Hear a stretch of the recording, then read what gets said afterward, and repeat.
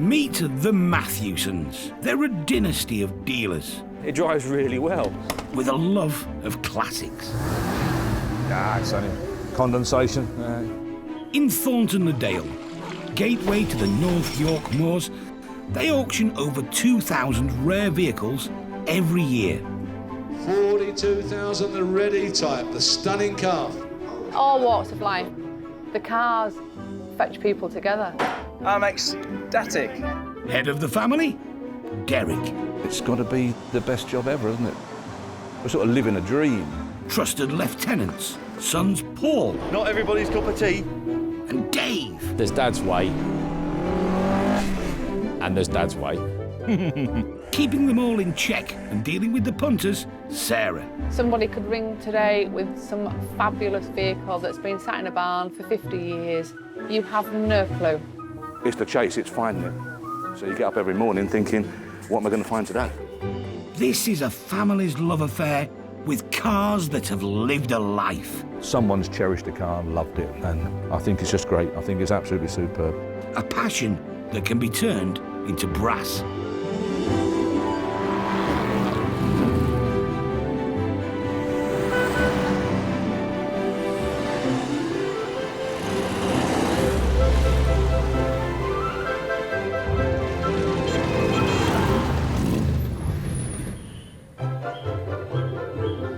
On sale this week. 1950 Ferguson T20 petrol paraffin. Everything's locked in sheds. No, I never thought to bring petrol. Barford Pioneer roller. Straighten her up. It was a wedding anniversary present. Standard ensign. It's a nice car. I've had 70 out of it. I would think it's probably good to 80 if you dare risk it. 1947 MGTC Tourer, lovely vehicle, super thing. Mother and father loved it. They went everywhere with it. You've got to let someone else use these things. There's no point in them just being in sheds and never getting any use. So I see there's a new staff member has turned up. He spent that long waiting for a decent car to come in.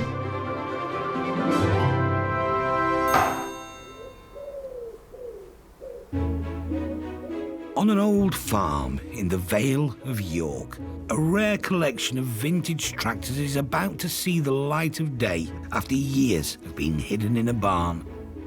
I'm at a crossroads. I lost my husband a year ago. And the thing is that if you've enjoyed something, but it's not something you really must have to the end of your days, no one takes the memories away. Sue Illingworth and her husband John ran farms in the UK and Australia. John's passion was collecting tractors. It's time for the tractors to go. But then my husband was ready for them to go as well. He'd learnt all he wanted to. He says, I've had such pleasure from them.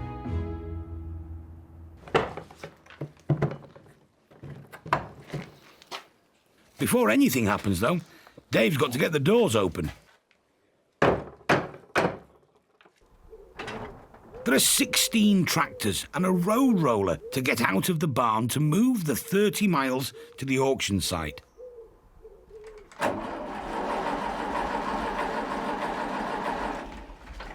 Yeah.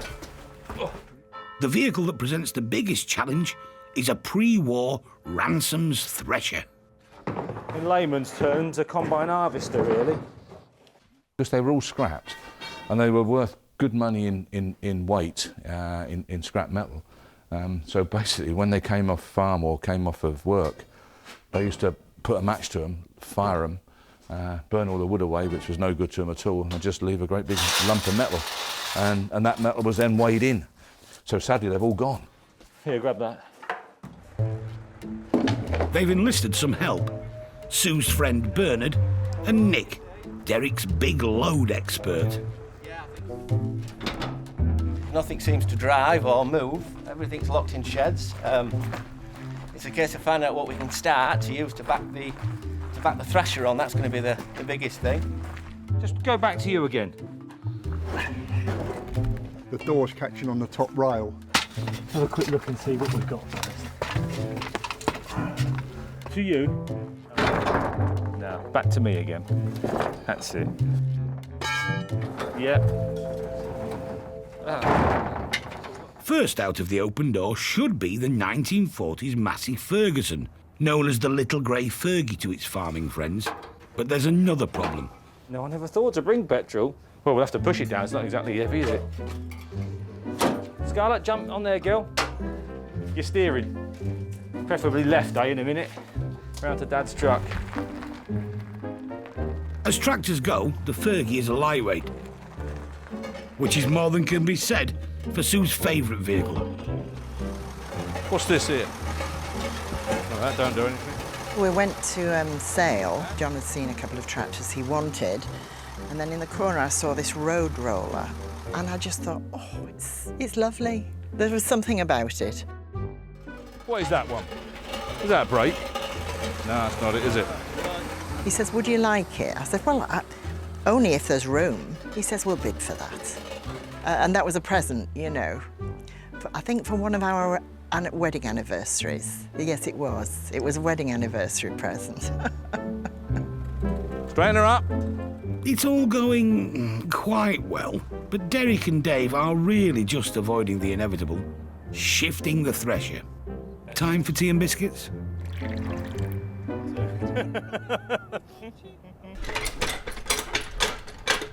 When you arrange to do all these things, it all looks really quite straightforward and simple, doesn't it? I don't know what I'm doing. More vehicles are emerging from the barn.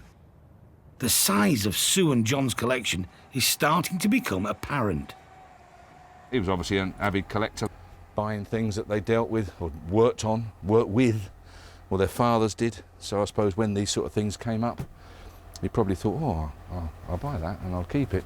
And this is the result. Damn things everywhere. And of course one day he was going to do them up, you see. We're all like that, we're all gunners. We're going to do that one day. Sadly that day never arrives. And generally speaking, the big collector in the sky calls you before you get yours done. He's a bit of a bugger like that. I think this is quite exceptional. I think it's going to achieve tidy money. With nice things like all the original plaques and such like on it. I'm glad you trust me, because I don't. The Thresher was designed to separate wheat seeds from stalks.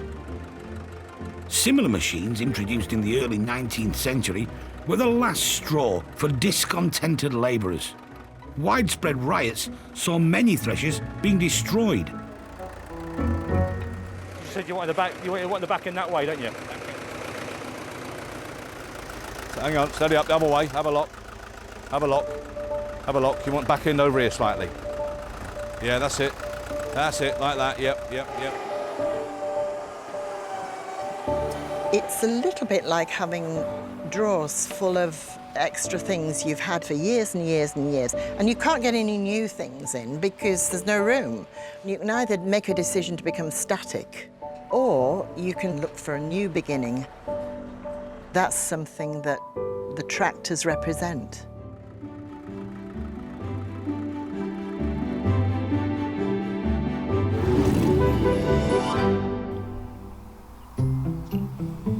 Inspired by 50s Americana, designed by an Italian, made in Coventry. A very British standard ensign is on its way to Thornton-le-Dale. It's a nice car, speed-wise. I mean, I've had 70 out of it. I would think it's probably good to 80 if you dare risk it. Rodney Smith fixes cars up and takes them to Derek.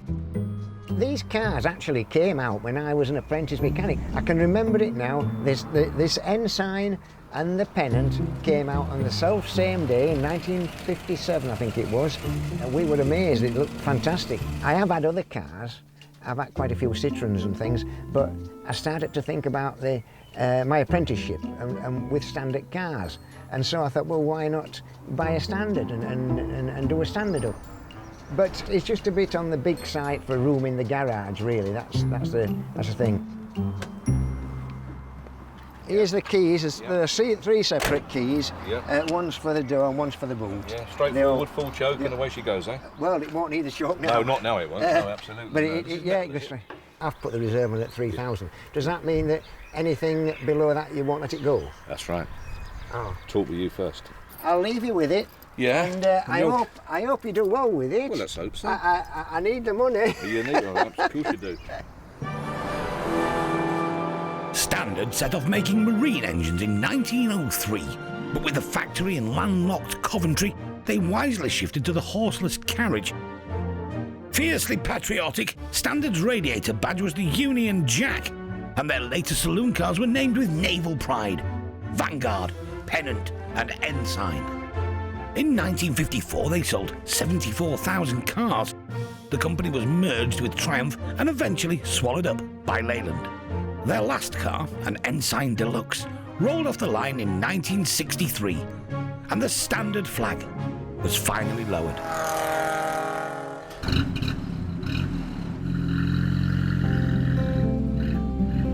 This era of car is more popular now than the 20s and 30s. Is it can keep up with everyday traffic. It can not embarrass itself. It can run along at 50 and 60 mile an hour, which you need to do really these days to be comfortable and not get in people's way. And an awful lot of guys out there get a bit embarrassed about going a bit slow. It doesn't really bother me a great deal, really. I don't embarrass very easy. Very enjoyable. Next owner will be very, very pleased with that car. Absolutely lovely. What do you think? Nice looking thing? Lot number 74, 1958, Standard Ensign, lovely little thing. Start me on it, where are you going to be? Come on, two, I want two to start. Where's my Standard man? Two, £2,000, there you go, 2,002, 224. Bidding is strong. 3,000, 3,001 he says, 3-1. In the hall. 3-4, 3-5, got your up. 3-6. And on the phone. 3,009, out in the black, out on the phone. 3,900, are you sure you're done? 3-9. Lovely car, 3-9. When this car was new, it cost £900. It's just sold to classic car dealer Rob Sturrock for £3,900. At one stage it was looking like it was going to come cheaper, but that's life, you know. Sometimes you just have to, if you want something, you've got to pay, haven't you? So, yeah, but I got it in the end, so I'm pleased. I've just done really well with Standard cars recently. I've just sold a Vanguard, I've just sold a Standard 8 and a Standard 10, and I've recently sold another Ensign within the last 2 months. So, you know, just having a good run on them, so try and keep it going. But Rodney's gone back in the hall. The Morris Minor pickup. Sold to Rodney. Well, I didn't have room for the big car. And this is a small car, and with two small cars, they will fit in. He's not told his wife. I can ring her and tell her I've sold the Ensign, but I was going to leave it well tonight to explain the rest. She said she'd kick me out. She said, you have to find another place. In actual fact, it's her house, it's not mine. So it's all a joke, really, I hope. Later, Rodney faces the music.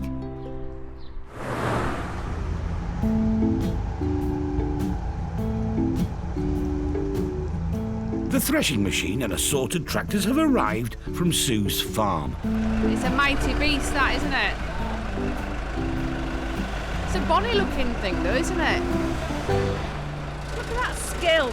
That's parallel parking like that, isn't it? How do you think it works? I ain't got a clue.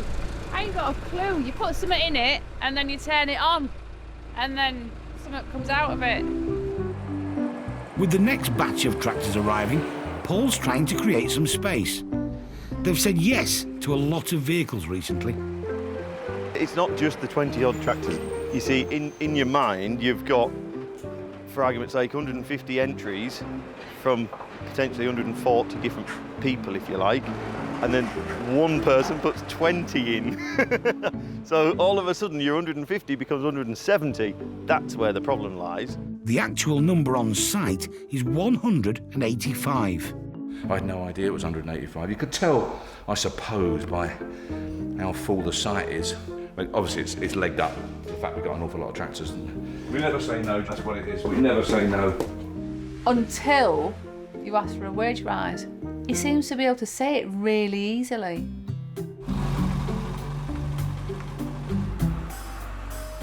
It runs, right? Yeah, ain't got reverse, isn't it? Can't see a thing. When I turned 16, I had a choice of either a moped or a tractor. The moped didn't really appeal with the frosty mornings and the snow and all the rest of it, so I opted for the tractor. Historically, we've had more bikes, less cars. Now, of course, we've got less bikes, more tractors, more cars. We've outgrown the site.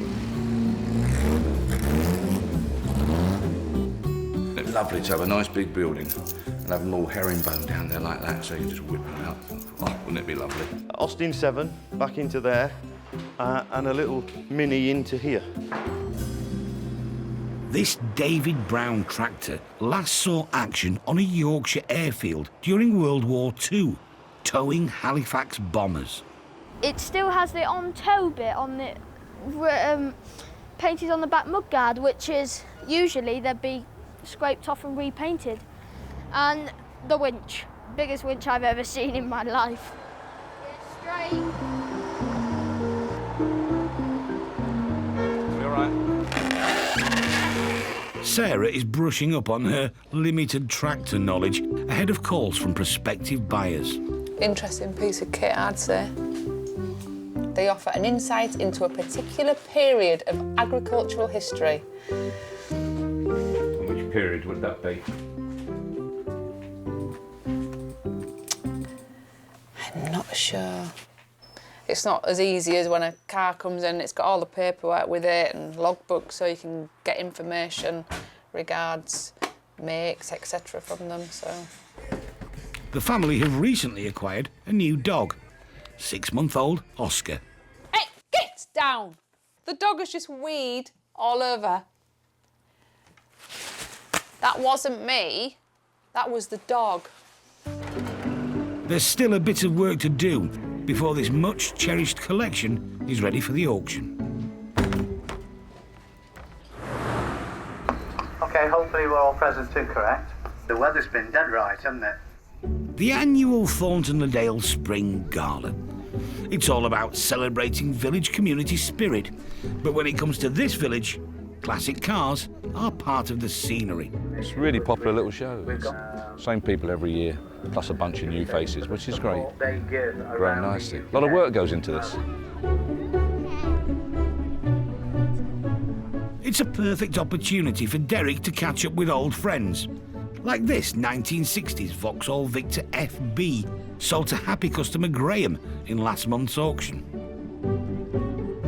We had a neighbour up the street who was a bank manager, and he had a Vauxhall Victor FB, and I used to go and stand and sort of peer through the window. One day he come out and let me sit in it, and I sat in it for 2 hours. My dad had to come and fetch me out of it. So when I got the chance to buy one, I bought it. Tommy's here with his 1953 Ford Anglia. Nothing added, nothing taken away, it's just an original car. Mike's pride and joy is a 1984 XR2. Are you still a boy racer? No. And Steve's brought along his replica 1953 Jaguar XK120. I didn't want to count up the money that it cost, I'd be terrified if I did. I've got to whisper because the wife's sitting over there. In second place, T. Wilder with his MG. Everybody's had a nice day, and there's even a rare sighting of Sarah away from the office. Not very often I get outdoors, is it? Well done. Good show, congratulations. There we are, Charlie. So there's trophies and shields for all the winners. They love it. And Charlie gets involved. Thank you, Charlie. It's probably good for business, but that's not the point. Derek would help organise it regardless. It could have been drizzling, you'd have still come, most of you I know. So without you, we couldn't do it, and I appreciate you travelling here. Thanks very much. Thank you. And they'll do it all again next year.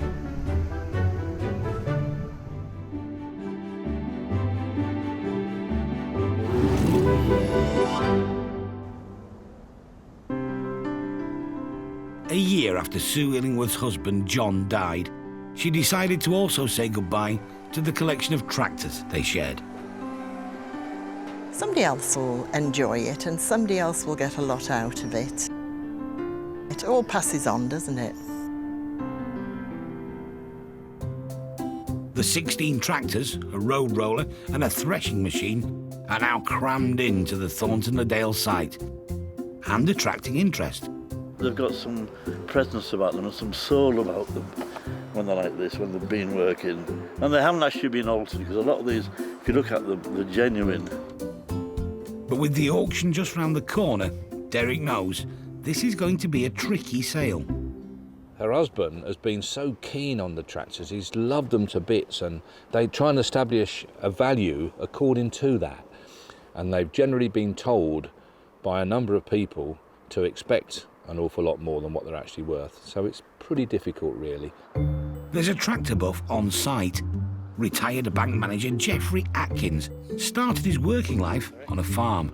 Because Harry Ferguson, he designed the hydraulics, and he also invented, out of interest, the Ferguson four-wheel drive system. At Matthewson's, he's known as Bubbles due to the number of cars he washes.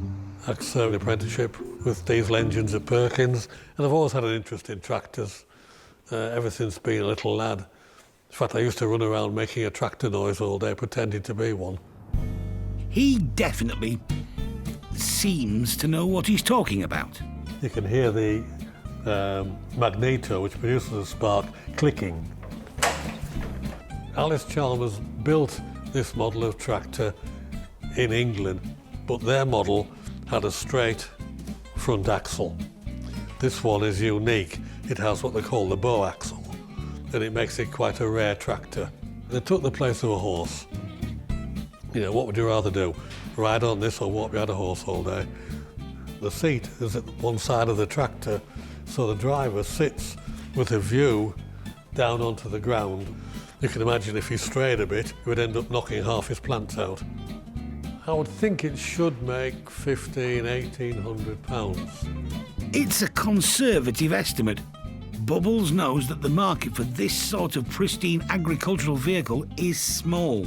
The purists like to see them in their working clothes, what we probably call an oily rag job. Just wipe them over with an oily rag and keep them as they are. That suits you, Nigel. King of the road up here. Potential buyer Nigel is an agricultural engineer. He's taken a shine to the 1944 farm hall from the USA. Fairly smooth. It's not bad. Sounds all right. Steering's fairly tight for one of these. Yeah, it just wants a good wipe over and a good oiling. His wife, Sandra, favours the very British Nuffield M4. All the mudguards on all the tractors, even the seat, they're dead straight as they were when they were new. Yeah. So really, sandblast it, pot of paint. Yeah, it'd be nice, wouldn't it? And there you are. Job's a good one. The sale is about to start. Sue's given it her best shot at valuing these vehicles, an almost impossible task. Now, all she can do is sit back and watch it unfold. It's tractor time. All farm fresh. Sadly here due to bereavement. 1950, Ferguson T20 petrol paraffin. There she is. Start me on it. Where are we going to be? Let's get on. £1,000, £1,000, 1,000, 11, 12, 1,200, 13, £1,300, 13, 14, 1,400, 14. 1,400 for the Fergie. Everyone should have a great Fergie. 1,400, it runs beautifully. 1,400, last time looking round, are you all done? 1,400. With any shortfalls, there'll be a discussion between Sue and the bidder later, with a view to finding a middle ground price. The little President, nice little tractor, this one. Where are you going to be with this? Come on. Go at 1,500. 15 on here. 15, are you out? 1,500. Thanks for letting us know. 1,500. The Barford Pioneer Roller. This is an interesting bit of kit. Wouldn't want this run over your toe, I'll tell you. Buy it, it's blooming heavy. This is Sue's anniversary roller. 15, 1,500, £1,500, 15, 16, 17, 18, 1,800, 18, 18, £1,800, 18. On to the Thresher, 54-inch Thresher. Unusual bit of kit, this one. 3,800. 3/8 is the 4. 3,008. Lot number 25, the Tug. Now an unusual bit of kit. Very, very rare. Sue's 16 tractors are attracting buyers, 3,200, provisional only 3,200. but not hitting her reserves. Provisional 1,100. It's a tough market. You must give them some time over the office, anyone that goes over and inquires. On to the Nuffield. This is a big old beast. £1,300. But there are some winners. 1,300. The Nuffield is Nigel's. Today's haul amounted to £18,000 for Sue, but there's still some haggling to come. I think it went well. Some reached close to the price, and that was fine, and I'll negotiate that. But one or two tractors are nowhere near the price I believe that they're valued at. So I might just hold fire on those and put them in the next auction and see what happens there. We'll have to wait to see how much higher the final figure is. One thing's for sure, though. Nigel seems very happy with his new project. Is he excited? Yeah, that's Nigel. I'm quite excited, yes. Yeah, I'd be pleased to take this home, because I don't think we're going to start to see another one just quite like this for an awful long time. Purely the originality, full lighting set, it's got the PTO, it's got the extra drawbar, even all the little knobs. Pretty unique really in those respects.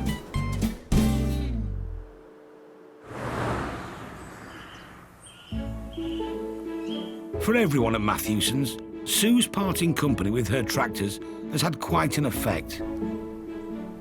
No more so than on Nick Dodds, who supplied the low loader that took all the vehicles away. We're not used to things being easy in this job. Meeting Sue has helped Nick make his own difficult decision. She said to me, you know, you've got to let someone else use these things. There's no point in them just being in sheds and never getting any use. That got me thinking.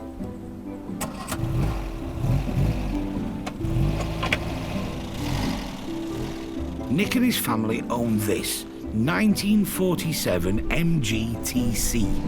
It was his parents' pride and joy. Mother and father loved it. They went everywhere with it. They would be going a lot of road runs, MG Car Club road runs, or just for picnic in the Dales. Park up, have a wander around, go home.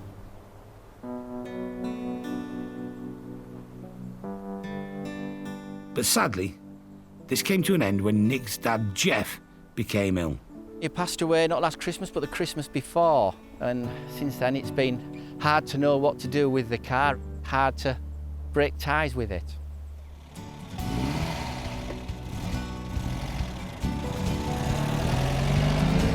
I'll be honest, I've never really driven the car before. So driving it through Thornton today, it was good, it was nice. And some lady went past and went, lovely car, which, you know, it's good. Nick thinks this gorgeous MG is worth $35,000. But if that oil's a bit rich for your engine, there are alternatives. The T-Series MG started production in 1936 with the TA Midget. Built in their factory in Abingdon near Oxford, it cost £222. Good value. MG had just been sold to Mr. Morris, and the new management put the stately Morris 10 engine in the sports car. But on a straight country road, you could still hit 78 miles per hour. By 1939, the MG-TB and World War II had arrived. The car was favoured by airmen, but with the Abingdon factory now turning out aircraft parts, only 379 were made. With the war over, production resumed with the TC. Wider and more comfortable, the little sports car embodied post-war optimism. American GIs who had served in the UK took their MGs home. A love affair was born and an export market created. 40,000 were made, and many went to the USA. Lots of them are still there.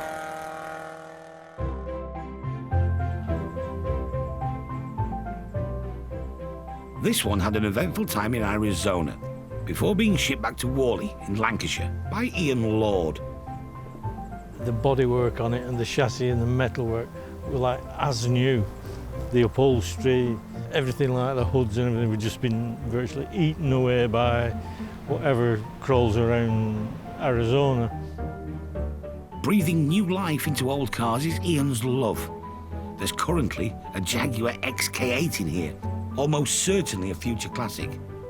It's a passion not totally embraced by his wife. We're not compatible on anything, so there was a cat in hell's chance that these will go inside the house, you know. She used to say, you think you're buying that and it's going inside? See, I would have huge photographs of bulldozers and stuff like that in the house, but there's no way I can do that. She won't allow it, so. Dave will be arriving shortly to value Ian's MG TF, and there's a surprising reason why he wants to sell it. I've no interest in driving. My interest is taking things out of a bucket and finding them, where does this piece go, where does that piece go, putting it all back together and hope it's right when you've done it.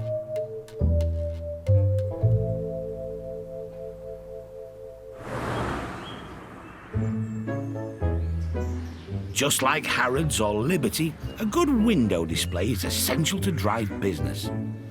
But the Matthewson's display leaves a lot to be desired. Look at that, never seen them in a bottle, Steve, do you? My milk truck fetches all the boys to the yard, my boys to the yard, my boys to the yard, my milk truck fetches the boys to the yard. So I see there's a new staff member has turned up. He's spent that long waiting for a decent car to come in.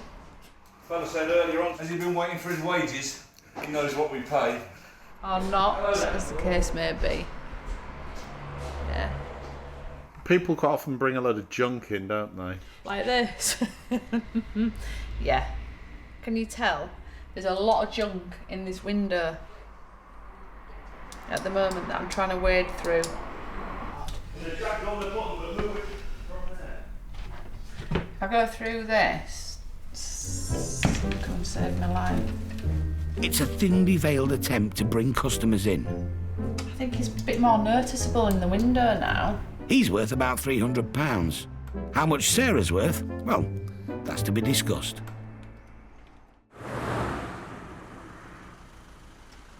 Dave's arrived in Lancashire to value Ian's 1953 MG TF. Afternoon. How you doing, young man? All right? Yeah, I'm good, thanks, mate. Yeah, spot on. Meeting the owners and nosing about the cars is one of the best bits of the job for Dave. That's a pretty looking thing, though, isn't it? Yeah, no problem. So it's had a new ash frame. Oh, did you do the frame? Right, yeah. They were not idling, they left Right, it. that had gone.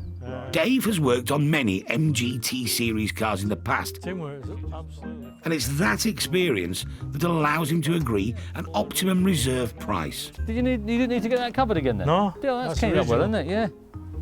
Well, then it is what it is. Then you know, it's. Well, we're going to aim for 20 grand, aren't we? I thought that would be fair enough. Yeah, that's where we want to be, really.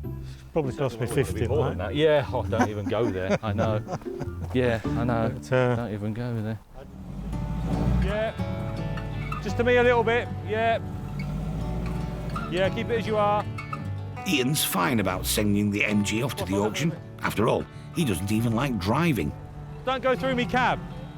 His passion will always be the renovation. You know, if I hadn't done this car would have probably been scrapped in America. You know, somebody come along and squash it. But hopefully, might be another 25, 30 years out of it. You just do it for love. And being able to think that I've kept this car alive. Yeah, that's the biggest thing. I've kept this car alive. See you then. All right.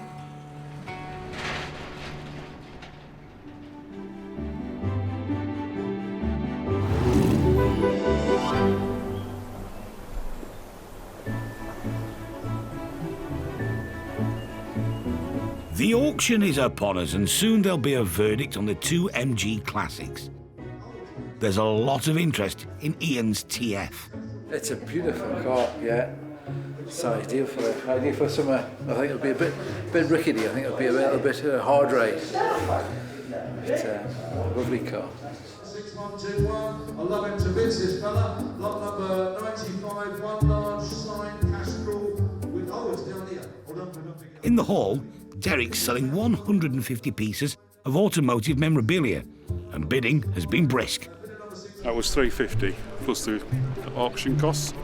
It's quite a lot of money. Yeah, well, that's what motoring stuff goes for. We've bought 2 cast iron door stops. They'll all be worth money and the children will benefit in the future. That's all I can say. How do you think you'd do in a crash with that on your head? I won't have a crash. You're just very safe, are you? No, I'm not a rider. And what are you planning to do with this helmet? Look at it. And Nick's family are here to sell his dad's 1947 MG TC. We just want to get a fair price so that Dad would have said, yeah, you did right there, He would kids. have been proud if we could get a fair price and I think a little bit more. Yeah. And then we can say we've done him proud. He wouldn't want us to take the easy route and just go, yeah, that's it. He'd have to do it like Father would, and that would be barter and harass. We've got to try and do the best we can and get the best price we can for it. You're spoken like a Yorkshireman. Yes. Every pound counts, doesn't it? First up, the TF. New frame, new mechanics, fully renovated. 1953 MG TF. Lovely little car. Start me on it. Where we're going to be? Come on, start. 20,000. Where? Come on, kick it off. Where you like. Start it low. Make us work. 15, 15, 5, 16, 5, 17, 5, 17, 5, 18, 18,000 on the left, £18,000. Lovely condition, 18,000. 18 on the left, submitting. £18,000. 18,000 for the first. 18,000 for the second. Third and last time. There you go. There you are, you see. 18,250, 18,250, 18,5. Do you want 750? Oh yeah, 19, 19,000, 19, 19,000. Car dealer Mark's the highest bidder. A phone call to Ian in Lancashire confirms the sale. Now for Nick's dad's car. 1947 MG TC Tourer, lovely vehicle, super thing. Start me on it. Where? 20,000, 20,001, 22, 23, 24, 24,000, 24, 24,000 pound, 24, submitting then, 24, 5, 24, 5, 24, 5. We'll talk 24,500, 24, 5. 30 would have been lovely, but we're getting there, aren't we? We're getting there. It's just a case of getting a fair price and not giving it away, that's the thing. I'm liking the extra space in the garage already, you know. It's, I'd hate to bring it back and fill the garage up again and not be able to use the other cars, that's the thing. So I'm hoping we can do a deal.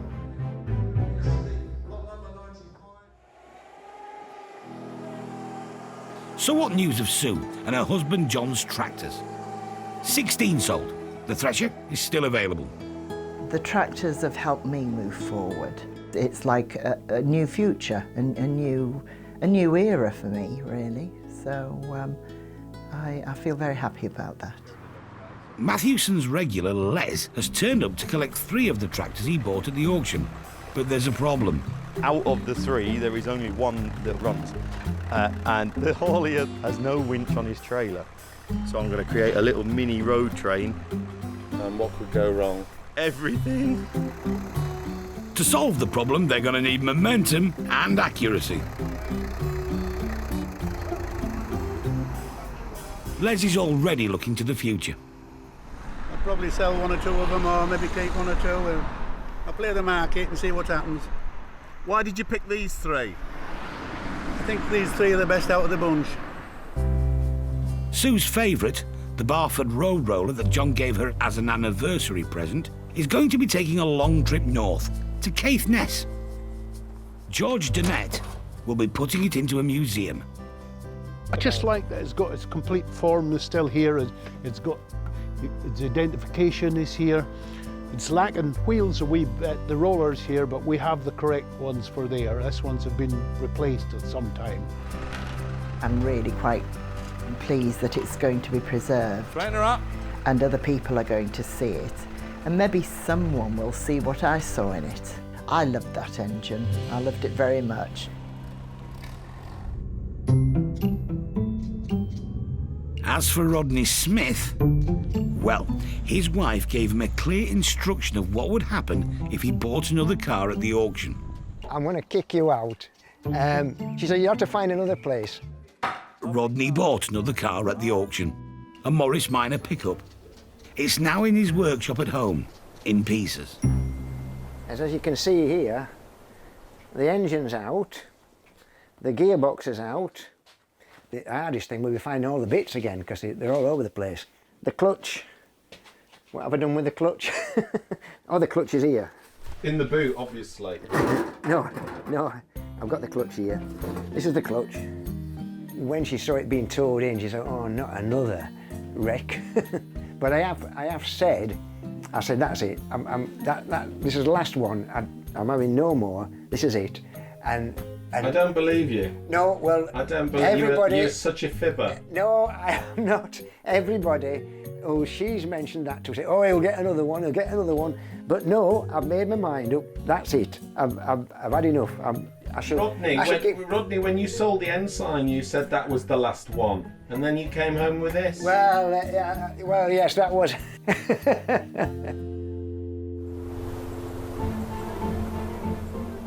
The MGTC went through the auction a second time, but again, bids weren't near enough to the 30 grand reserve. It's still for sale.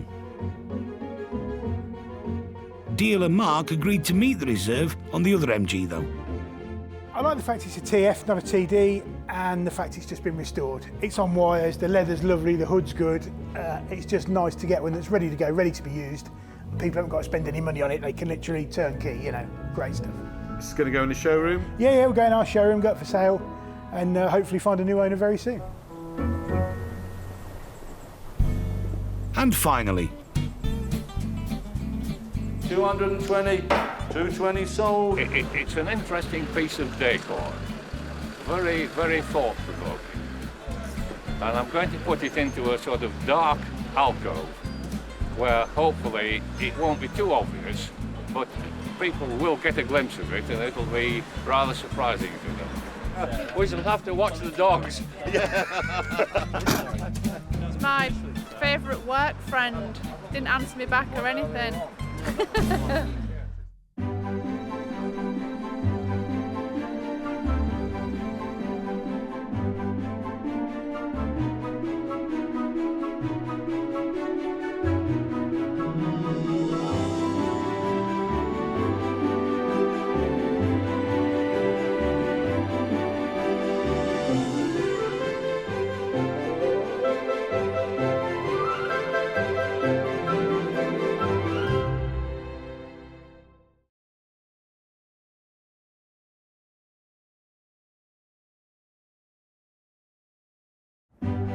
meet the Matthewsons. They're a dynasty of dealers. It drives really well. With a love of classics. It's only condensation. In Thornton-le-Dale, gateway to the North York Moors, they auction over 2,000 rare vehicles every year. 42,000, the ready type, the stunning car. All walks of life. The cars fetch people together. I'm ecstatic. Head of the family, Derek. It's got to be the best job ever, isn't it? We're sort of living a dream. Trusted lieutenants, sons Paul. Not everybody's cup of tea. And Dave. There's Dad's way. And there's Dad's way. Keeping them all in check and dealing with the punters, Sarah. Somebody could ring today with some fabulous vehicle that's been sat in a barn for 50 years. You have no clue. It's the chase, it's finding it. So you get up every morning thinking, what am I going to find today? This is a family's love affair with cars that have lived a life. Someone's cherished a car and loved it, and I think it's just great. I think it's absolutely superb. A passion that can be turned into brass.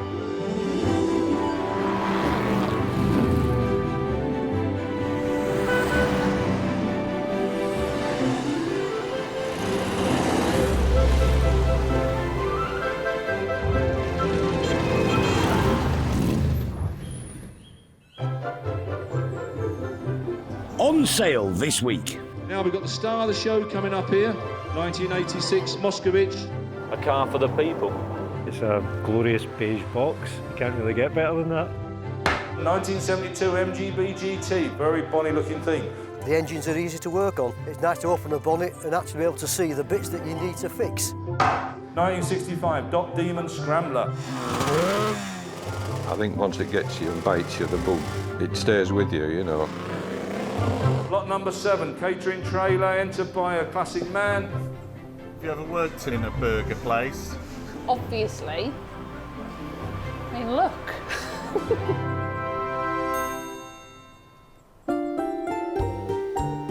On a patch of wasteland, somewhere near Newcastle, a Cold War classic from the Soviet Union awaits its fate. This is a Mosovich, very strong, big heavy old car.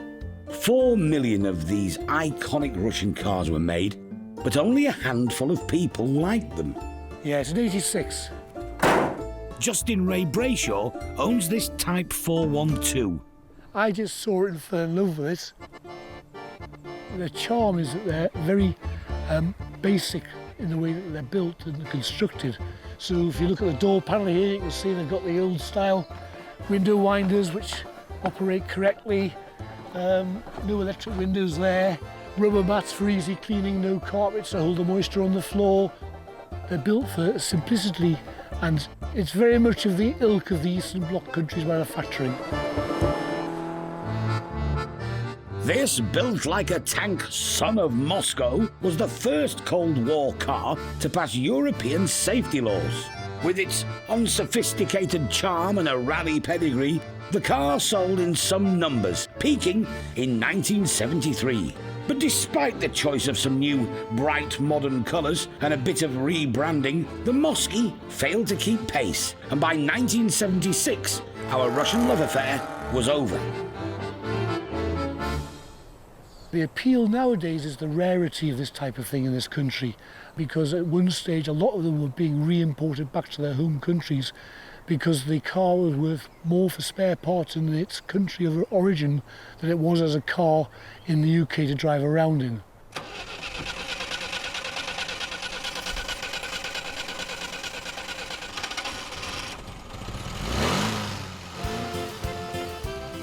Justin and his son Toby restore and trade unusual cars.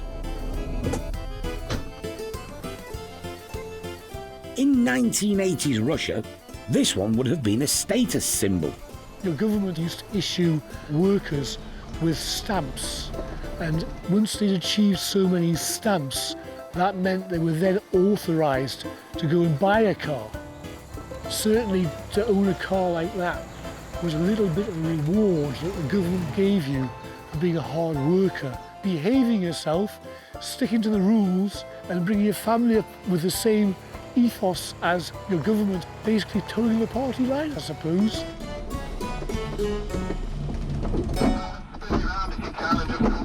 I'll just restart it again.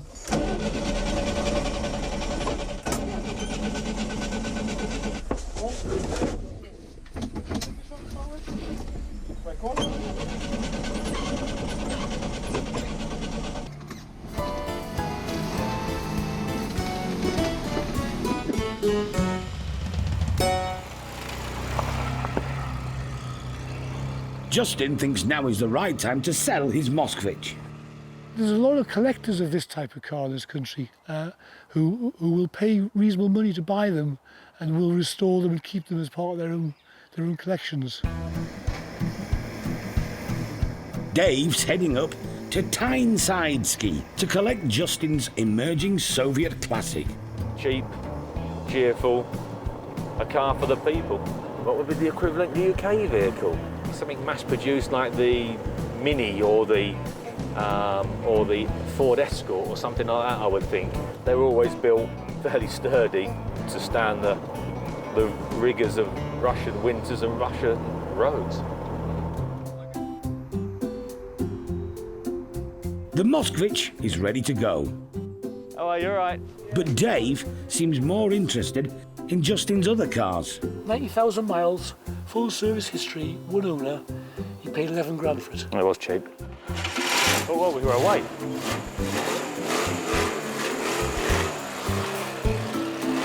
I see what you mean about the clutch, though. When you're on, aren't you? Yeah, that makes an exciting drive. While he's here, Dave's also taking a 50-year-old Mercedes. It's a 1966 200 diesel. It's a manual car, so it's manual on the column, not on the floor. Justin's son, Charlie, hasn't got the time to restore it. It's got the full-length sunroof with the leather seats instead of like a vinyl. To us, I think it's a little bit special. Who would have had something like this then, Jimmy? You'd have to have a few quid, I'm guessing. Oh, I hired powered people. I don't know, maybe the ones on the wrong side of the law with a bit of cash to burn. The Mercedes comes with a choice of 2 engines, petrol and diesel. The Mercedes is a fair restoration project. You know, the giveaway is the fact the engine's in the boot. Dave's not that happy about the Mosovich either. They're not worth a fortune. 2,000 or 3,000 quid would get you quite a nice one, but I might be proven wrong, hopefully.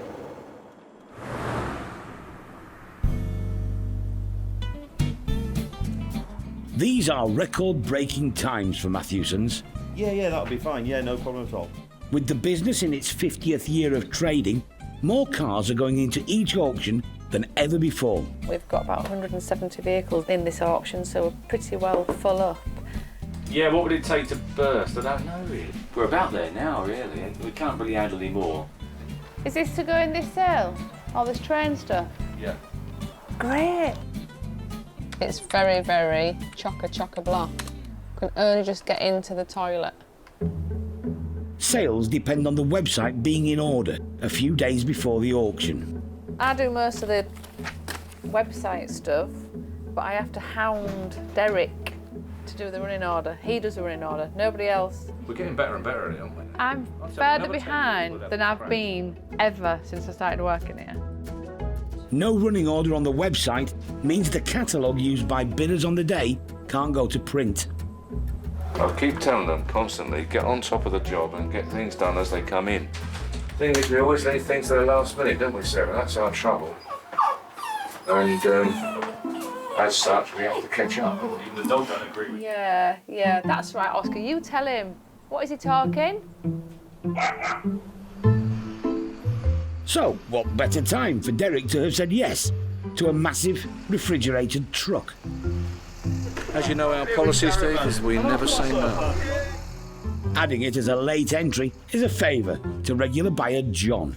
I'm not going to bid on this car, no, because I already have one. If somebody comes along with something that we shouldn't have here, not our sort of thing, if he's a good customer and we've dealt over the years and we think a lot of him, we'll do it. But there are 25 more vehicles this month than last. There's 25 more of everything to do. 25 more collections, 25 more descriptions, 25 more photo shots. A massive extra load on all of us, yeah. If anything else turns up today, it could be a bit tricky.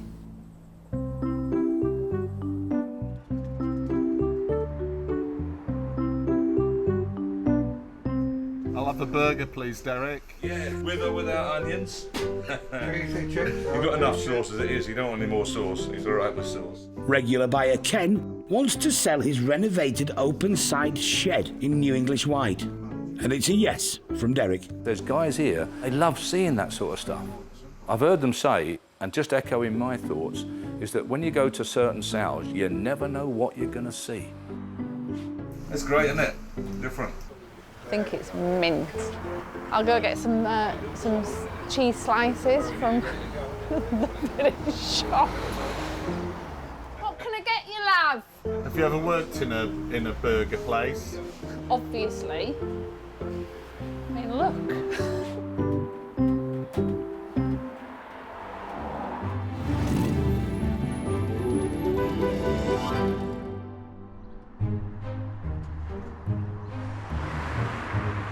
Dave arrives back at the garage with his uninspiring load. Neither the Mosovich or the Mercedes are his type of car. But not everyone shares his opinion. I'll leave that up in a minute. I'm just going to check chassis number. Brian usually sources and renovates cars for wealthy collectors. This one, if I got it, it'd be for myself. An investment, to be honest with you. That's what it would be. Something for my daughter. When I'm dead and gone, something she can have. Like the pension fund? Yeah, to be honest with you. I know it's not worth a lot of money. 20 grand all done and dusted. But it's a starting point. Even the Mosovich has an admirer. Something you don't see on many modern cars nowadays, but it does have a starting handle. Johnny Johnson is a dealer. Even the leaf springs are enclosed. He's well versed in Moskovich's British touring car racing history. It still works. Fantastic. In the early 70s, Mosovich won something like 90% of their class. They were a very strong car, and I think it was Silverstone where they rolled the car about 14 times, and somebody had the unfortunate task of driving it back to London after it was beaten roughly back into shape. It's got potential. From what I've seen, the structure of the car's there. It's just what you see. This is a full strip back job. You put them into like a big oven and you slowly bring the heat up so it doesn't warp them. Takes hot paint off. Whatever's left is decent metal. And then you know what you're working with. Yeah, so you could stick something like this in and you could end up with nothing left at bottom half. So you might only end up with about that much of care. So it's a gamble doing stuff like that. Oh, yeah, big gamble, yeah. Yeah, big gamble. Every year, Matthewson's sell hundreds of MGs. Almost certainly one of the best roasters we've had. 12.5. They've just got that something about them that just make it really nice. Midget, another little midget, nice little midget, bright red. 4,150, thank you very much. From rare wartime classics... It's a beautiful car, yeah. ...to wonderfully preserved 1970s GTs. 1970 MGB GT in white, stunning vehicle outside here, I believe. There's something for everyone's budget. You're going to drive that home? Oh, yes. 3 MGTFs, £1,600 plus the commissions. Good value for money. It's a sunny day, what can I say? You know what MGBs are making these days? They're making an absolute fortune. Third and last time, M13,000, £15,000. You all done? 6. Yours, sir? Derek's off on a date with a 1974 Roadster. I started off with a midget, thinking that a midget was a starting point. I went on to an MGB. Owner Anne is Derek's kind of woman. And then I went out and bought MGB V8. A glider pilot who does her own car repairs and has owned a string of MGs and sports cars. Beautiful one that was, Tahiti blue. And then I went a bit wayward after that and I got a TR5. That soon went out the window when I found that my mother's teeth wouldn't stay in. And I went out and bought the MGA. We moved to France with the MGA and I sold it at a steaming profit and bought another MGB V8. It was the launch of a new midget in 1961 that got things really going again for MG. At less than £500, it had young freedom appeal. It felt fast and sold well. Its big brother, the MGB, rolled out of Abingdon a year later. The faint-hearted could add an optional heater, but factory wire wheels for £35 made it look great. Italian designer Pininfarina was responsible for the beautiful BGT that hit the road in 1965. At under £1,000, it had room for useful stuff, like luggage.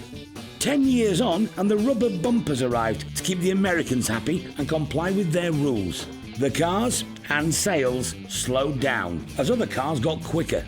In all, a staggering 740,000 midgets and Bs were built from launch. Nearly 60 years on, there's still plenty around, and they still look good. I'm not really a great lover of this colour. It's sort of colour you don't sort of go for, but it suits the car, you know. I tell you what, it looks great with that black yeah, top I bet on. it does, yeah.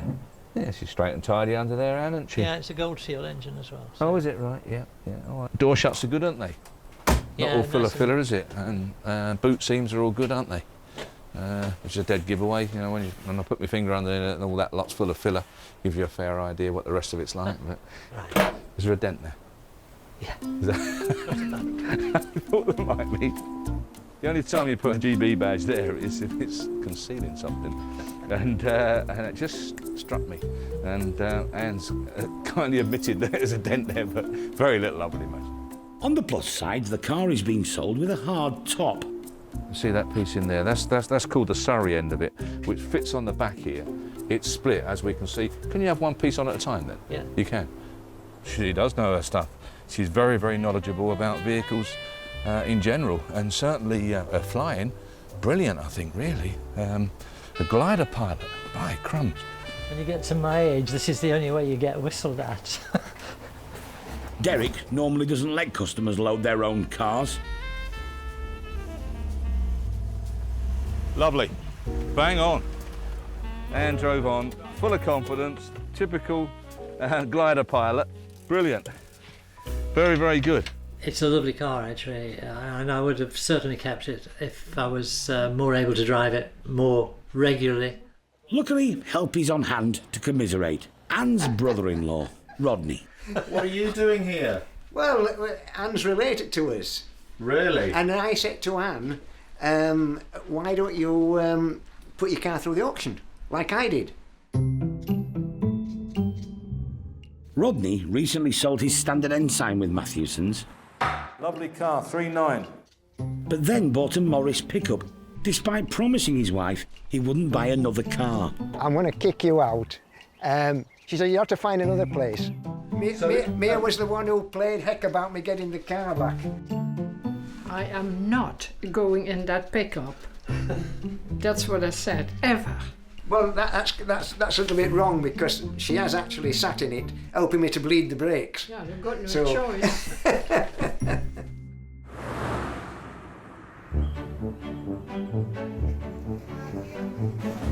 What's your secret for surviving auction day? Drinking lots of gin the night before and the morning of. It's the day of reckoning for two underappreciated classics. Right, thank you for your attention. Where's my notes? Here we are. Brian is here to bid for the wrecked 66 Mercedes 200. Any vehicles that you're interested in that you would like starting up, please go and see the guys. There'll be only two pleased to do it. It's unclear whether or not anyone wants the Mosovich.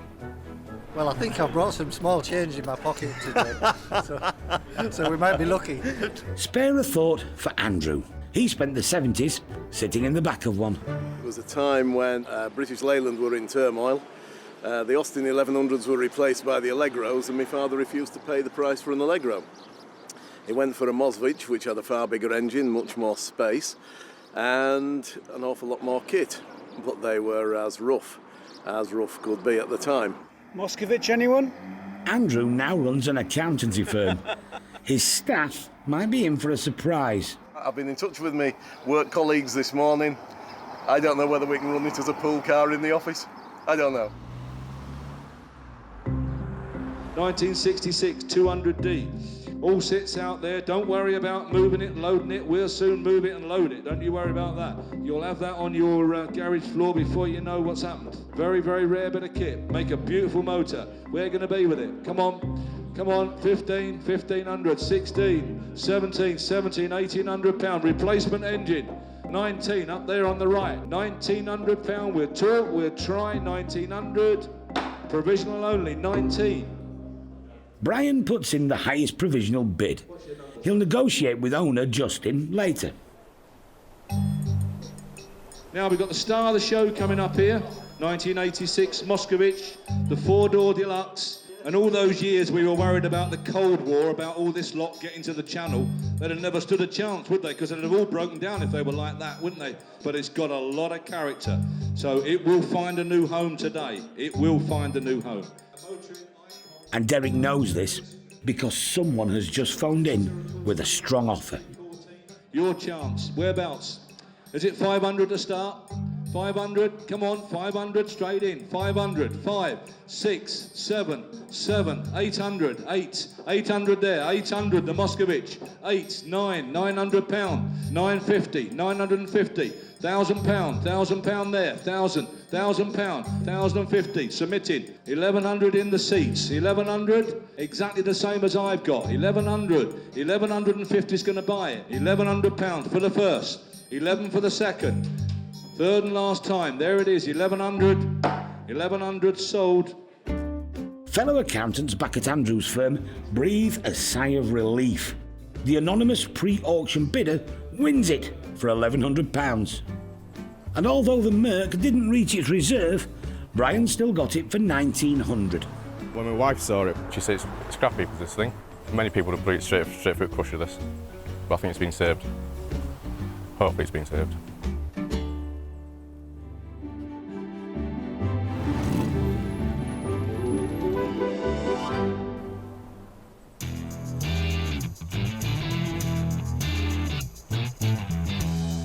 Every month, Matthewson's auction dozens of rare and unusual motorbikes. 1969 Bonneville, it's a 1949 Squirrel, Yamaha 100, 1971, nice little bike this, 4,800, 4.8, 1,300, 5.3. Today, Paul is heading into the heart of North Yorkshire to meet a motorcycle restorer with a racing pedigree. I hear on the grapevine that he was once the British champion, I think of scrambling or motocross or something similar. So I'm sure he'll tell us a little more when we arrive. Keith Swires restores rare classics. His latest project, a 1965 250cc Dot Demon Scrambler. I've enjoyed a long amateur career, you know, with a bit of sponsorship from the oil companies. And the whole gang of us did that for a number of years, and it was a lot of fun.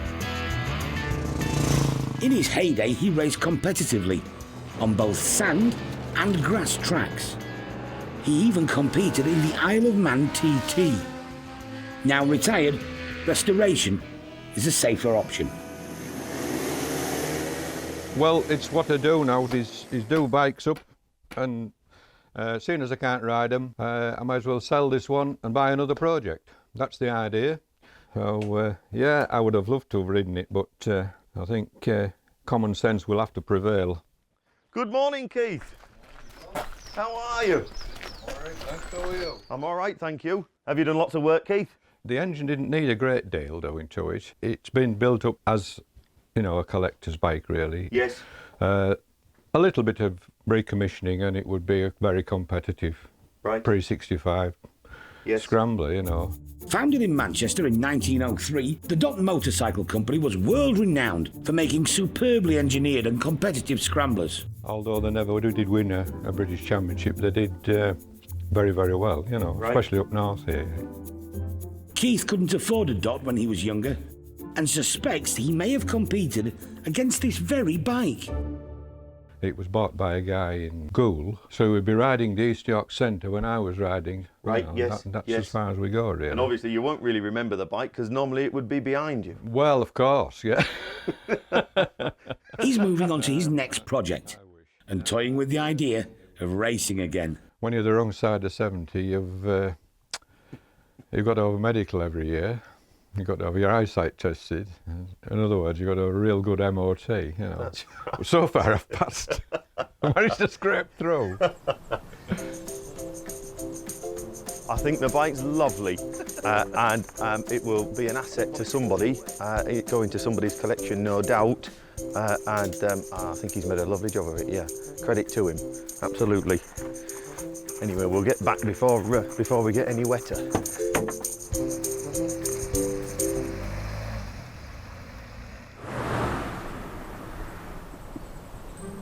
The Matthewsons family have their own tea shed. Today, there's a medical emergency. It's swollen up. It's all going to be fine, though, because Paul is a trained mechanic. It's in 3 bits. Don't press on my finger because it hurts. Does it, really? Yeah. Are you going to nip me? No. Let go of it. Put it on top of that one, look.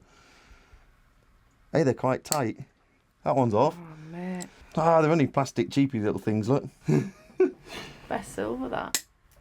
Yeah, I'll bet. I can't get into It's that one. It's going to feel like when you go out in a really tight dress and you have to wear them Spanx and you spend all night doing that I don't know what and she's not talking breathing, and then you take them off when you get home and you go, oh! That's what this ring's going to feel like when it's cut off.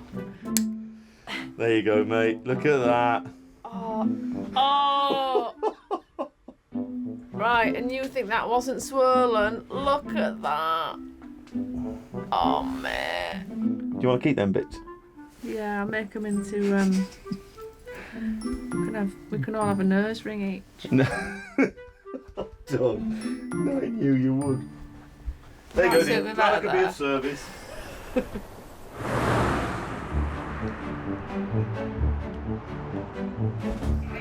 It's the day of the auction. Derek is tweaking the sound system. About that, maybe a little bit more, Jack. Touch more. Sarah is working through the phone bidding applications. This gentleman's pressed yes, he'd like to make a telephone bid. And what lot number would you like to make a telephone bid? His answer is any. There's your number, there's your catalogue, there's a couple of tickets for some tea and coffee. Thank you. Are you interested in making a telephone bid or something on it today? You are? Okay. So, you got any chocolate? Keith is here to watch the Dot Demon Scrambler sell for hopefully a good price. He needs the money to fund his next restoration. 1965 Dot Demon Scrambler Super Machine. Start me on that. Where are we going to be? 3,000. 3,000 I've got. 3,000. 3,2. 3,4. 3,400. 3,6. 3,8. 3,800. 3,008. 4,000 the other line. 4,000 on the other line. 4,000. 4,2. Out in the hall. 4,200 and selling. 4,200. 4,002. Are you all done? You sure? 4,2. Thank you. Keith's Dot Demon sells for a decent £4,200. When you put a lot of work in like that, it's nice when, you know, things turn out okay and you get a bit of a reward for it.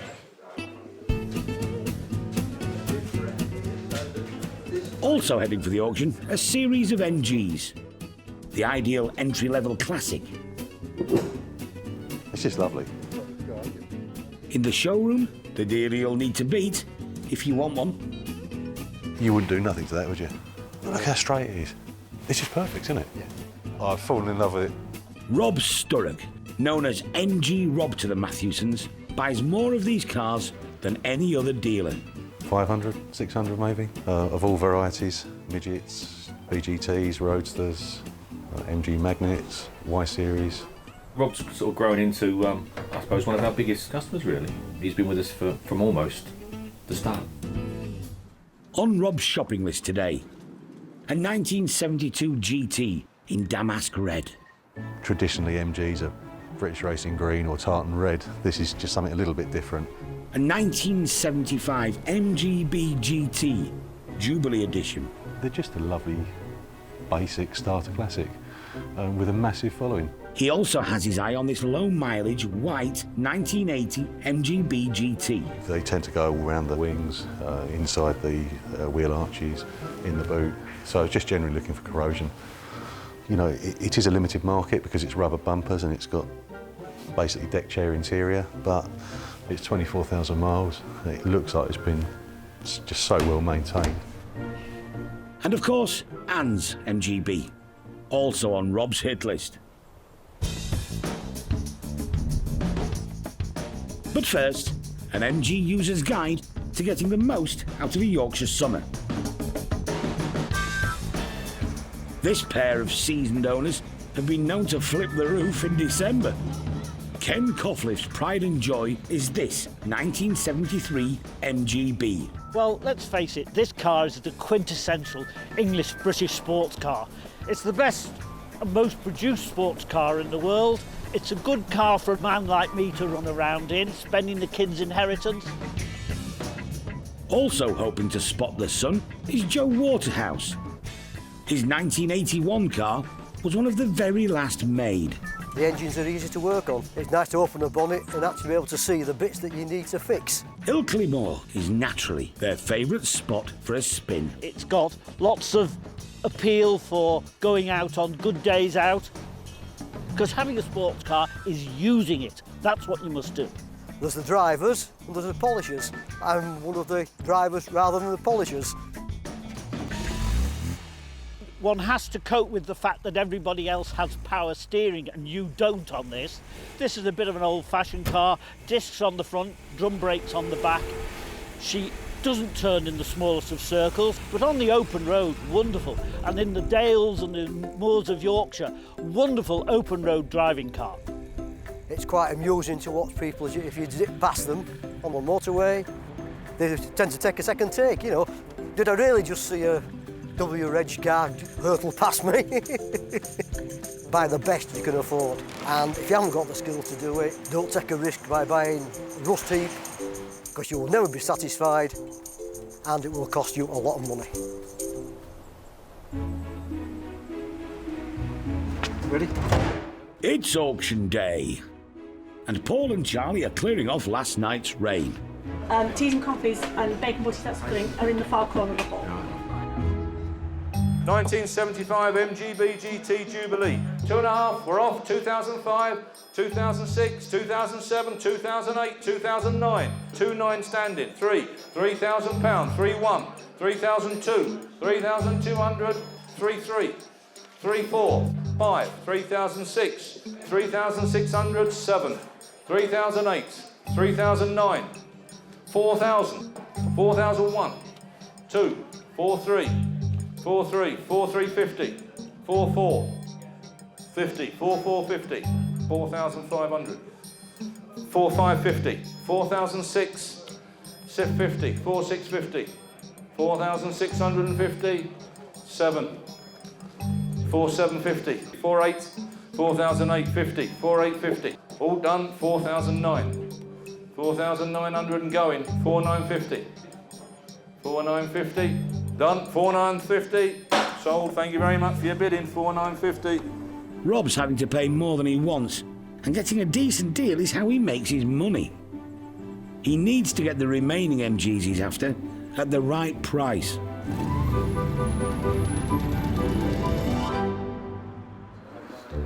There's plenty of them about, but good quality MGs are hard to find. Eyeing up 4 of them at today's auction is dealer Rob Sturrock. That's too much money for me. Yeah, I've got a few on my list. He's got his work cut out though.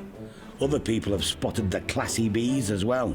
Don't see many MGB GTs in this condition, 1980, where 5, 1, 2, 5, 2, 5, 3, 5, 4, 5, 5, 6, 5,006, 7, 5,007, 5, 7, 5, 8, 5,008, 5, 9, 5, 9, down the middle, 5, 9, 6,000, £6,000, both out, 6, 1, 6,001, standing, 6,100, 2, 6,002, 3, 6,003, on the right, 6, 4, 6,400 on the left and going, 6, 5, dare sell it, 6,005, 6, 6, on the left and selling, 6,007 he says, 6,007, 6, 8, 6,008 on the left, 6, 9, he's back in, 7 there, Pidgey, 7,000, 7,000 back in, 7,001, are you done? Do you want 2? 7,002, 7,3, 7,300, on the left, 7,3, are you all done? 7,003. 2 down for Rob and a lesson in covert bidding. Oh, tin aircraft, the lot number 55. Memorabilia has been selling well. What have you bought today? So we have a Richard Garrett. What's that? Enamel sign off, well, we have a steam engine, something like that, I would think. I have a small museum, like tools, nameplates, that type of thing. Nostalgia is the order of the day. Bring back lots of memories. I just think it's really sweet. I saw it in the brochure, I just thought it was just a nice little sort of decorative item type of thing. Might do a little cheeky bid, but not too much. 15, 18 pounds. Yeah. Racing car rocker, it says, like on the one front. Oh, that's nice. I saw that this morning. Unusual little thing. £30. £30. Artifacts from the pre-computer era. When you had to repair cars regularly, every 2-3 weeks, you know, you had to check the oil every week, you know, check the tyres, and clean the plugs and the points. But it's just great, you know. And the things you don't know anything about, grease guns. That's true. Lot number 67, 1972 MGB GT. Very nice, bright car. Very bonny looking thing. 4,005, 4,006, 47, 48. Third and last time, 4,800. On my left, third and last time, 48. Provisional 48. 3 in the bag for Rob, with Anne's Roadster next up to complete the set. MGB Roadster. Now, collected this myself as well. Lovely lady, very switched on lady. 4,000 straight in, 4,1, 4,001, 4,2, 4,002. Goodbye, 4,200. Last time looking round, 4,200. MG Rob gets a full house. All in all, it's been a good day. There's also good news about the much maligned Mosovich. Having been given a stay of execution, it's now running better than ever. It works, that's a bonus. New owner Stuart knows a bad thing when he sees it. Just like terrible cars, so I thought these will be the best version of terrible cars. His cousin Dave, a mechanic in Leeds, has been trying his best to make it less terrible. Been parked in this unit for the last couple of months, waiting for parts to come from, where are they from? Ukraine. From Ukraine, delivered to Germany first, to another friend and then on to us. The plates only came yesterday to get it registered and now off it goes, thank God. What don't you like about it? Everything. The shape, the colour, how it drives. I like classics, but not this one. Would you go as far as saying it's embarrassing? Yeah, definitely. Yeah, as quicker it gets back to Glasgow, the better. It's a glorious beige box. You can't really get better than that. With a new alternator purring under the weapons-grade bonnet, Stuart's ready to show it off. Going to the Wartburg and Trabant Club, so going to a meet down in Withall and then going down to Bicester on the Sunday. So, and then another 400 miles home on the Sunday night. Good luck with that one then. 1965 Dot Demon Scrambler, super machine. 4-2, thank you. The vintage Scrambler now has pride of place in a large private collection of classic motorcycles. Owner Keith was sad to see it go, but it has funded his next project. And at 75, he's back in the saddle.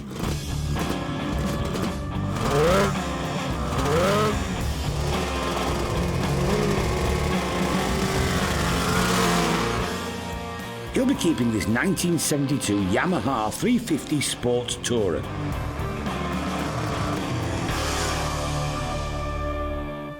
Yeah, it's a popular little bike, and it's made a nice little sprinter, a hill climber for me. Easily worked on, being a two-stroke, there's not to it. You can strip your motor out in less than half an hour and strip down in another hour and a half, you know.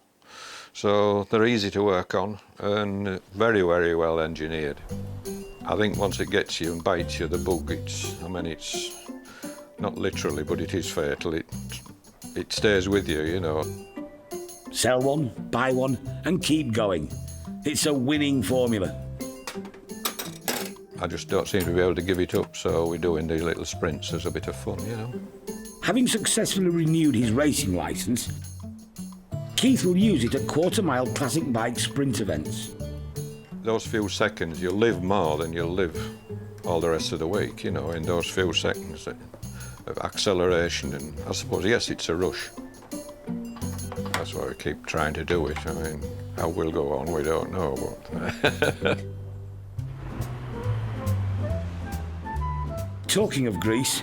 Lovely thing, fully equipped. 2,800. The new owner of the burger van is yet to fire up the hot plate, but Derek never doubted this business on wheels will be snapped up at the auction. We sold it, and whoever bought it's very pleased, and maybe if they get fed up with it or decide to move it on in whatever time, 18 months' time for argument's sake, it'll come back in and someone else can have a go at it. And I think it's great, it makes the world go round, doesn't it? Sarah was disappointed to see it go, though. She had plans. We were going to sell burgers with just half a bread bun and call it the topless burger ban. We thought it would have really hit off. Maybe not at children's parties, but stag do's.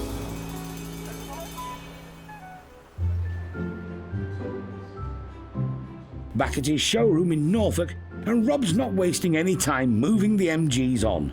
Just completely original. Nothing's been modified with it. It's totally unmolested. It's just a genuine car. The only thing I'm not keen on is the deck chair seat. Yeah, well, it's them. personal choice. I'm not that keen on them, but I've got a lovely anniversary GT over there, which has got a normal fabric trim, which to me looks a lot better than the deck chair. Yeah, that's a lot harder wearing. And then of course you go to something 72 car. It's got what you call the traditional leather.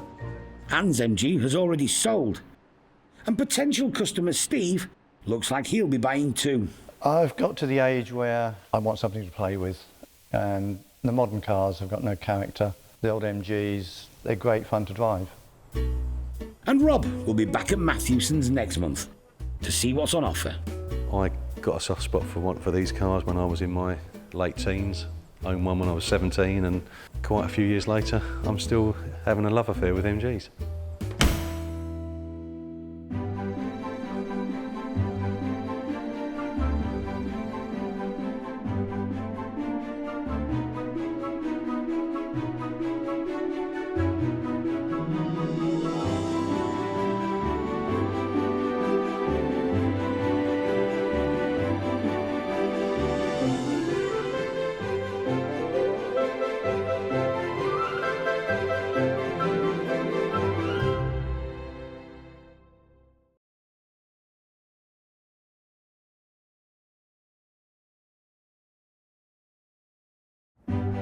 Meet the Matthewsons. They're a dynasty of dealers. It drives really well. With a love of classics. It's only condensation. In Thornton-le-Dale, gateway to the North York Moors, they auction over 2,000 rare vehicles every year. 42,000, the ready type, the stunning car. All walks of life. The cars fetch people together. I'm ecstatic. Head of the family, Derek. It's got to be the best job ever, isn't it? We're sort of living a dream. Trusted lieutenants, sons Paul. Not everybody's cup of tea. And Dave. There's Dad's way. And there's Dad's way. Keeping them all in check and dealing with the punters, Sarah. Somebody could ring today with some fabulous vehicle that's been sat in a barn for 50 years. You have no clue. It's the chase, it's finding it. So you get up every morning thinking, what am I going to find today? This is a family's love affair with cars that have lived a life. Someone's cherished a car and loved it, and I think it's just great. I think it's absolutely superb. A passion that can be turned into brass.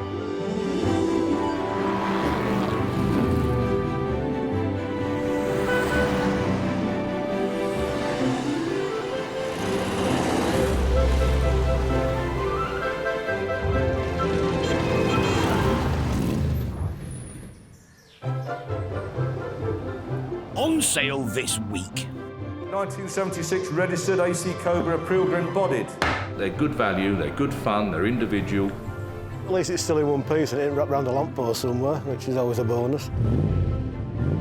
Volvo, F88, the Wrecker. Wow, that's different. It's become known as the love truck.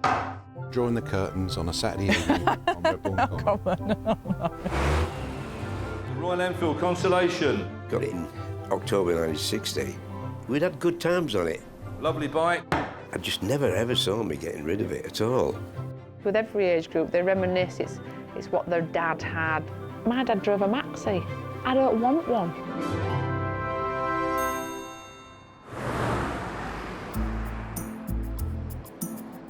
$185 scooter, I haven't done that because I don't know much about it. Auction day is approaching. Oh dear. Go on, what are you looking at, sir? They All love right, it. okay. They love the pressure. Look at that little face over there. Look at that little glint in his eye. Yeah. Look at it. And Derek's in trouble. It's going to be busy, yeah. 200 and odd vehicles. Too many cars. 30% more cleaning cars, 30% more paperwork to do, 30% increase in pay. What was that?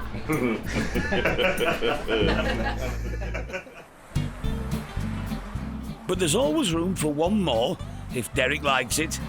It's a good enough looking vehicle to encourage quite a number of people to come on the day, I believe.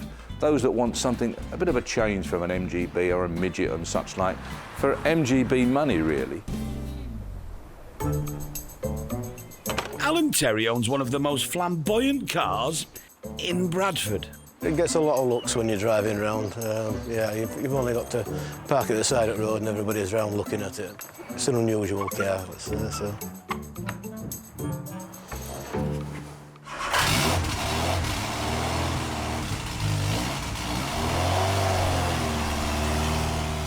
We've got Pilgrim Sumo AC Cobra kit car, 2 litre Pinto engine, tuned Del Auto carburetors. It's based on a 1976 Cortina 2 litre.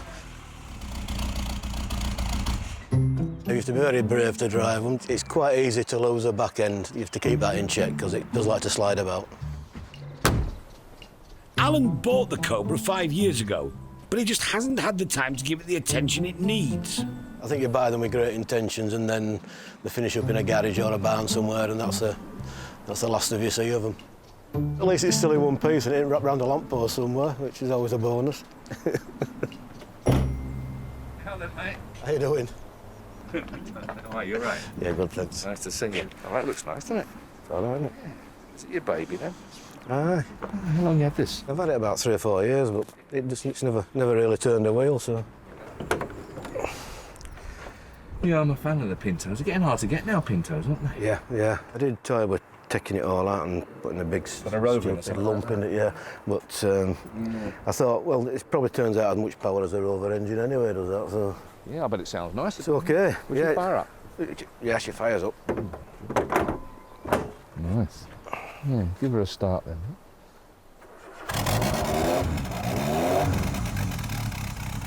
Sounds nice, doesn't it? You've got them carbs about right, haven't you? Yeah. Very smart. All right. Well, quite a nice broad car, isn't it, really? It's Yes, they look the part, don't they? Yeah, they do, don't they? Yeah. What we got to do? What sort of reserve we want? I'm looking to get 11.5 for it. I don't know if it's sold when it's in the ballpark, isn't it? Yeah, it's in the ballpark. Does it drive all right, Alan? Yeah. Oh, I think it's saleable, isn't it? The Cobra was a result of a collaboration between the very British sports car manufacturer AC and American race engineer Carroll Shelby. With a 7-litre engine, it hit 60 in 4 seconds, topped out at 165 and put the frighteners on Ferrari. Less than 1,000 Shelby ACs were produced. All the others are copies, replicas and kits, paying homage to a car that epitomised raw power. You can get a basic Cobra kit car for a few thousand, a really good one for 100,000. But you would need £1 million to buy an original Carroll Shelby AC Cobra. These are the real thing. These cars are a childhood dream for me. This collection of original AC Aces and a Cobra are owned by professional stunt driver Russ Swift. Once I got my first one, it just snowballed from there. The Cobra is the ultimate car that I was looking for. I can remember drawing Cobras in my school exercise books and getting told off by the teacher. They've got the shape, they've got the engine, just the personality from day one. They were just an animal. They are dangerous. They are so quick and so light and so delicately aluminium body and a very flimsy space frame underneath. And if you do have an accident, there isn't an awful lot of protection. They used to call him the widow maker. I've met the son of the person who bought it, and his mother made him sell it before he killed himself.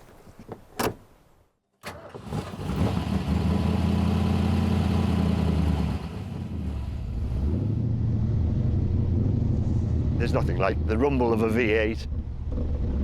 Certainly makes a noise like it's something a bit special. It is a real driver's car. A lot of modern cars you feel quite isolated from the car, but you know, every little input you put into this car, it translates to the road. You've just got got to be careful with the power, because if you do give it everything in low gears, you'll just swap ends or end up in the scenery somewhere. But it does need to be driven with an awful lot of respect.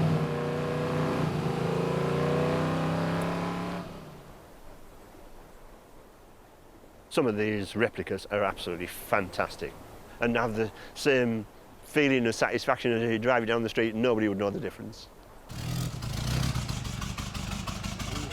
Lovely. Nice car, good looking motor. Nice thing, nice to see in white for a change. People tend to paint them metallic blues and odd colours and things, and I think it looks nice in white. I think it suits it. This could be a bit of fun and games. Steady on, mate, steady on. Alan's hopeful the auction is the right place to find a buyer for his £1 million lookalike. I would imagine somebody who likes fun motoring. Steady away. It hasn't got the big V8s that some do have, but it's still got plenty of go in it, so. Definitely a unique thing. There's not very many of them about. Wow, what a driver. It's a good bit of stock. It's not everyone's cup of tea, obviously. We're all anti, well, I'm not, but a lot of people are anti-replicas and specials or kits or whatever they want to call them. Whereas years ago, back in the 50s, there was kits galore. I think they're great. I think they're good fun. We've all got to be a little bit odd and extrovert, haven't we, mate? You know, there's no good buying, all of us buying Mondeos, is it?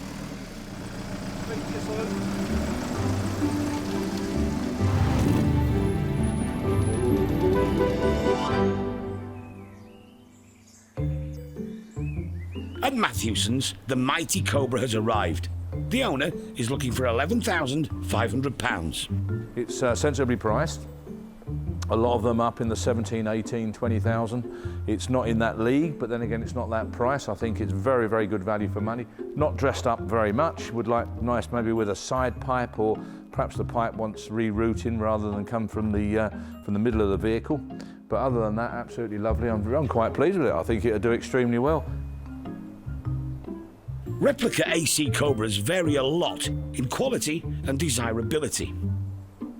Derek's had a cheaper Hawthorne version in for a while, but has never reached its £3,000 reserve.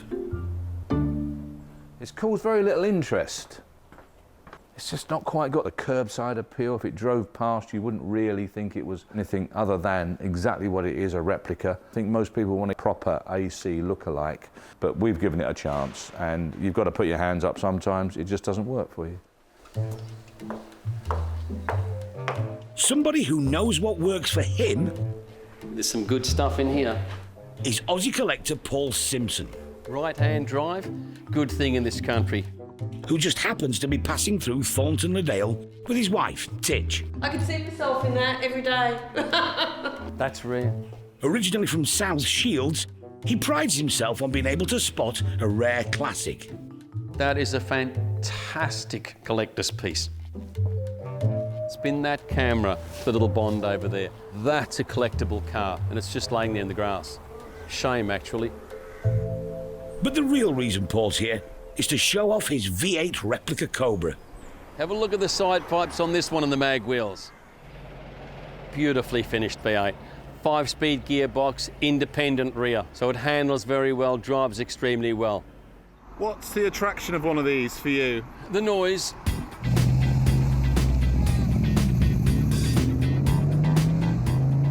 You sat watching Elvis on the movies when I was a child, and you just looked up and thought, hell, one day when I get older, I'm gonna be like that and have one of those cars. It's just every schoolboy's dream.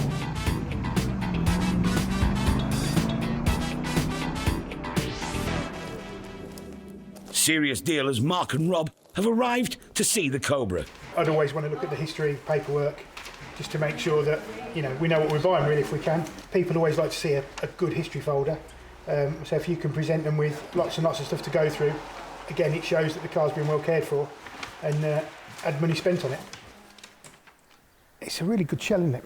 When it said it was a Cortina running gear, I didn't quite know what to expect. But they've done it really well, and the interior's still good, Rob, isn't it? Very nice, yeah. It'd be a great soundtrack going through the lanes. Probably not for the faint-hearted, if you've not an experienced driver, maybe, I don't know. Oh yeah, 2 big Webers as well, which is really, really cool. So it's not standard at all, is it? What do you think? Quite like to buy this car. Some are built a lot better than others, we know that. So it's not fair to tar them all with the same brush as being, you know, fiberglass specials and things like that. They're properly made bodies. A lot of research and development gone into this body. It's not a tuppenny-halfpenny thing. And I think people are now just starting to realise that they're good value, they're good fun, they're individual, they're not overpriced, and a really pleasant change from your run-of-the-mill sports car. Derek thinks the Cobra will go for around 12,500 in the auction. We'll soon find out the true value of a decent replica.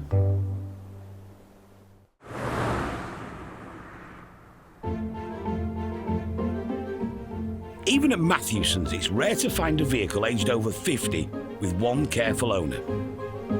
John Pearson is one of those owners. His Royal Enfield Constellation is woven into his own history. Got it in October 1960. It was £304. It wasn't as popular, wasn't the Enfields as BSAs and Vincents and Triumphs especially. But it just looked chunky and heavy, you know, and it just looked good, and it was a great sound.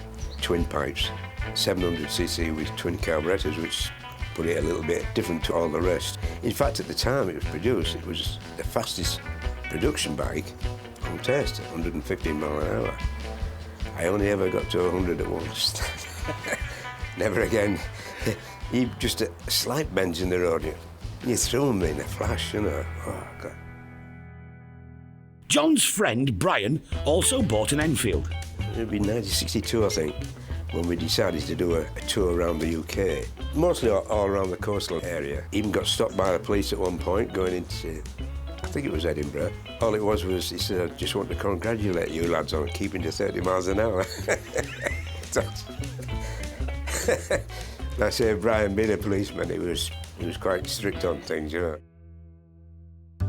John and his wife Margaret had 3 daughters. They did concede to buying a Ford Anglia, but it was the Enfield that was always the 6th member of the family. We'd had good times on it, and I just never ever saw me getting rid of it at all. It was a tough decision, really. Even the girls said, well, you know, it's too big and heavy for you now, you know. And I suppose they were right in a way. It had just come to that time. John's beloved Royal Enfield is now safely stored at Matthewson's, ready for the auction, and there's already some interested potential buyers. This is Rob Carter and his wife Carol on the back of a Royal Enfield Bullet 500 built in Asia only a year ago. These look very, very close to the old Enfield, but electrical-wise and running-wise, they're completely modern. When they ceased production, they actually transferred the original Redditch tooling to India, but they only took the tooling to make the original Bullet, which was either a 350 or a 500 single, and they didn't take the tooling to India for that model, which is a twin cylinder. It's stunning. But it's all, it looks to me, it looks to be all originals, nothing missing, it's all there. It's lovely. Yeah. It's nice, it is. Rob is one of the organisers of a huge bike event near Hull that attracts 25,000 people.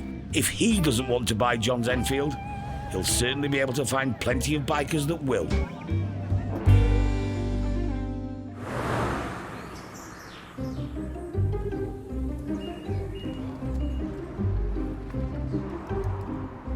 As the crowds gather in Thornton-le-Dale for the auction, it's the day of reckoning for the Cobra. Rob and Mark are here to bid, but they've got a bit distracted by all the memorabilia. Just having a nose. You never know, you can always pick up a bargain though in some of this stuff. Just having a little nose if there's anything that catches our eye that I could hang on the wall maybe, or as a bit of souvenir memorabilia. There's a mesmerising collection of stuff that most people don't want. Amongst the 200 lots today, there's been a set of jerry cans, a fruit machine, £60, assorted helmets, £40, you're done.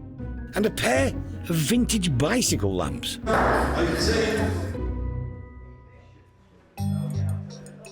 1976 registered AC Cobra Pilgrim bodied in white. You've seen it up there, I'm sure.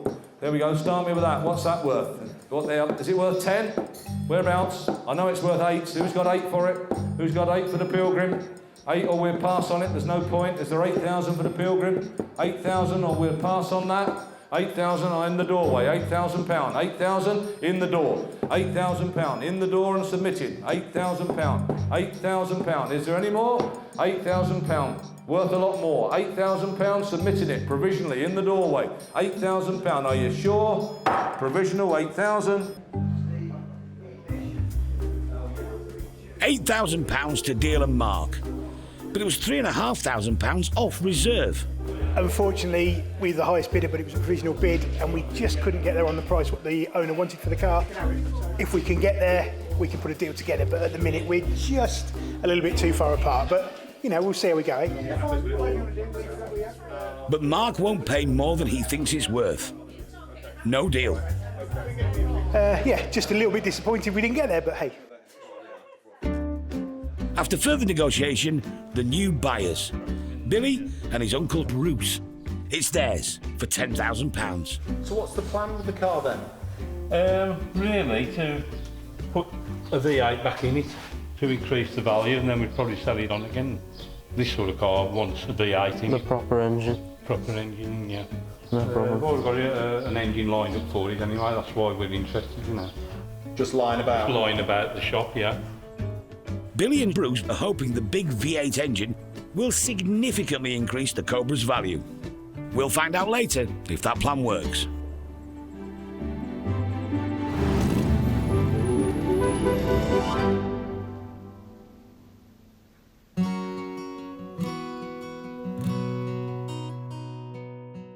In a warehouse not far from the garage, Derek stores some of his own cars. But his favourite vehicle is a truck. Derek loves trucks. It's not because they're big and they're imposing and stuff like that. It's because they've got some history and character about them. They're a working vehicle. They were built to work and very often worked to death, so the ones that have survived have been the ones that have been very mollycoddled. There's no question about that.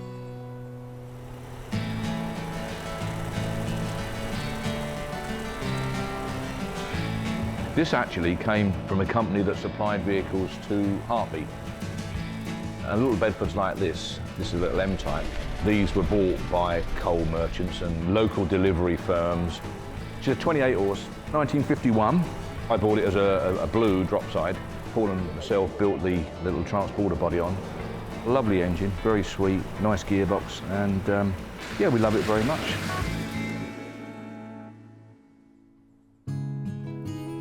My dad worked on a railway all his life, 44 years I think, and he ran light wagons, 5-tonners and such like that, running round Tottenham and Haringey and places like that. And I was really lucky in as much as my dad used to take me out all school holidays. And I used to get 10 bob a week and from my dad. But of course at that time I always thought it was from the railway, but of course it was from my dad. And I actually was probably worth my weight really, because at Paddington Station you went over a weighbridge and you got weighed and you got a bit of bonus on the weight that you picked up. So because I was in there and I was a fat lad, so I probably earned him his 10 bob a week by sitting in the cab, or hiding in the cab and being weighed over the weighbridge. It's fairly obvious that if you're going to spend a large part of your early life in a particular vehicle or in a particular situation or a particular location, you're going to have a fondness for one of those. When I jump in this wagon, this just smells just like jumping into an old 1938 Austin, whatever it was we were using then. When it pulls away, it just sounds the same, so it just takes you right back there. Young Charlie loves it. He thinks it's absolutely great, so there's no doubt about it. He'll wind up with it when he gets a little older, I'm sure.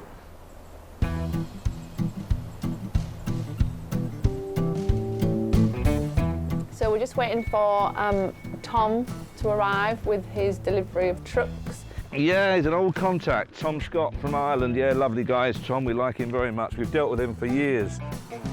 The trucks in question are a 1966 Atkinson tractor unit and a 1970 Volvo F88. Combined value, nearly 40 grand.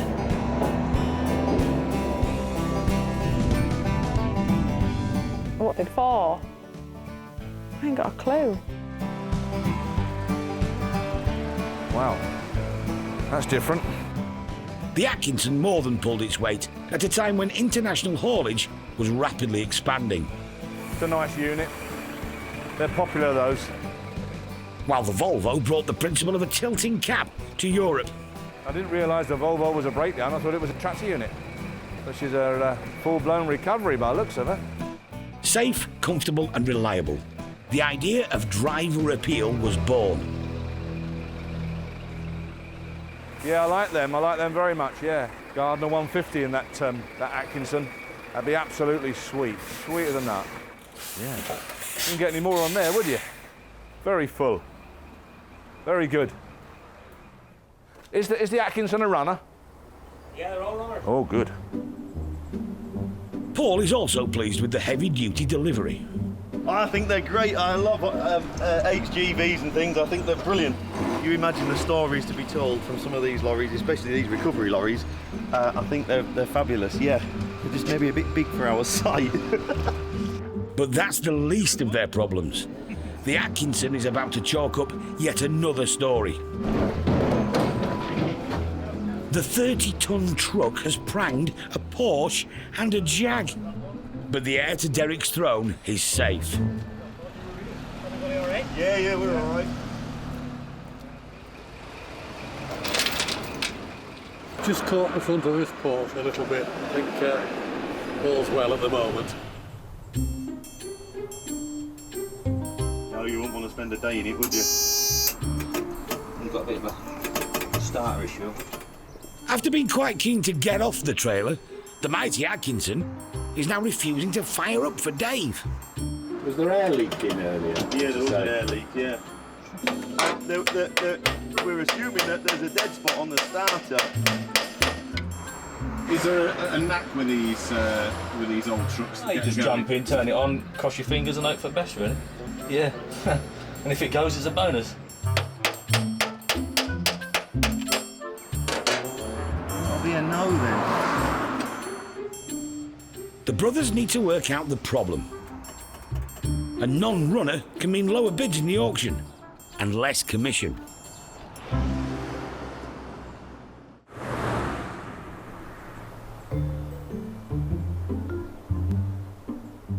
A quick scan around the Matthewson garage will tell you that the place is rammed to the gunnels in weird car-related memorabilia. So I've just had a call from Perry just to make sure we're here today, like we're not going to be. He's going to pop down with some enamel signs and some goodies. He usually comes with a nice van full of all sorts.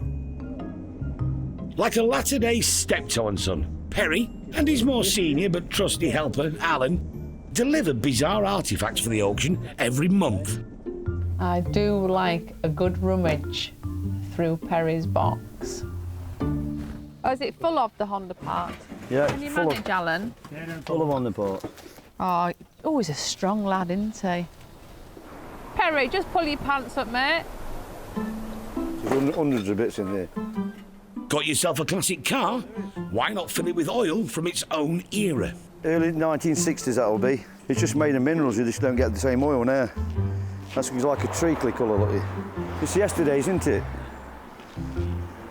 It's what they used to love, and what they still do. They love them so much, each one is likely to fetch £75 in auction. Derek will see you love them. Oh, Derek, hey. Derek loves Perry. Yeah, they're like peas in a pod, them two, aren't they? They like each other because they pat each other on the back as to how much rubbish each of them earns. On this visit, Perry has also brought assorted parts for a Honda monkey bike, some toy cars and some thermometers. Ooh. Look at this. Oh, look, there's your little FM dial there. Tune it in. So who might buy a vintage Rolls-Royce FM AM radio? Somebody that's probably not quite right in the head. The message is, you'll never predict what Perry's going to bring in next.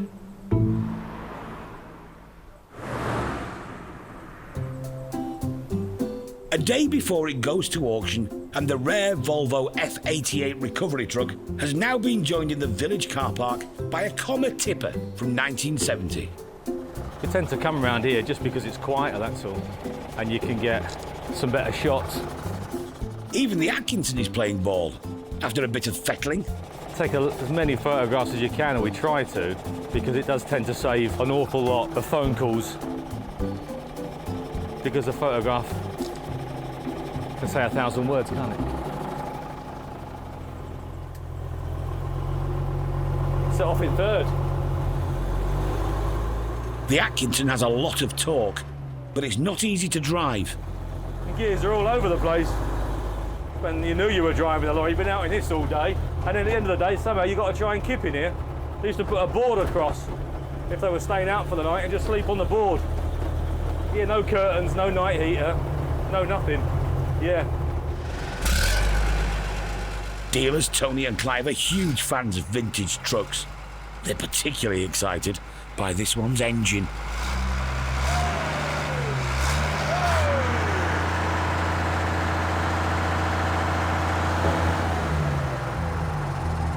That's a 150 Gardner.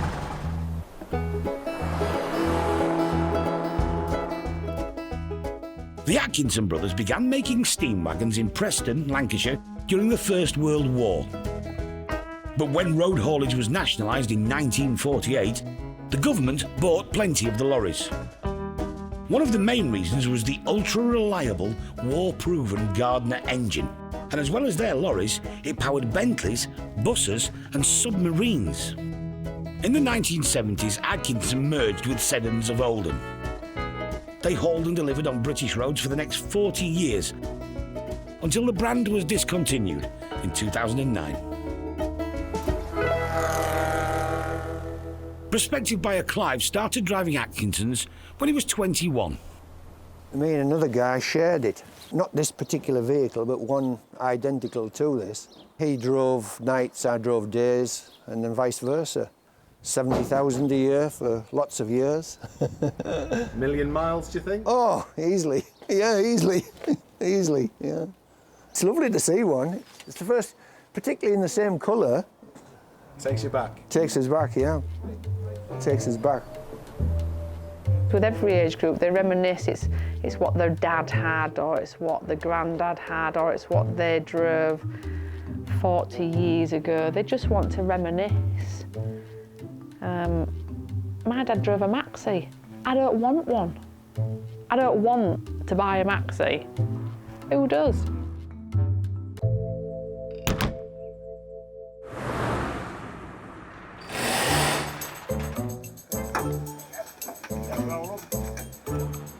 Paul's son Charlie may only be 11, but he puts in a fair number of hours at the garage. And occasionally, he needs a reward. Right, Charlie, these came in this morning. Oh. I don't know what they are. They're just racing go-karts, proper things, pucker things apparently, with lots and lots of spares, as you can see. You all right there? Yeah. So we'll let her down like this, steady away. You okay? Yeah. You got it? Right, let's have her out then. Now then, how's that? What about that then? That'll do you, won't it? Yeah. The carts are intended for the auction, but Derek's thinking he might get them for Charlie to race. This hasn't been discussed with his parents. Whoa, don't forget the brake. Run over my foot. All right, good lad. Come down and go round again. Brilliant, love it. Oh, I love it. Yeah, go on then. The Matthewsons are a racing family. Derek has always taken a keen interest in vintage motorsport, and sons Dave and Paul have rallied cars for many years. Oh, I think my racing days are over, but he's just starting, and I think it's absolutely fantastic. Keep her going, boy. Give her a bit. He looks at home, doesn't he, with it? He's good. He really is good. He's not scared of much, is he? He'll have a go at most things. Oh, my word. Oh, he's racing now. Fantastic. Brilliant fun. It's what kids and these sort of things are all about. It's what they need to do. Charlie's mum has arrived to drive him home for tea. Oh, my God. Get out now, Charlie. Brakes good, aren't they? Yeah. Come on, you've got to get your sister. Well, I can see what you're going to be doing some Sundays.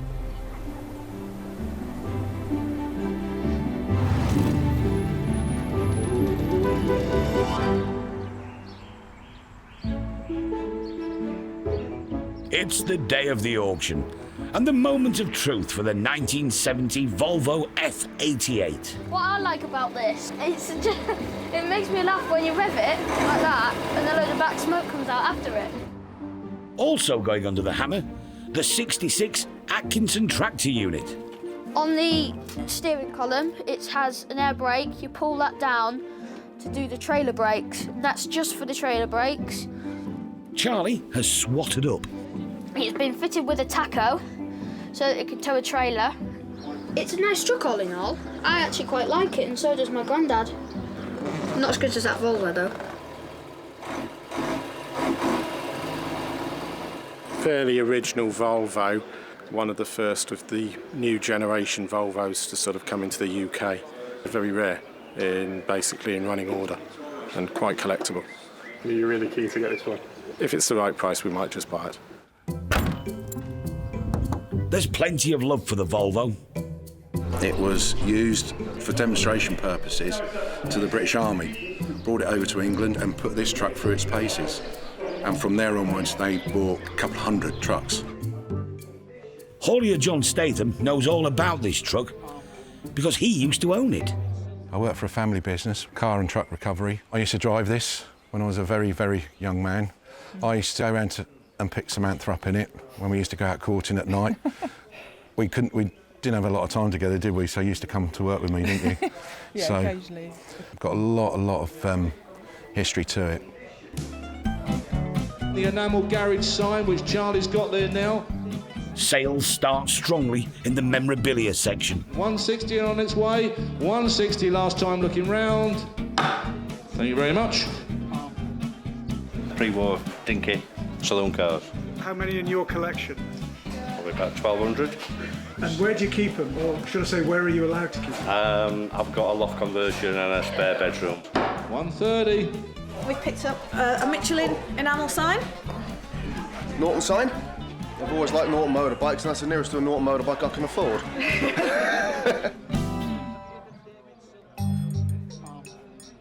1966 Atkinson tractor unit. There she is, lovely thing, runs lovely, starts beautifully, sounds superb. Start me on that, where are we going to be? 8,000, 8,005, 8,005, 9,000, £9,000, £9,000 for the Atkinson, £9,000, £9,000.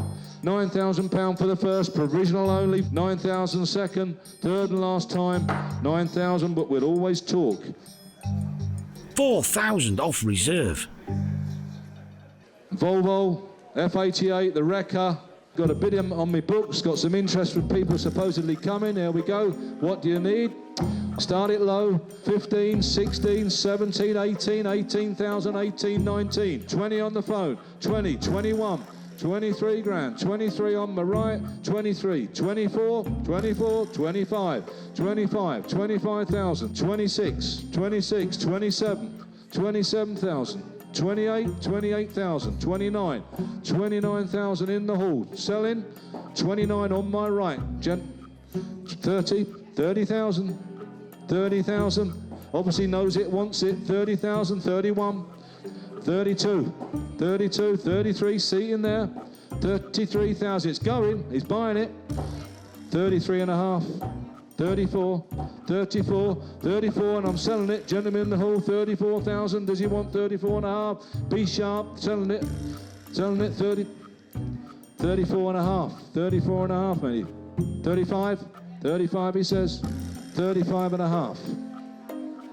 35.5, you sure? 35.5 on the phone. What do you think? 36, 36, 36. Are you done? You sure? 36. Well done to you. Well done, fella. Well done. 9865. 9865. The highest bid was from John and Samantha, now reunited with their love truck after 30 years. When it was sold from the family business, I think it went up north. I thought it went to Holland at one point, but I knew it definitely was in Ireland. And I thought, well, I can't see that coming up for sale ever. But when I saw this, I thought, yeah, got to have this back, I think.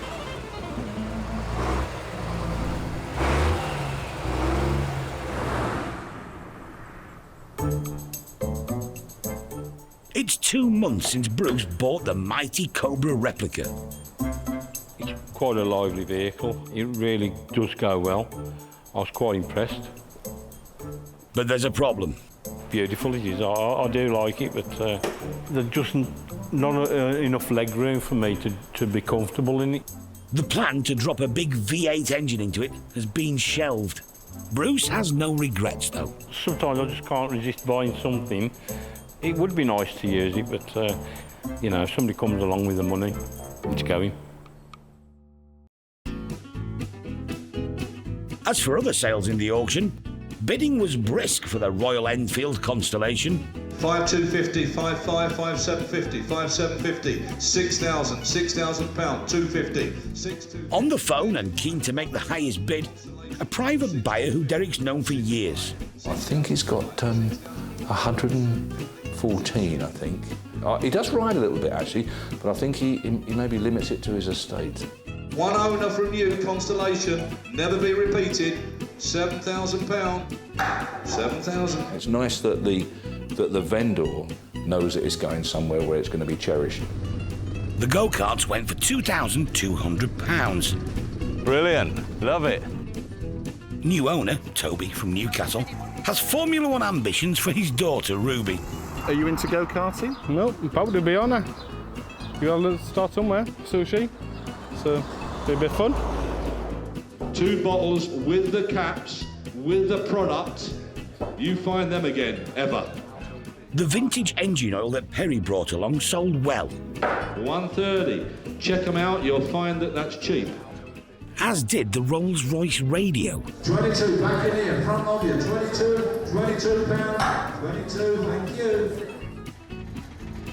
The Commer tipper that arrived from Ireland was eventually sold for £6,000, £2,500 under its original reserve. And after some negotiation, the mighty Atkinson was sold for £8,500 to a private collector in Staffordshire.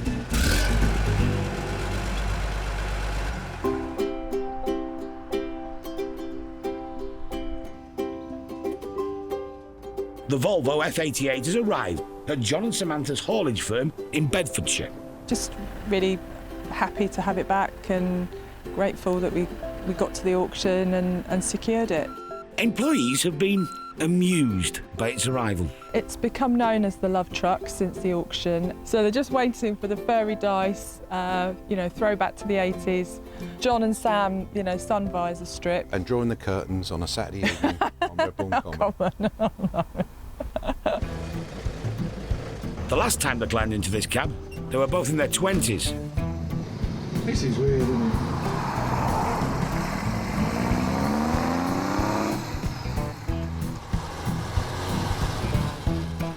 God, how noisy it is inside the cab.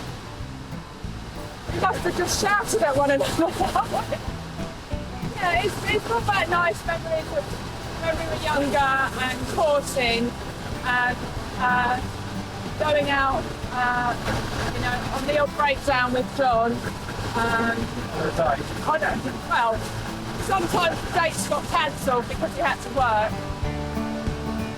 But it wasn't very long time ago. But it sounds good, and so yeah, we're really happy with it. We have been offered money for it since, but money won't buy it, not from me. If Samantha decides to knock me off on that, she can decide what she wants to do with it after that, I think. But no, I ain't going to sell it.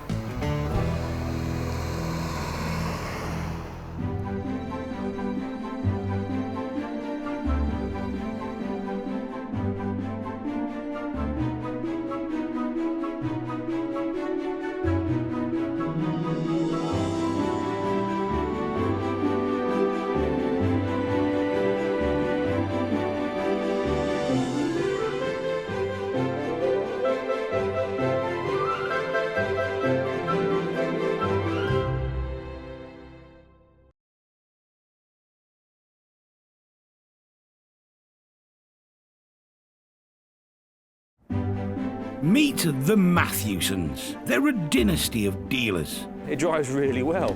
With a love of classics. It's only condensation.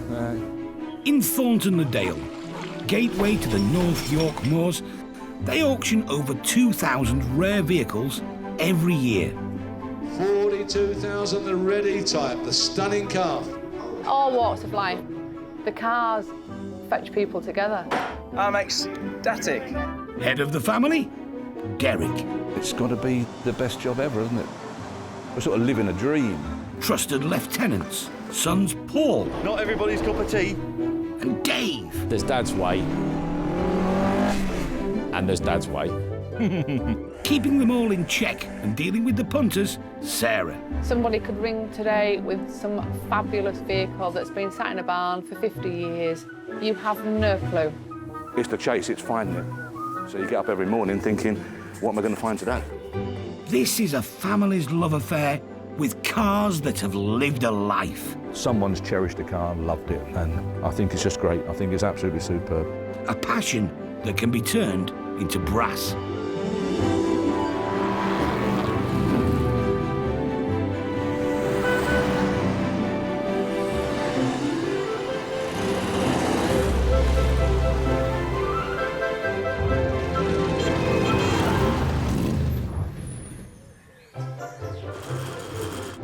On sale this week. There's an unusual thing, Bond bug. We could overtake. Well, maybe not here, no. Rover 2000. We sold it a year or two back when it was brown. Well, John loves his cars. I sort of come second to the cars in the household. I didn't know that. The 240 Jag. When I sit in that car, it reminds me of Mum and Dad driving around in it all the time. Hey, end of an era. Is it big enough for you? Yeah, big enough. Another one sold, yeah. Another toy.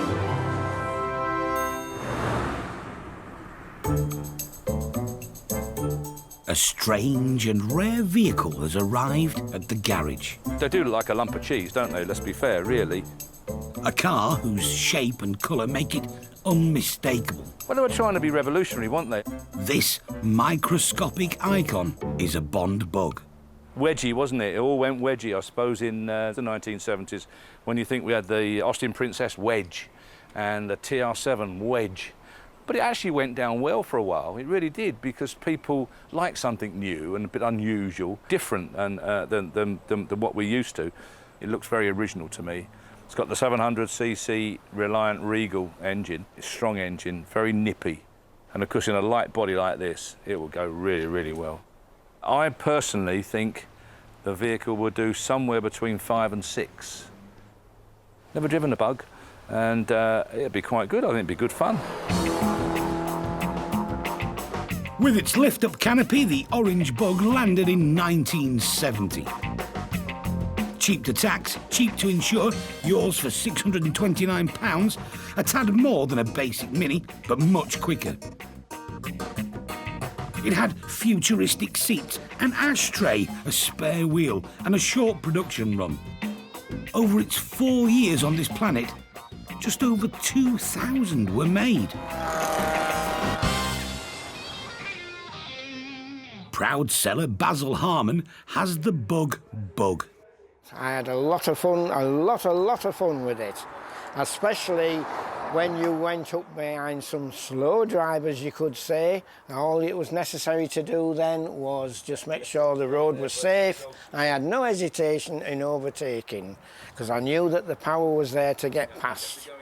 Although it looks like cheese, there was a proper boot, and there is a boot there, and there's a room to get all your shopping in there normally, whatever.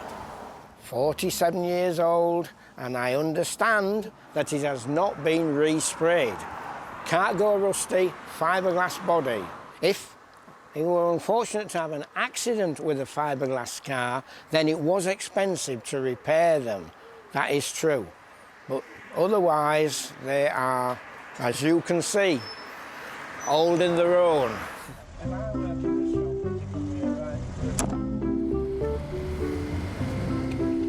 The Bugs came with motorbike suspension. When they were actually doing the testing of it, I think it surprised a lot of journalists who were testing it and how it held the road, considering it was only on 3 wheels. First time you've been in it for a while? Yeah. And they haven't been in the passenger seat. Obviously pretty noisy with the engine being just there. Yeah, they are noisy, yeah. There's a modern car in front holding us up. Yeah, we could overtake. Well, maybe not here, no. Oh, look, someone has. He had to do it, didn't he? Right. If this car weren't in front, I'd chase him. No. Yeah, yeah. There you go, mate. Oh, look at that. Oh, well, we better. Oh, look at that. Right, bolt. Well, we've lost the bolt, have we, and all then? I'll put a bolt in there later. Yeah, right, will you? Build quality apart, this is clearly a special car. Yeah. What's happening, David? Falling apart. Its rarity should result in a lot of interest when it goes to the auction.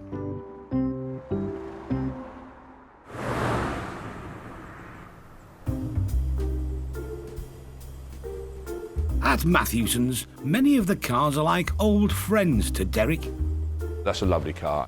And I remember we done some paintwork on it. I think we done the grey from memory. Having been sold at auction, they can reappear years later to be sold again. We have lots and lots of our vehicles back, which I'm really pleased about, because it obviously shows that the car's been okay and the buyer, the owner, has been happy with it. Mark II Cortina. Now that went to a customer up country who has loved it and improved on it. I think it was about 5 years ago. It's a nice car. I don't see many Mark II 1300 Supers, which is a very, very rare bit of kit. Oh, the MGB. Sold it before, I think about 18 months ago. Lovely colour, and it's a rubber bumper converted to chrome. Nice leather seats fitted. The A40 went to a cracking guy. Nice metal visor he's put on it, a lovely white steering wheel. Very many sales that we do, we've got 6 or 7 or 8 cars that we've sold 3 or 4 years back. Most of the reasons that we get when guys bring stuff back is, I've loved it, I've enjoyed it, but just recently I've had no time to use it. Coming in for this month's auction is a P6, which has been with us before, but I believe it's got a new identity. It was a lovely shade of brown. Not anymore. John Bilson and his wife Helen bought the stately Rover and gave it a makeover. Well, John loves his cars. I sort of come second to the cars in the household. I didn't know that. I stay in the house and John buys his cars, disappears for a few months, spends ages on eBay and whatever, getting all the bits, and then this comes out the garage. I got this from Matthewson's in the auction last September, and it's only done literally about 1,000 miles in the last 6 years. It's not gone far at all. It was what they call tobacco leaf brown. It was disgusting, wasn't it? John got it for £4,000 at the auction. It was for his daughter, Claire. Well, I said, I've got a car in my garage, I think it'll be perfect for your wedding. It doesn't need too much doing to it, just a quick polish and... A few flowers on the seat. Yeah, and we'll clean the interior out, and then it's horrible, it's a horrible colour. I think Claire's heart dropped when she saw it. That's when we had to start to renovate. With the wedding just 6 months away, John had to work quickly. But it was a labour of love. It really is a fantastic thing to do. He bought a second, cheaper Rover P6 as a donor car for the spare parts he needed. Then finally, the essential respray. That's what if it's white. They used to have white police cars like this. So it might look like a police car, so that's why we went with ivory. Spent 7,000 on it. Expensive, very expensive. But it went well.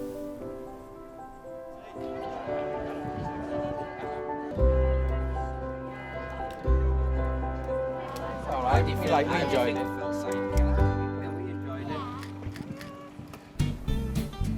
Just 1 week after the wedding, John is ready to take it to the auction. I don't get emotionally attached. This is what I do, isn't it? I get it up to a pristine standard, and then I'm bored then. It's actually doing the car that I get enthused with. I know he's going to make a loss, so 4.5. Well, that is absolutely Wrong. I'm hoping to get at least 6 over 6. Nearer to 3 or nearer to 7? We'll soon find out whose auction instinct is the most finely tuned.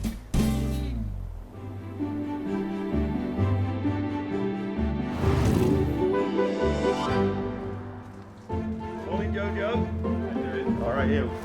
It's auction day, and the Bond bug is attracting attention. I used to use it for taking my musical equipment to gigs. I used to play in a band. Not everyone is a fan, though. I remember people buying them and regretting it for the rest of their lives as well. But, yeah, it was a good idea because it was the first use of really good fiberglass, I suspect. Yeah, I'm surprised anybody bothered to keep them. Can you get in? Yes, but you can't get back out. That's the problem. I'm not into lumps of red Leicester cheese. Why do you like it? I just don't like them. I don't like three-wheelers. One wheel too few or one wheel too many, but I do not like them. You don't know till you tried it. Have a go. You might like it. I've been in one, and once is once too often. Honestly. I used to have a guitar in the back and a speaker cabinet in it, and it used to go down the road like this. You don't fancy it? No. I think it might kill me. 32 on the right, 32.5. In the hall, auto memorabilia has been selling well. Going, 45. Have you not got the real thing in the garage? No, I've got a bike. Bought myself a petrol pump. A Wayne Model 368, no less. Sold for £900. I've got a little vintage car, so I put the petrol pump in with the vintage car just to make it look good. £625 secured the massive Spirit of Ecstasy statue. Is it big enough for you? Yeah, big enough. I've got 2 on the cars. I'm going to put this one on my lorry. Nothing like following the silver lady down the road. Bond bug. There's an unusual thing. Lovely thing, driven it myself. Start me on it. Whereabouts? 4, 4,000, 4,001, 4,002, 4,003, 4,004, 5, 6, 4,006, 7, 4,007, 8, 9, £5,000, £5,000, £5,000 at the front. 5,1, 5,2, 5,3, 5,003. Going 5,4, 5,004, 5, 5,5, 6, 5,006, 7, 5,008. Out of the back, 5,008, 9, 5,009, 6,000, 6,000 on my left. Shaking his head. Out and sold, £6,000, 6,000. £6,000 sold to regular buyer Mark. Proud owners of a Bond bug now. 1971, very few around. I paid a little bit more than I wanted to, but you know, you might not get the opportunity to buy one again for a few months, so yeah, delighted. They're going up in price, although the paint is not fantastic. Structurally, it's very good, so it won't take too much to bring it back to standard, hopefully. And are you planning to drive this at any point, Mark? I'll be totally honest with you, I'm probably a little bit too skinny to fit in it, so I may refrain from going in it myself, but I'm sure there'll be plenty of volunteers. After Mark completes the refurb, he'll look for another buyer. What's the expression?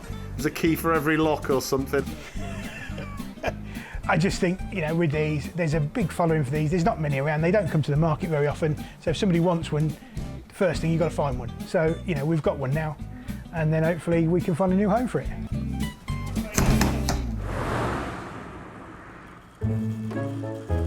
After a busy day at the office, Derek usually stops off in nearby Langdale End for a pint at his local. They've been shopping in York today, Steve. Oh yeah, that cost you a fortune. Bit of therapy, it would have done actually. But it's a bit more than just a pub. It's the family home. We've got roast chicken, smoky bacon, prawn cocktail. Right. Well, more do you like? You get strangers coming, and it's funny really. We're all sitting there talking or playing dominoes or whatever it might be, and Bar Billy is next door, and people come in and they say, "Oh dear, Is it a pub? Shall we, are we all right coming in? I said, yeah. And they said, I've never seen anything like it. I shouldn't show you the shop, but I'm going to do it anyway. There you go. Eric and his wife Sue used to live in Luton. They first visited this pub when they were on holiday in the 1970s. I couldn't get it out of my mind, and I thought sooner or later I've just got to go up there. You know, it's just one place I want to be. They initially bought a farm, but moved to the pub in 1990. Derek restored it in the same way he renovates his cars. We spent a fortune keeping it as it was. It would have been a lot cheaper to have flattened the thing and started again, but it was worth it. I think it'd be fair to say, really, we've never really run it as a proper pub and open up every day at 11 o'clock in the morning or whatever it might be. We've never actually done that. It's always been a sort of a hobby thing. Oh, yes. Pull it harder. We just operate it on a sort of a laid-back basis. Payment is made entirely on trust. It's a bit odd, isn't it, really? It's a strange sort of pub. And, no, I prefer people serve themselves because it just saves me getting up, doesn't it? They're all right and they pay at the end of the night. Most of them, I think. I've not seen much money changing hands. Well, no, we don't pay for anything. Anyone out there that wants to sort of run a pub like the Moorcock, don't, whatever you do, think you're going to do it for money and make a fortune, because it ain't going to work.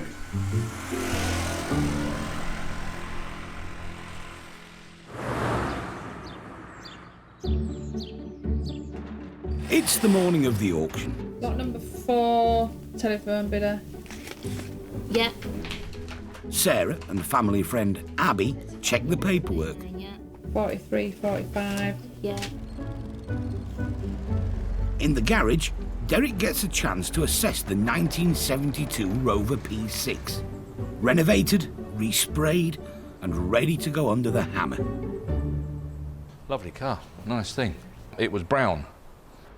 Generally speaking, the rule of thumb in the trade is you never, ever change the colour of any car. It's just no, it's a no-no, full stop.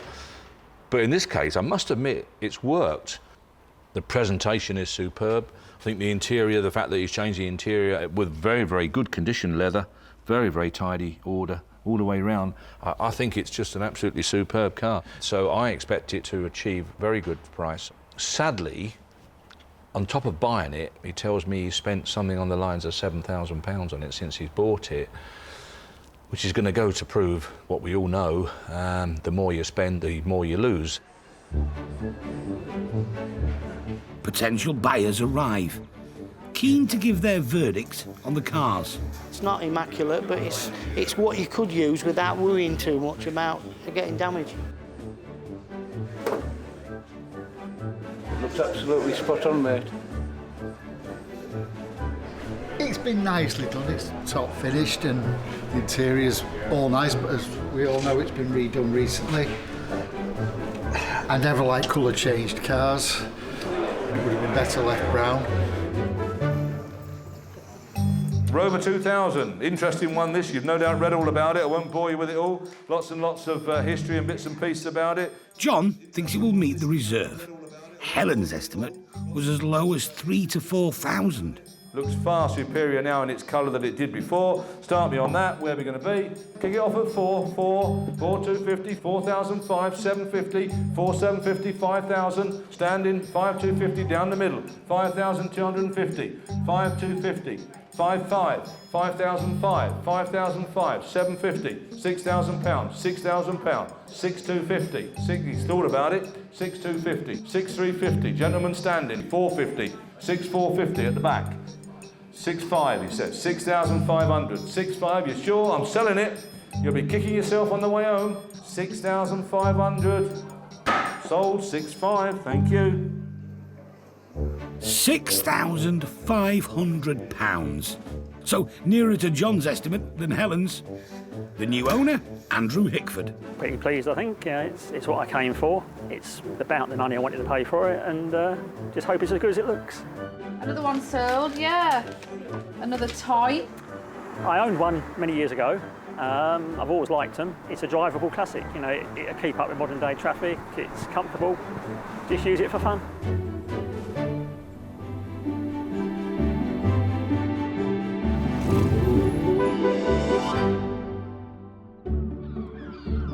In Scarborough, a family heirloom is about to leave the seaside town that it's called home for more than 50 years.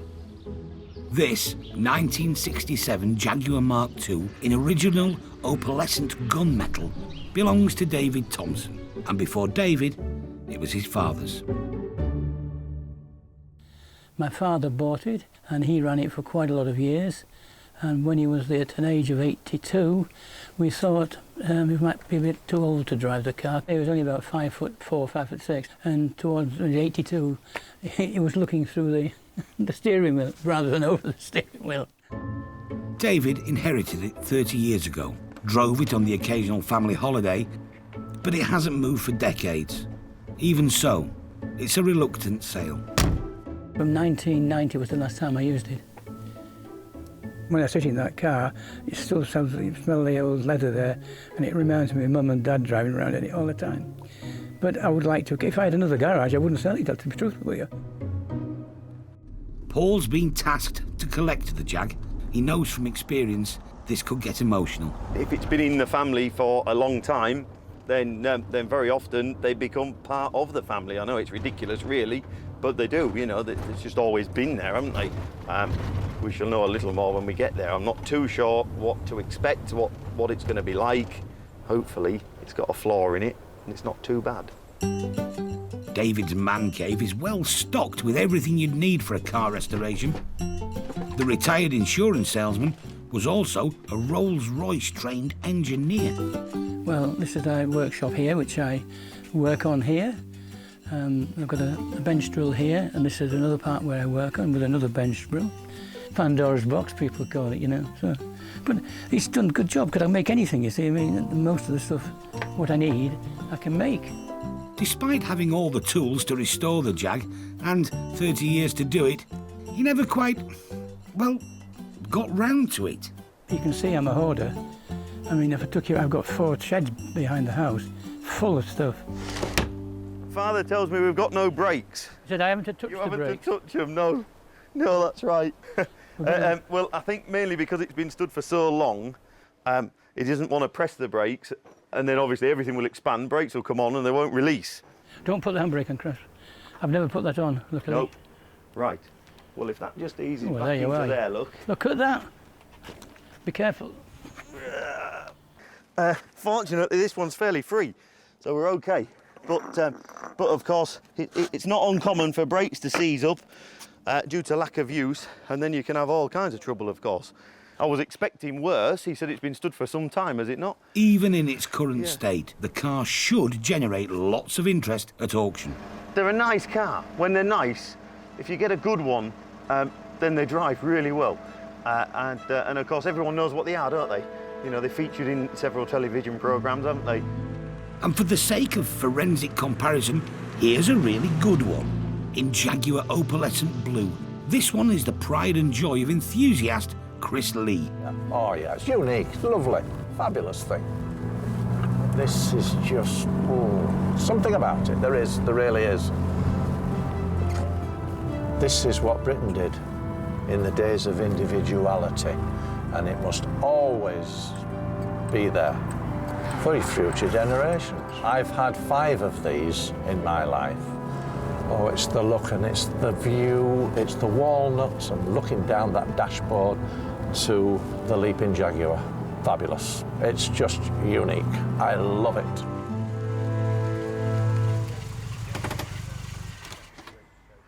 They are the ultimate classic car now. When you ride in them, when you drive in them, there's nothing like it. It literally is walnut and leather all the way. The shape for its time was totally unique. There's not a flat piece to it anywhere. Nobody's ever done that since. I think it was the Leaping Jaguar that he was trying to emulate. I was 14 when this car was made. I was still at school and I'm now 70. But everybody still thinks of this. Ladies in particular. I don't know why. If you're an enthusiast, true enthusiast, you do it for love, and I did it for love. And when I bought it, I thought, well, I'll get that, I can get that done. So we did, and she's beautiful. I had it valued actually 2 weeks ago, and I was told Anything up to 45 to 50,000. Back in Scarborough, it's time to say goodbye to our much-loved but unrenovated Mark II. Yeah, it's a shame. As well as cosmetic changes to the bodywork, the engine will need a lot of attention before that Jaguar purr returns. Hey, end of an era. It'll be a mixed emotions day for you. Yeah. Yes. Aye, it's a shame, but it has to go. Bye-bye, old girl. David's wife, Barbara, is on hand to put a positive spin on an emotional moment. I'm quite pleased because we've got room in the garage. Our daughters keep saying, for goodness sake, you could do with about 10 skips and just get rid of it all and then move somewhere smaller. She said, why can't I collect stamps, not cars? Thanks for the cup of tea. Pleasure. Nice to All meet the you, best, David. Paul. Yeah. Get the best for me. Yes, Get we'll price. do what we can. Look after her. Dad'll be watching it. Should be. What are you doing with my car? Oh, gosh. Nice. Yeah. Oh. When you've had a car all that time and it was your father, it's Yeah. part of you, isn't it? Mm. And of course, you miss it, but there again, it's going to a good home, we hope, and somebody will enjoy life with it again. Mm. That's it. Oh, gone. 50 years. Thanks, now. 50 years, Oh. oh, God.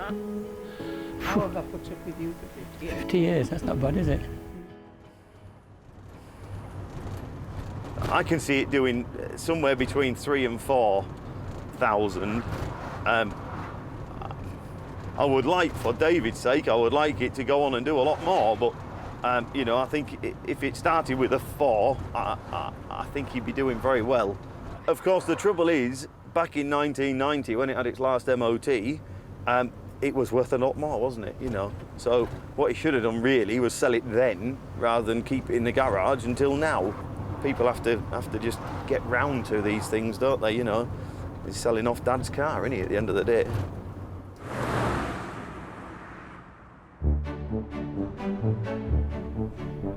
We like to have a few bikes about, and we like really nice ones that we can put on display in the hall on the auction day, because they look lovely in front of the stage and the rostrum, and they get 4 or 5 bikes glimmed up and looking nice. 1 or 2 interesting ones amongst them, and they really do go down well. Each month, Matthewson's auctions dozens of rare and unusual motorcycles. There it is, it's the 69 Triumph Bonneville, as you can see. Like this BSA Starfire. 6,000. Sold, 6,000. And a Cotton Scrambler. 2,500, he's bought himself a bike. Today, Derek's collecting another bike. It's more than 90 years old. Well, we're hoping to pick up a Triumph Model P, a 500cc Triumph motorcycle, about a 1925, owned by Raymond, who came along to see us last week. Derek has an almost identical Model P in his personal collection and knows they generate real interest at auction. It's condition, really. Raymond's been very straightforward and very honest, a very nice guy. So I'm confident that it'll be a nice machine, or at least a genuine machine. A saleable machine is more important. We'll get ourselves over there. Nice house, always a good start. Raymond Welsh has owned the bike since the 1960s. The reason that I'm selling it now is it's just I don't ride it anymore because I've had problems with my hips and trying to start it. Now then, Rayworth. Yeah. Ray's long stewardship of the bike will add value. It's a very, very original little bike, Ray, isn't it? It is. As you original. said, it's all complete and nickel, nickel plating. Yeah. Which is nice. 1920s motorcycling had its quirks. The Model P has gas-powered lights. Yeah, carbide lamp, that's called an accumulator or generator. And in the bottom there you would put your carbide that Raymond's just going to show us now. You take the bottom off, tip some carbide in, and in the top half you put water. There it is. There it is, carbide's, there it is, sits in there, that's it. The water drips onto the carbide and produces the gas. And it'll come through to the back and the front, of course, and then light them up. Just get a match and... Yeah.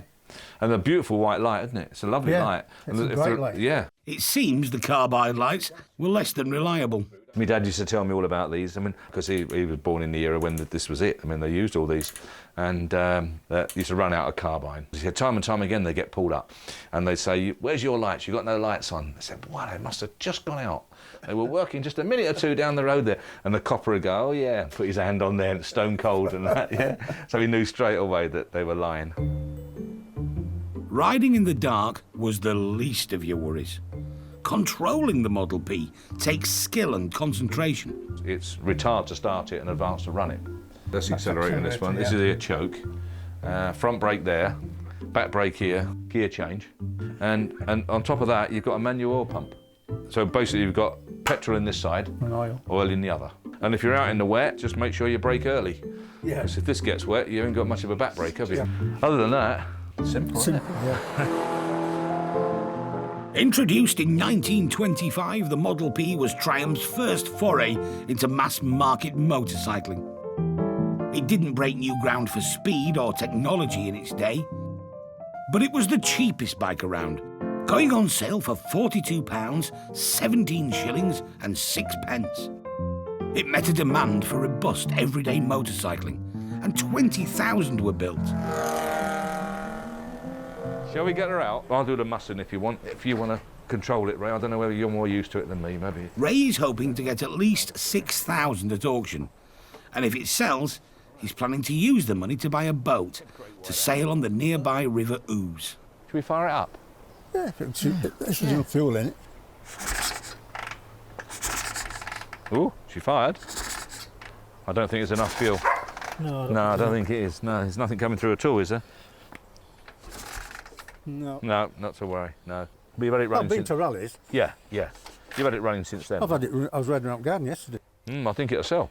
I think it'll cause some interest. It's, just want some cosmetics. It depends how far you go, doesn't it, really? I mean, it's nice as it is, like an oily rag, really, but maybe you perhaps paint the wheel, wouldn't you, or something, you know, maybe both wheels. Well, it wants this painted. Yeah. There you go. You getting back end? After 5 decades, it's hard to say goodbye. Yep. Yeah, let somebody else have the pleasure of using it. That's the main thing. Instead of stuck in a garage. Somebody has to get some use out of it. Righto, are you ready? You're going to keep hold of it as well? Nearly 100 years old, isn't it, now? For a motorcycle. It's a long while to keep it.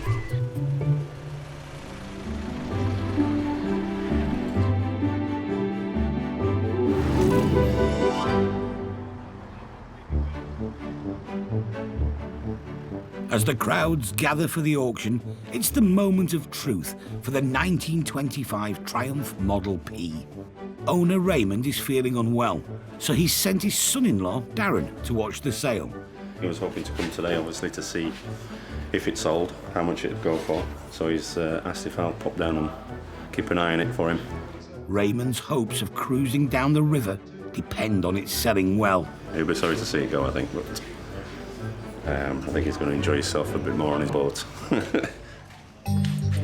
Model P 1925 Triumph, picked it up myself.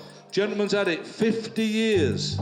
Stunning machine, absolutely superb bit of kit. Original number, etc. Lighting set on it, absolutely superb. Love it to bits, super thing. Start me on that. Lot number 24 it is. Whereabouts? 5 I want, 5 I've got, 5,000, 5,250, 5,500, 5,750, 6,000, 6,250. Submitting then, 6,250, 6,500, 6,500, 6,750, 7,000. On sale, selling, 7,000 on the left, 250, 7,250 on the left, 7,500, 7,500, 7,500, 8,000 on the left, 8,100, 8,100, 8,200. 8,002, there, further along, 8,300, 8,003, 4, 8,400, 8,485, 8,600, 8,006, 8,006, Scotland, you're out, 8,006, 7, 8,700, out of the back, out on the side, 8,700 down here, 8,800, 8,800, I've got David, 8,800, 8,900, 8,009, 9,000, filled it up, £9,000 and selling, £9,000, 91, 92. 9,002, 93, 9,003. Beautiful bike, where do you find them like it? 9,400, 9,004, 9.5, 9,005 and selling. 9.5, what do you think? Shaking his head, 9,005 going north of the border. 9,005, thank you very much for your bidding. 9,005 on my left. 9,005, well done, thank you. Looks like Ray's going to get his boat. Yeah, very pleased. I've just made the call and spoken to the mother-in-law. Barbara's quite vocal, shall we say. So there was lots of screams and shrieks when I told her how much it went for.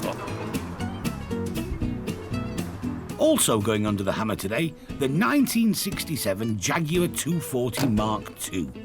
It's caught the attention of classic car dealer Bruce. I've got an E-Type, Series 1 XJ, Series 3 XJ, and the X350 supercharged. And when I just bought another XJ as well. I do like to buy them that need a little bit of work. I mean, it's estimated up to 4,000, so I'm hoping to get it a bit cheaper than, you know. You never know, do you, on the day? Depends who's here and got the same interest as myself. The 240 Jag wants a bit of work, we know that, but it's a Mark II Jag. Difficult to come by, sensibly priced. Good buy, in my opinion. Start me on it. Where you going to be? 4, where? 3, £3,000, we're off. 3-1, 3-2, 3,003, 3,004. Put a beard.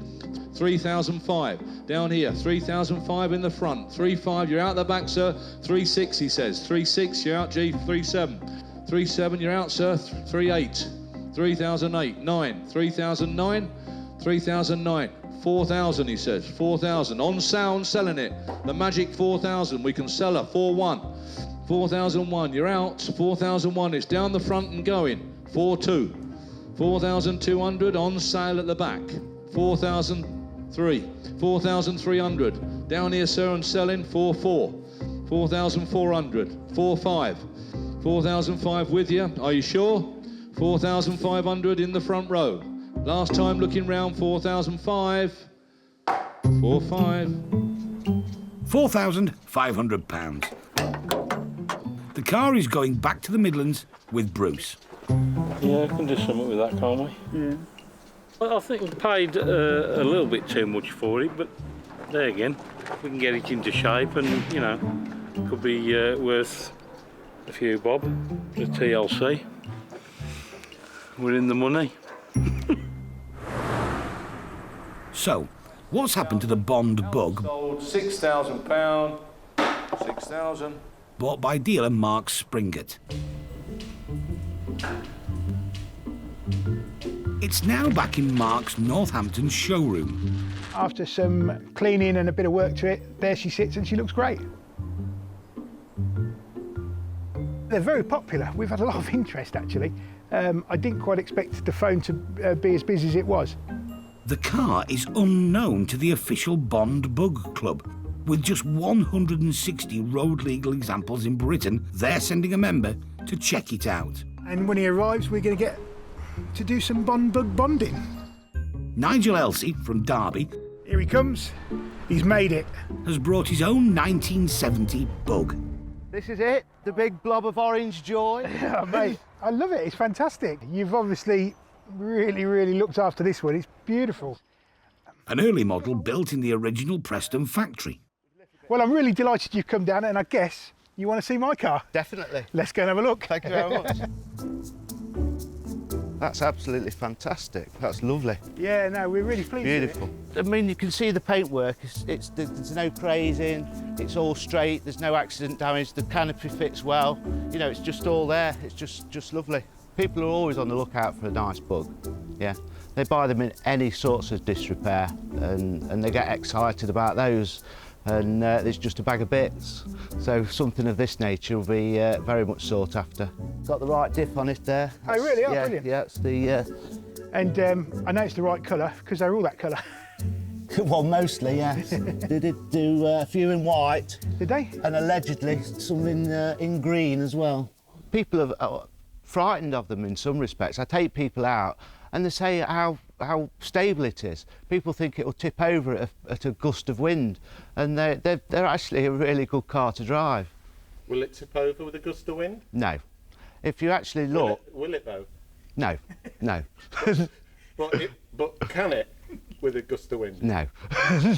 I would imagine this was made in Tamworth because the original ones were made in Preston. Oh, okay. The first 500.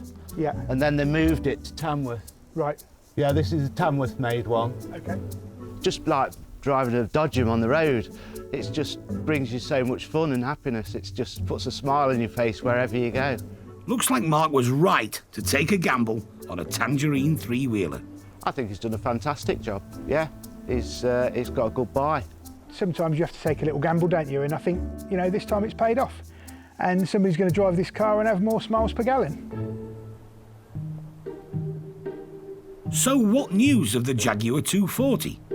4-5. After buying the car, Bruce shipped it back to the Midlands. It deserves to be back on the road. We need to get it up and running. Use it. Bruce has numerous projects on the go, but the Jag is a personal passion. My dad was a big Jag lover, and I think it's come from there. He's had a number of Jags, and when I was 17, I used to borrow his car, and I don't know, there's something about them, really is. It's just a passion, you know, it's in the blood. That's why I love the Jags. Since it's been back here, the bonnet's off, and we've been working on the engine. Unfortunately, we've got to work on it outside at the moment because of the workshops tied up with the other vehicles. I've been underneath it, and all it wants is the two jacking points renewing. I'm going to continue with it, you know, until I get it running. As for Raymond, the decision to sell his Triumph Model P has opened up a whole new world of transport. 5, thank you very much for your bidding. 9,005 on my left. Raymond and his wife Barbara have traded in their biker's leathers for a river cruiser. There we are on the boat. When it actually went for as much as it did, it was fantastic news. It was brilliant. I didn't expect it to go for that much. I keep missing it when I walk into the workshop and it's not there. There are consolations though. The boat is named after their favourite tipple. Everybody who comes on board gets offered a G&T first as they come on board. So this is below decks. The table goes down, another cushion goes in there, and you have a big circular bed. Like the Triumph Model P, there is a knack to driving it. It's got two engines. Your port engine and your starboard engine. Point it where you want it to go. Only one problem with them is they have no brakes. Cooker, grill, fridge. We've never had a fridge before on a boat. It's also been a big hit with the family. The whole summer, really. We never missed an opportunity to come down here. Grandchildren have all been on it. We've had barbecues on the riverbank. The kids all fish off the mooring. It's been brilliant. We've had some really good times. And even Rafa, the dog, loves it. It works out well. The bike's gone to a good home. The bike's gone to a good home, yeah.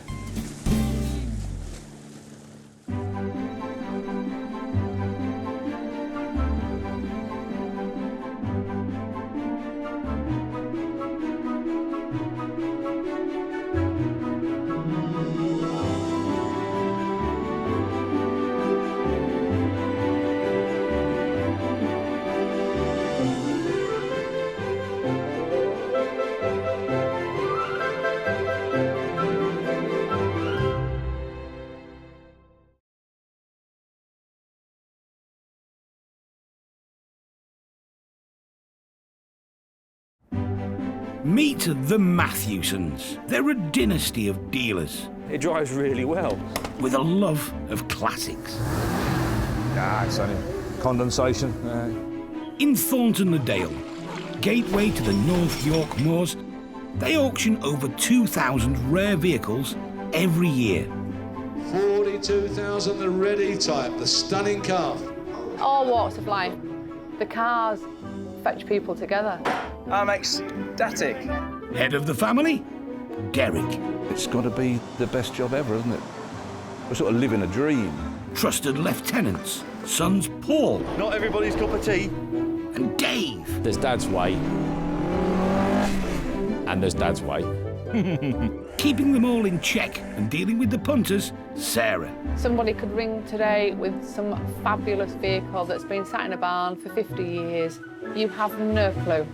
It's the chase, it's finding it. So you get up every morning thinking, what am I going to find today? This is a family's love affair with cars that have lived a life. Someone's cherished a car and loved it, and I think it's just great. I think it's absolutely superb. A passion that can be turned into brass.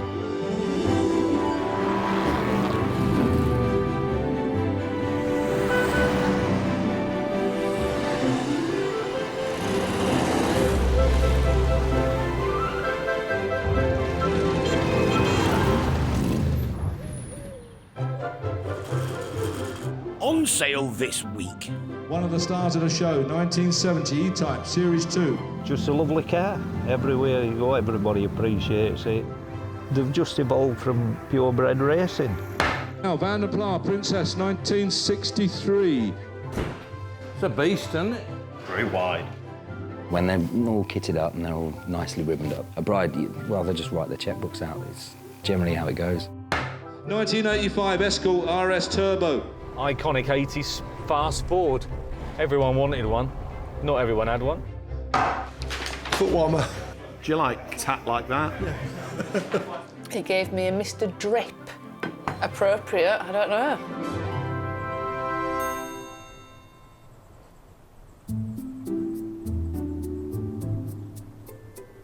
When I was 16, we were at Sheffield and it was just a cobble back street, like, imagine all steelworks, one were parked there. And I just said to myself, I'm gonna have one of them one day. On a Pennine hillside, Tel Snape is saying goodbye to an old friend, an E-Type Jaguar.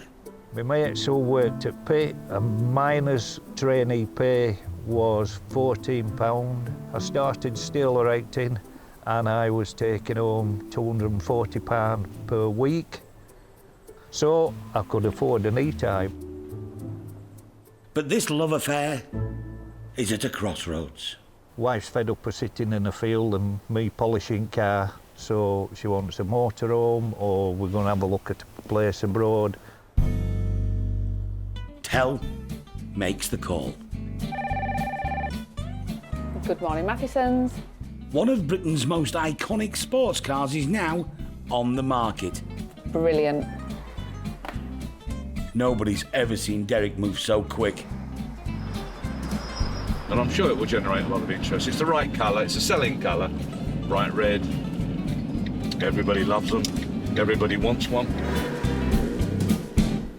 But before Derek arrives, one last drive. It's a need for speed.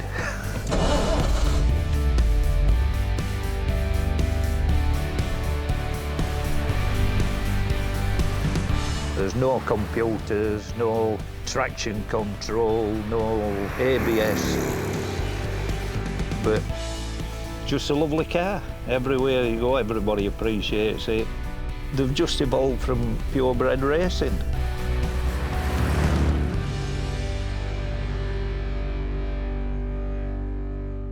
Derek's going to be assessing the Jag, but he's also here to see Tel's late 50s Triumph Speed twin in amaranth red.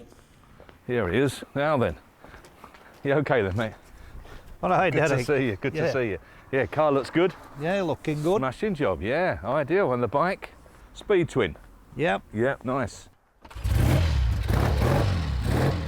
First kick. Sounds sweet, doesn't it? Yeah. Did well. Very nice, yeah. Very nice. Yeah, it's the original one, isn't it? Yep. Yeah. Nice, smashing. Got the original knacker catcher. Oh. And when you go over the top. Yeah. Yeah. Oh. Yeah. Just Shame to use it? back brake. Yeah. Now, the E-Type. They're hard to value. Yeah, well, it's right colour, right everything, isn't it? Really, it's nice. Yep, bonny thing. Yeah, slightly wrong shade for my liking, but it's still very nice. They're more of a sports car limo, aren't they, really, Yeah. than anything? So I suppose you might as well have auto, but unfortunately, most people seem to think they want manual, don't they? Oh, Which yeah, knocks they it a do. bit like that. Are we going to open the old bonnet up? Yeah. Have a look. I've got it. Yeah. Clean under there, isn't it? It's just a real smart, good 2+2, isn't it? It's exactly what it is. A usable car, Yeah. I'd say. Yeah, you can have more fun out of one like that than you can a Concours one, because you're scared to park it, aren't you? Launched in 1961, built in Coventry, Enzo Ferrari called it the most beautiful car ever made. With a top speed of 150 miles an hour, Jaguar said it was the fastest production car in the world. 0 to 60 in sub 7 seconds. Stopping it was the problem, until they sorted the brakes out. Not bad for a car that cost just over £2,000 when it was launched. Yeah, she's all right, mate, isn't she? Yeah, what are we putting on it? 50 grand. Yeah. Well, we've got to try, haven't we? As I say, I've had it long enough, so I just hope somebody else they do enjoy it. So, a 50 grand reserve is high, but this is a lot of car. Refined British beauty, just like these two. You know, it's price range, isn't it, really? Yeah, it is. It's, I mean, to you and I, it probably seems a fair bit of money, but it's E-type money now, isn't it? It is, yeah. Not much you can do about that, is there, really? It's a fine line, though. Derek wants to get the best price for Tell, but put it into the auction too high, and buyers might take their money elsewhere. Thanks for the deal, Tell. Yep. Lovely. Just a Right. job, mate. Look forward to seeing you. Yeah. A 5 grand reserve was agreed for the Speed Twin, and if both vehicles sell, Tell should be able to afford that motorhome. But saying goodbye to his adolescent crush hasn't been easy. It's been a big part of my life. Yeah, I do feel sad now it has gone. It's like, I didn't think I would feel like this, but I say, it's gone. Back in Thornton-le-Dale, a fresh delivery of automotive memorabilia is about to arrive. We have our regular memorabilia family. One of my favourites, obviously, is Perry. That's a champion, look you. In his van full of treasure, there's always a special gift for Sarah. He gave me a Mr. Drip to remember him, because this is what this guy's called, Mr. Drip. So, whether or not Perry thinks it's that appropriate, I don't know. We need guys like Perry. Yeah, he finds everything. Wherever everything is, he knows where everything is. He homes in on things, don't you, mate? Lovely. Very, very nice. Now, what we're supposed to say now is that that's just as I like it, with the rust and all the rest of it, which is an absolute load of... What it ought to be is in lovely condition without the rust, and everyone would like it. That's nice. Yeah, that's nice. Someone was saying they wipe them over with baby oil. You like that, don't you, Derek? Baby oil? We love it, don't we? Yeah. Ah, lovely. Late 50s, probably early 50s, I would have said. Well, even better. Oh, that's nice. That's nice, that is superb. Absolutely lovely. Man cave signs like these can go for big money. There's probably £2,000 worth right here. Are these going in, my love? Yes, of course they are, yes. Oh, Yeah. do you wear these on a weekend? I do, yeah. Perry, we could get dressed up this evening and nick a few people. Hello. Perry's excelling himself today. A French mobilette scooter from 1959. Good ones can go for more than £1 grand. It's running out of juice. What's a change of juice? Yeah, it's fantastic. She's lovely, isn't she? Good nick. Yeah, looks the right original little thing. The seat, where they repaired the seat. Absolutely brilliant. Caused a lot of interest, that one. Yeah, it would, yeah. Real saleable, that. I'm pleased with that. Yeah. We'll find out later if Perry's heavy metal is gem or junk.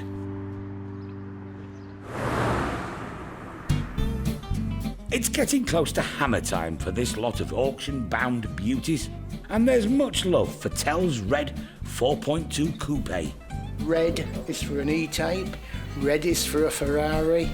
That's just my opinion. The guest houses and B&Bs around the village are now fully booked, thanks to the auction. Now then, mate, you're right. Morning, Dennis. Nice to see you. And you, You had a fair old trip up, didn't you? Yeah. Aye. Yeah. With over 100 cars for sale, Many enthusiasts just come for a nostalgic nosy. You just could look at these cars all day. Fuel injection, alternator. But others are on a mission. Restorer Brian Johnson is on the hunt for an E-Type for a discerning client. He could buy himself a new Porsche Boxster for the price of this one, and it wouldn't need any restoring. But where's the fun in that? It's a nice car. It's had obviously a lot of work over the years. So a lot of stuff wants starting out on it. It wants a full strip down and start again. The other problem is it has some stiff competition. Fresh in from Scotland, a very collectible 1966 Series 1. First impressions, when I pulled up outside the chap's house and saw the car, I thought, good colour. Nice wheels. E-Types have chrome wire wheels, Aston Martins have chrome wire wheels, Jensens arguably have chrome wire wheels. Everything else, in my opinion, should have painted, but they're totally right. Interior, very, very nice. Not renewed, original. Nice patina to it, a little bit of colouring and cleaning would be required. Nice steering wheel, decent dashboard, and quite nice straight panels. That's what I like about it. Straight roof, hasn't been on its roof, you can see it's very, very good.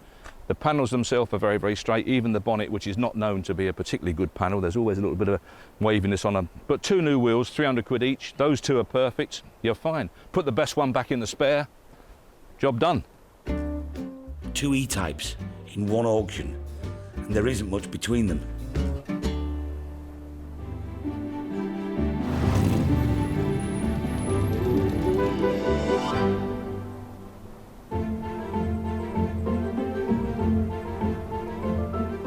It's auction day at Matthewson's. Got a really good feel about it this morning. It's nice and busy. And Derek's wheeling out an essential tool of the trade, lovingly carved out of finest old Morris Travellers. Marvellous old thing. And so we've got to be a bit careful when I get carried away because it's falling apart a bit here and I get splinters. This is when they earn their commission. We're full. No more space in the inn. There's a bit of something for everyone, I think. People are saying that there's a good entry, interested different generations and things, so hopefully it'll be a good day. Give me another one, because I don't know where the paperwork is for that yet. There's that very particular auction house tension in the air. If all the paperwork's not in place, then it won't run smoothly. Tell and his wife Sandy are here to see the Jag and the Triumph bike go under the hammer. And I do feel a bit nervous now, where I never did before. This is the first time I've thought about it, so just have to see. 1959 Triumph 500 Speed Twin, beautiful machine. So, there it is, super machine. Now I picked that vehicle up, and it's not often I can say this, but this is absolutely true. That bike started first kick, in fact half a kick, and it was away. Absolutely superb, a lovely machine. Right, where are we going to be? I've got some bids here. £4,000, 4,001. You're in ballpark. 4,600 for the first, 4,600 for the second. Third and last time, 4,600. There is interest, but it's still £400 short of reserve. One of the stars of the show, 1970 E-Type Series 2 in red. I just wondered how market to be with another E-Type being here at the same time. Super thing. Where are you going to be? Start me on that. People with that type of money might only be able to afford one. Whereabouts? 30, 35, 35, 35, 35,000, 36, 37, 38, 39, 39,000, 40, 41, 41,000, 41,000, 41,500, 41,500, 42, 42,000, the red E-Type, the stunning car, 42. We all know what they're making. 42,000, very provisional, 42. 8,000 short of its reserve. It's not enough. Keep it anyway, it doesn't have to go, does it? No. Well, you haven't got any space in your garage there. We'll find somewhere, don't worry. Next up, the competition. 1966 E-Type Series 1, white one. Lovely car. Start me on that. Where? Got some interest here on the books. We're going to be 30, 30,000, 32, 34, 36, 38, 38, 38, 40,000, £40,000, 41,000 seated, 41, 42, 42,000, 43. On the phone, 43. Provisional 43. On behalf of his client, Harrogate car restorer Brian was the highest bidder, but at 43,000 he too was a couple of grand short of the reserve. He wants it. Yeah, he does. He thought we'd won it at 43. But no, he understands. He's a businessman. I'll hope they take 43 for it, but if not, we'll have to see if we can take a bit more and see if we have to give him a bit more. Probably put another 10 on that. There's haggling technique involved here. Bailing early in the auction can result in getting a good deal when the party's over. Put a bid on the white E-Type, and it's not meant its reserve as such. I'll meet his reserve if needs be. Yeah. You'll go to 45? Yeah, if needs be. Okay. We're all like a bargain. A few calls later, and that deal has been struck. It's the start of a new chapter for that poor girl. Brian's client has had a ride over to check out his E-Type. Well, I'm going to drive it. I'll try it as it is and then decide on what's the best, the amount of work that needs to be done, and maybe by next year it'll be on the road and gleaming new, I suppose. So the older model has won the cat fight, but Tell's purring 60s icon will return to the auction as he holds out for more money.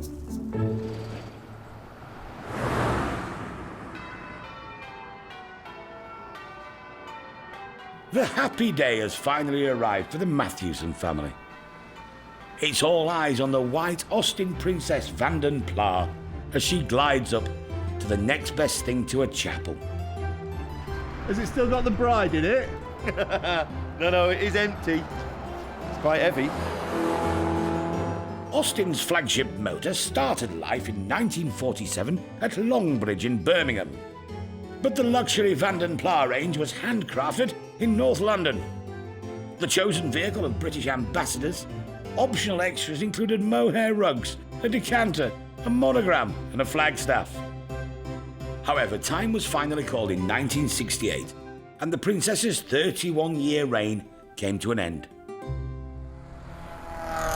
Not everybody's cup of tea. They're big and clumsy. Arguably, perfect wedding car, really. You know, loads and loads of room in the back. You could nearly have a party in the back of there. Wedding cars of this age and quality are rare, and driving brides can be a fickle business.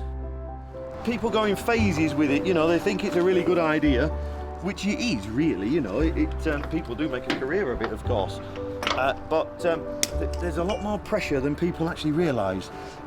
So consequently, you get quite a bit of repeat and turnaround with wedding cars. People think it's an easy job, and it actually isn't, you know. Yeah, steady on. A little bit of left.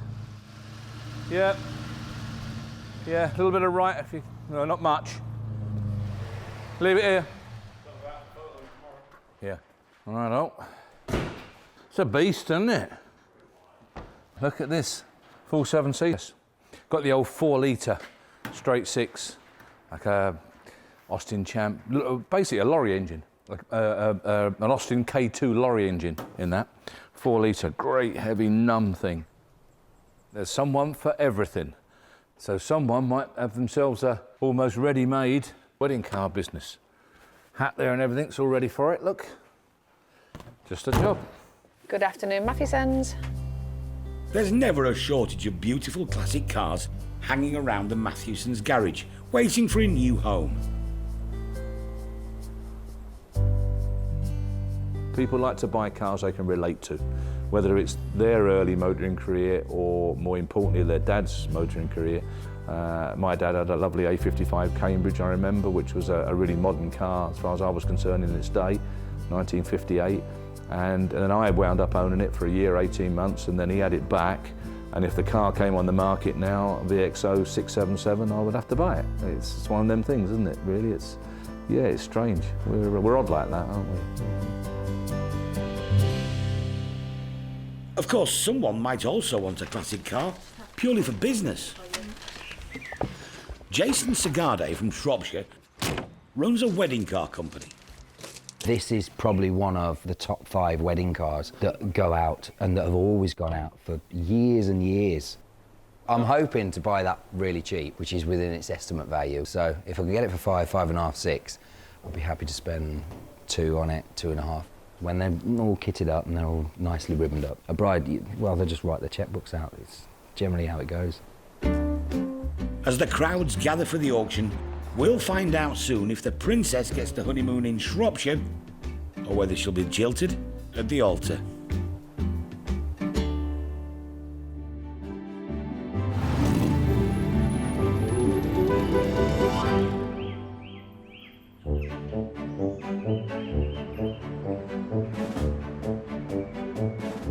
It's the day of the auction, and there's much chin scratching as prospective buyers weigh up the cars. It's been very well maintained. It's a very, very nice car. Businessman Jason Segarde is keen to nab the 1963 Vanderla Princess for his fleet of wedding cars.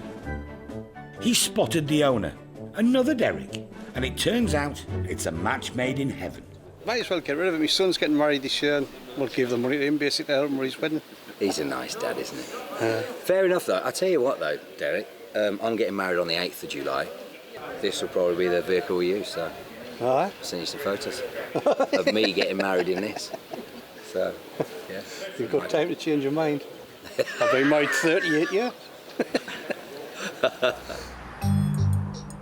Now, Vanderla Princess, 1963. Lot number 6, we're doing the white one round the back. Lovely car. A little bit of cosmetics to do, a little bit of touching up, tinkering, and titivating, but she'll go to work. Perfect wedding car.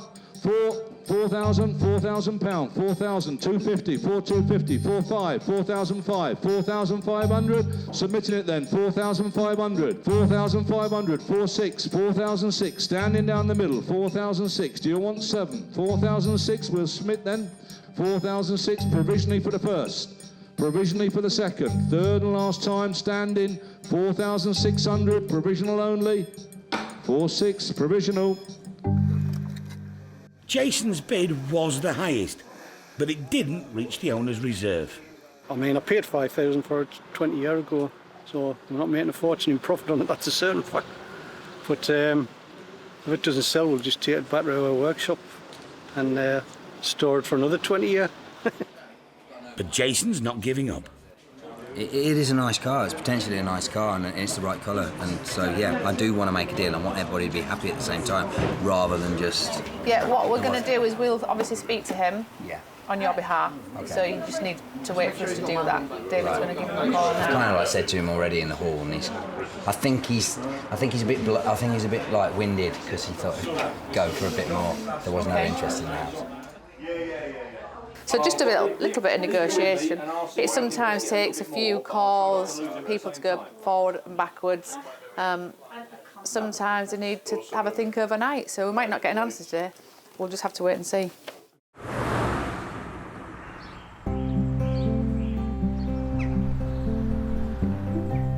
Every month, Matthewsons receive pile after pile of vintage magazines and reference books, which go into the auction alongside all the other bits of weird and wonderful memorabilia.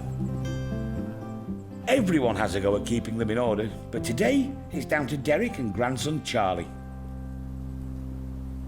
What we're going to do, we're going to sort out in sort of age and interest, if you know what I mean.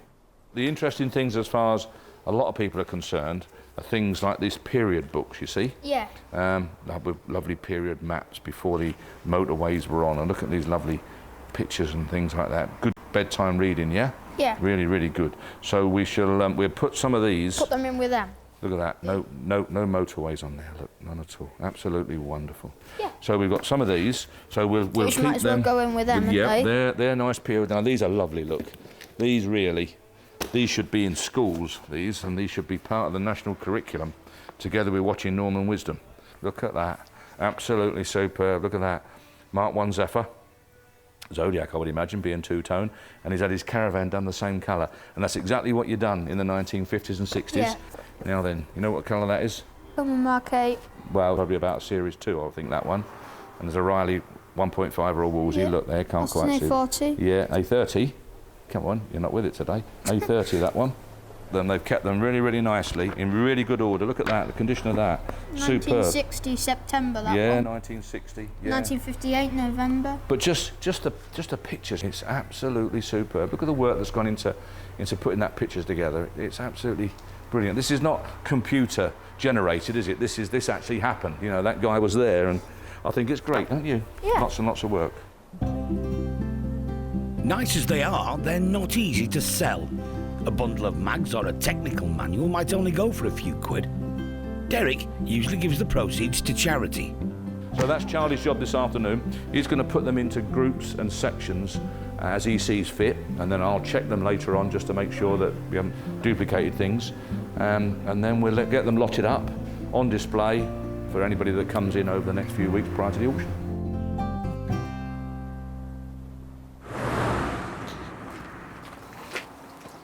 It's a busy job working at Matthewson's. So when Dave needs to relax, he goes to his workshop and spends some quality time with his own private collection of Fords. Mark II Cortina GT, 2-door, which is nice. Most of the Cortinas obviously were 4-door, and it's as solid as a rock. It's really, really good. If I actually started that on Monday morning, there's no reason really why I shouldn't have that out by the end of the week, but I haven't got a spare full week to do it, so. We've got a Capri there, 2-litre S. It didn't really want a repaint, it just wanted bits and pieces. I haven't repainted the roof, but we've done down the sides, then we'll start refitting it all back up again and making it look just like a nice, mature 20,000-mile car. So that'll turn into a nice car, that actually. And then the Escort, originally an RS 2000, so would have had a 2-litre Pinto in that, but that's now running a 2.1 Duratec, a modern engine in that. So this has cost a small fortune to do. There's still bits and pieces I want to improve upon, which I will do. Dave has enjoyed rally success in this impressive machine, but Fords have been a lifelong obsession.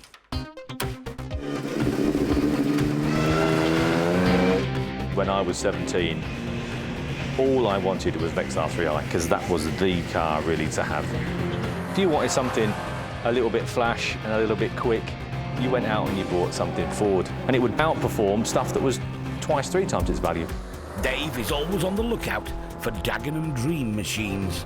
People knew what they were. You know, that there was a huge difference between visual and performance between the RS version and the GL version. Nowadays, one top-of-the-range car looks very much similar to like a mid-car. There's no big spoilers. You see a fast forward of the 70s, 80s, 90s going down the road, and you knew exactly what it was the minute you saw it. Now he's on a mission to get a couple of modern classics into the auction. But here's a surprise. The two on his radar are fast Fords. First on the list for collection today, a Series 1 Escort RS Turbo. Iconic 80s fast Ford. Yeah, everyone wanted one. Not everyone had one. Did you have one? Yeah. If you could, you got the RS Turbo. If you couldn't quite reach that, you got the XR3i. They're a fast XR3i. At first glance, you'd be forgiven for thinking it's a bit of an ordinary 1985 Escort. But oh no, in its day, the RS Turbo was one of the fastest affordable cars you could get your hands on. The RS's turbocharged engine propelled it to 122 miles per hour. There were only 5,000 Series 1s made, and all of them were white, apart from one in black, a special order for Lady Di. It would have cost her around £10,000. One of these, with very few miles on the clock, recently sold for 60. Slightly larger intercooler, an induction kit. Owner and self-confessed ex-boy racer Eric has decided the time has come to opt for something more sedate. But he still has cherished memories of burning off his rivals at the lights. One guy in a Mitsubishi 4x4 stuck it right on my back end once, and I just had to eventually show him a clean pair of wheels.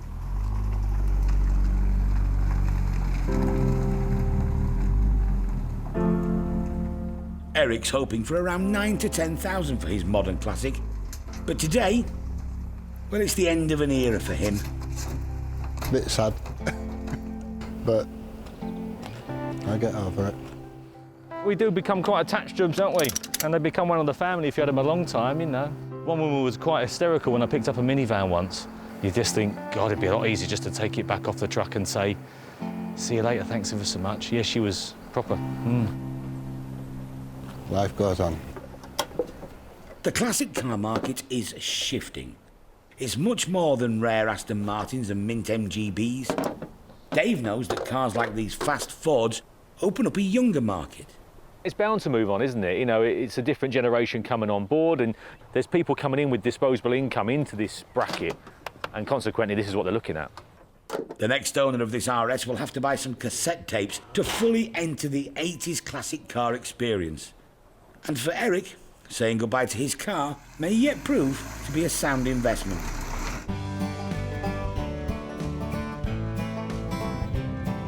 Dave's on a roll to pick up this highly tuned but rather neglected Series 2.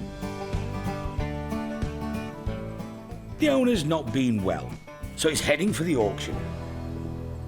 The owner, he feels it's probably time he went to someone fresh pair of hands, fresh start, and hopefully we'll do that, we'll find someone for it.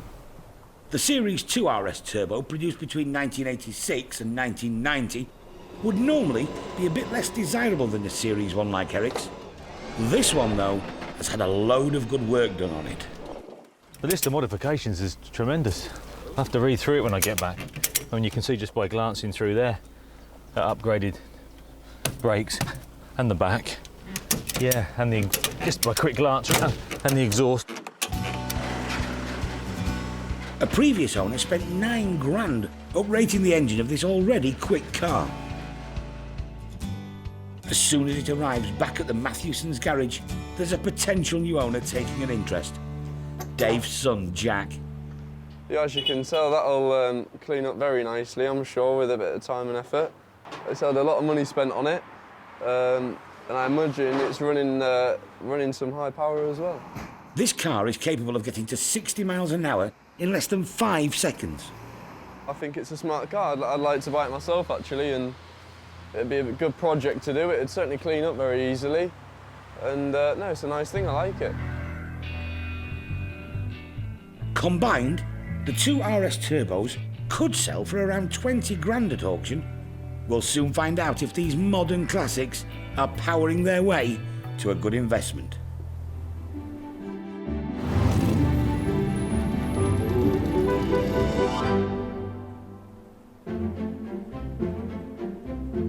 It's hotting up for the hot hatchers on their run up to the sale. Going back to the 80s, I've had the Mexico version, the Mark 1s, I've had absolutely loads. It's just an icon, aren't they, really? I think it's priced pretty cheap, that. Eric's here to pay a fond farewell to his beloved RS. Kiss it goodbye. Hey.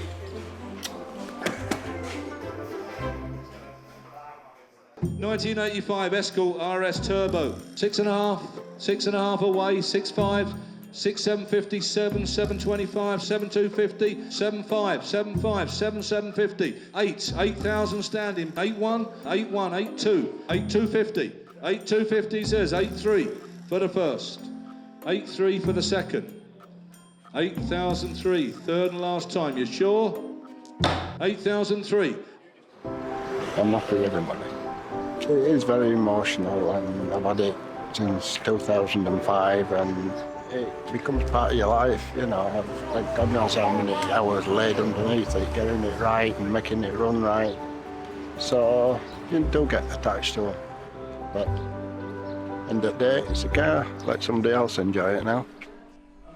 David is the new owner. This will be the 8th fast Ford from the 80s that he's had. No, I'll get it immaculate. I'll do the little bits. It won't take much. It's nothing really, and I'll get it nice. And then me and the bairn, she's 9, she loves them and all, and we'll just go about on weekends and that. It's in excellent condition. No, it's really nice. Couldn't get a much better one. The beefier RS Turbo is unlikely to recoup what's been spent on it. The previous owner but one undertook this as a project, spent £9,000 on the engine, and about £25,000 on a full body restoration. We've all done it, we've done it, I've done it. It's very difficult to know when to stop. And then before you know where you are, you've just spent a fortune. When Dave picked up this rare collector's item, it was a sorry sight. Covered in leaves, seemingly forgotten. But there was a good reason why it had ended up like this. Escort RS Turbo. Another one, second one today. Owner Sean has asked Derek to accept the highest bid, whatever that might be. I bought it, and then not long after buying it, I got diagnosed with cancer, and I didn't get the car put away properly, and it just deteriorated on the drive. So it was like, I don't know, it was neglected. So I bought it, neglected it, and it's become more of a stress having it there. If the car sells, Sean and his family will use the money to have a long overdue holiday. 6,000. 1. Bidding starts slowly. 6,2. 6,3. 6,300. Submitting it. 6,003. Looks cheap, this. 6,300. Submitting it. 6,4. 6,5. 5. 6,4 I've got. 6,4. 6,4. 6,5. Got you. But after some people drop out, it's down to 2. 1. 7,100. A phone bidder. Right at the back. 7,100. And Doug, a regular buyer, who Sean doesn't realise is standing right behind him. 50. 8,150. 8,150. Doug's a bidder. 8,250.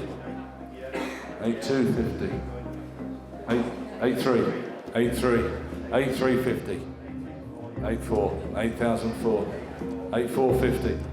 The price slowly rises. What do you think, Doug? 9,8. And continues to edge up. Are you out, Doug? Sure? 10,250, Doug. Wow. 10,250 to the phone bidder. It's a great result. I'm ecstatic, because I thought it was going to go for about 5. No, it's good. It's good. Spend it on you. Yeah, we'll get Ruby a new push bike to do a paper round on. And the joy continues as the memorabilia gets snapped up. My partner's bought them, Jane, and whether she's going to put it on tonight or not for me, I don't know really, but... If it fits, I'll be on duty this week. Mr. and Mrs. Plod. Foot warmer. Do you suffer from cold feet? No, I don't. No, it's for ornamental value. Do you like a tap like that? Yeah. Mobile, probably the most popular ride-to-work moped of the 1950s, 60s. £500. 500. The mags and manuals that Charlie sorted out have helped to raise a few hundred for the local air ambulance. But the winners of this category were undoubtedly the enamel signs. It's the Pratt sign 134. Charlie's got it there. Sold 220. Well, these are the genuine Pratt's colours. About a year and a half ago, I bought a nice Pratt's petrol pump made in Springfield, Massachusetts. Back in the day, they used to sell petrol at the chemists. You just went to the chemist and bought bottles over the counter. It'll make our garage look nice inside. The garage is going to be dehumidified and possibly heated as well. This one went for $650 on its own. Total for the batch, £2,500. Tell's E-Type was put into the next auction, but didn't sell. It's gone back home. I would really hate just to keep lower in reserve and then just get rid of it. It is worth 45, in my opinion. And if I don't get 45, I'll never sell it. I'll just keep it to one of the kids when they appreciate what it is. He did check out a few motorhomes, though, and took a trip to France to see if he liked it. It was too rural. There's good news from County Durham, though. Car dealer David and his daughter Ava have only had to do minimal tweaking to their Mark 1 Escort RS Turbo. Put the original radio in it, I've put an immobiliser on it, and had all the wiring for the fuel pump done. So it wasn't running perfect, and it seems okay now, spot on. Ava can't get enough of this car. Right, where should we go, like? To Durham? Her favourite bit? The sound of an 80s turbo dump. Well, it's got a dump valve, hasn't it? Put the revs up a bit, and when you let the revs off, it just makes a loud noise, so she loves it.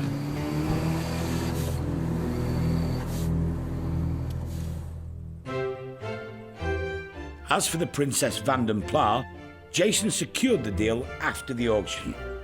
But then he had a big task ahead, getting it in shape for his own wedding. It has been chaotic. Let's just get it there and drive it as minimum as possible. That's all I want. Oh, look at that. Where are you sitting, guys? Girls in the next one. Is there seatbelts? Yeah, put all them seats up there. Are you in? Does this lift back? Yeah, just pull it towards me. We're going to take a nice, steady drive. OK, ladies? OK.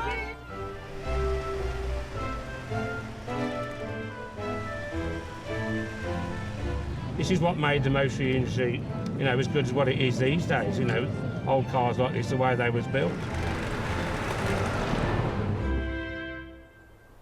Therefore, Jason, do you take Jo to be your lawful wedded wife? I do.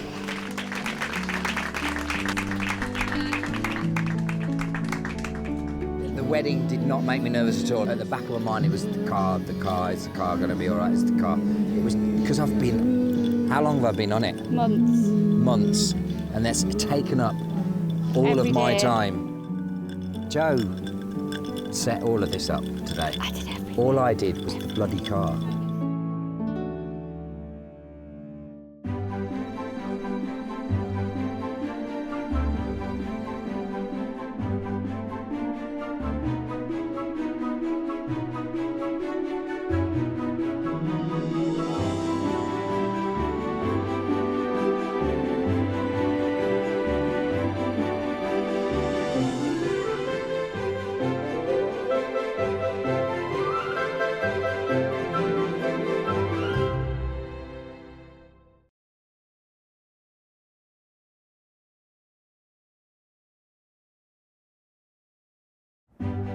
Meet the Matthewsons. They're a dynasty of dealers. It drives really well.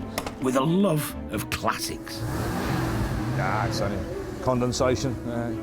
In Thornton-le-Dale, gateway to the North York Moors, they auction over 2,000 rare vehicles every year.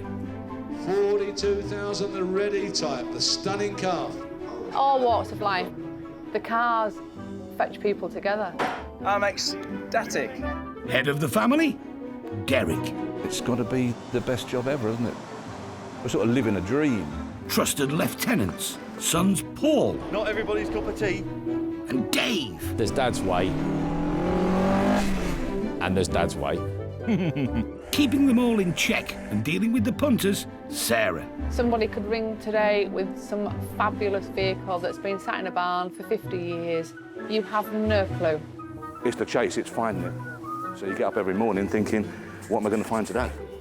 This is a family's love affair with cars that have lived a life. Someone's cherished a car and loved it, and I think it's just great. I think it's absolutely superb. A passion that can be turned into brass.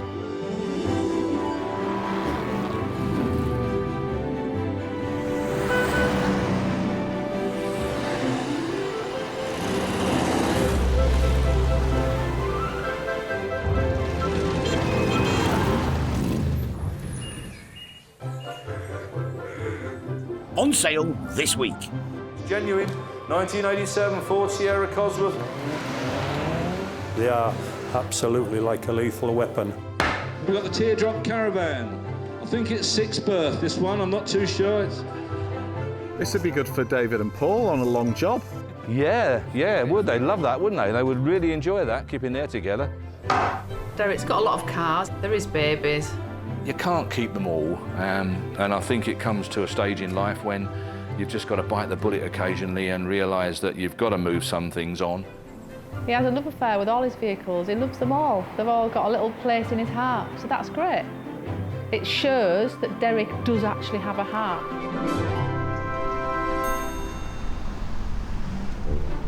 It's the one, the 1982 Ford Capri. Last time looking round, 11,600. Matthewson sells dozens of rare and desirable sports cars. GT6, the Mark 1, 1998 Boxster, BMW the Z3M. This month, a beast from the 80s is set to cause a stir in the showroom. It was bought by Jack the Lads. It was bought by lads who wanted a bit of flash. You could have Porsche performance at half the cost. A rocket ship on wheels, a working man's supercar, the Sierra Cosworth. Ford man Dave loves it. They put that lump in the front, which had a humongous tuning potential, and then the rest is history. Off they went. So if you could afford one, you bought one.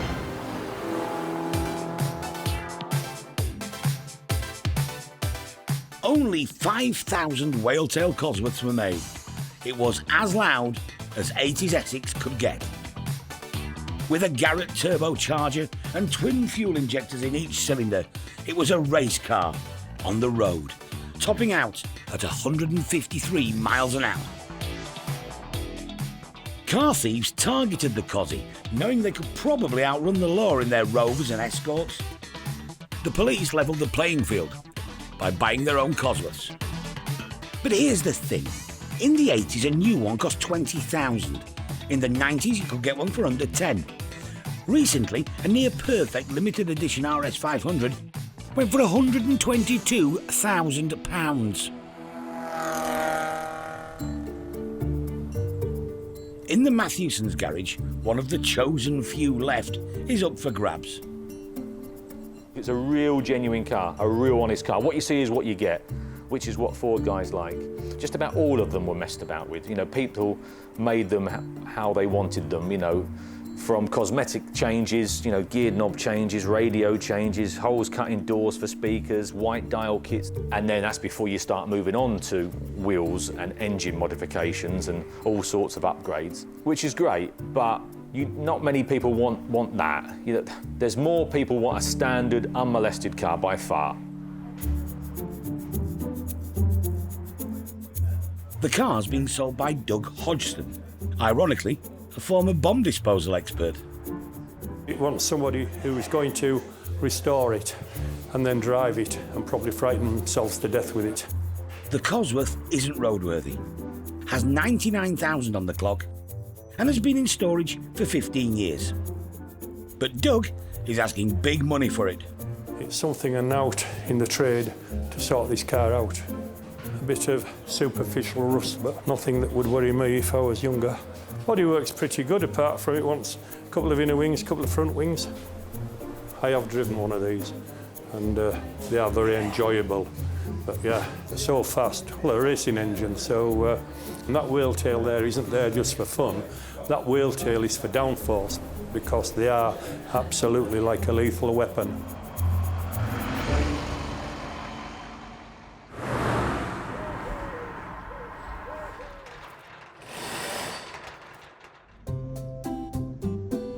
Another day, another dollar. And Derek's off to see one of his regular suppliers.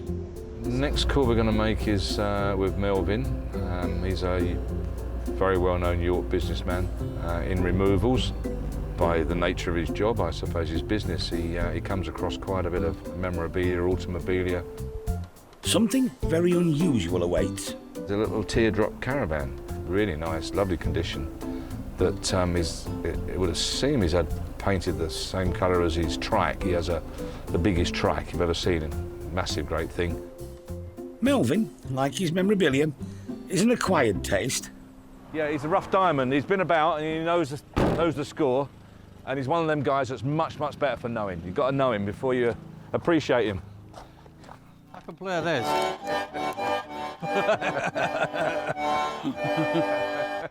Oh no. No.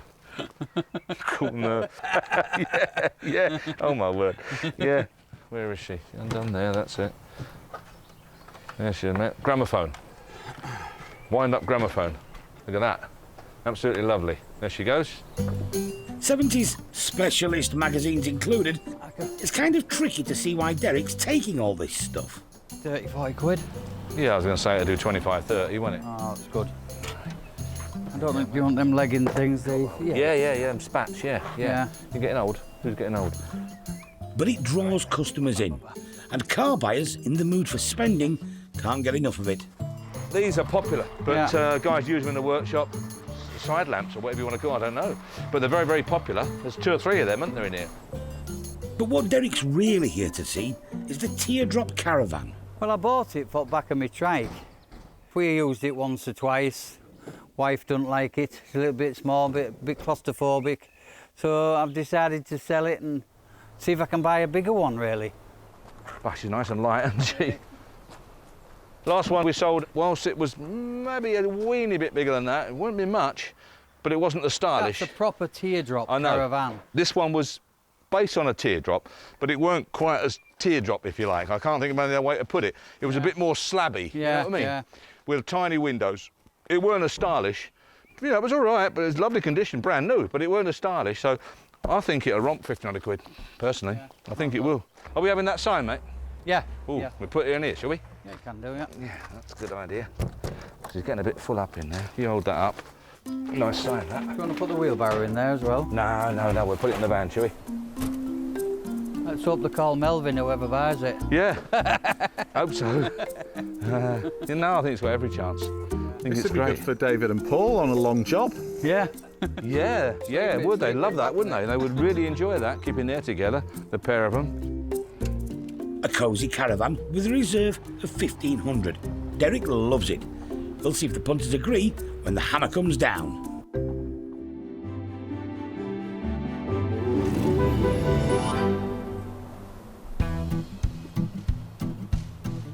Cosworths came in 3 colours: white, black and moonstone blue. Enthusiasts Paul, Mark and Dave have the complete set. They're an iconic car. Obviously in the 80s, when these came out and were produced, there was nothing else like it on the road. You were buying supercar performance for a working man's budget. All totally standard. It had most of its original parts on it when I did buy it. In the youth I did put a stainless exhaust on it, but now it's all back to its original exhaust, just as it would leave the factory in moonstone blue. I've owned this car a year to the day. Done nothing with it, just parked it in garage, and that's about it really. Just always liked them ever since I was a kid. It's this car to have when I grew up. It was, don't know, for want of a better word, council estate supercar at the time, weren't it? So just always liked them, liked the look of them, liked the wheel tail. Nice car. News of an unrestored Cosworth at Matthewson's has piqued their interest.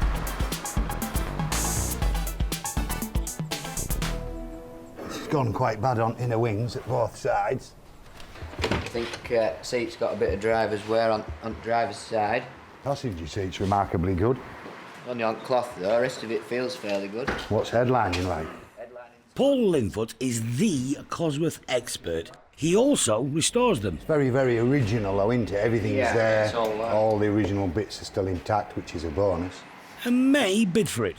Normally we spend hours and hours on the internet, eBay, wherever, trying to source original parts for the restorations.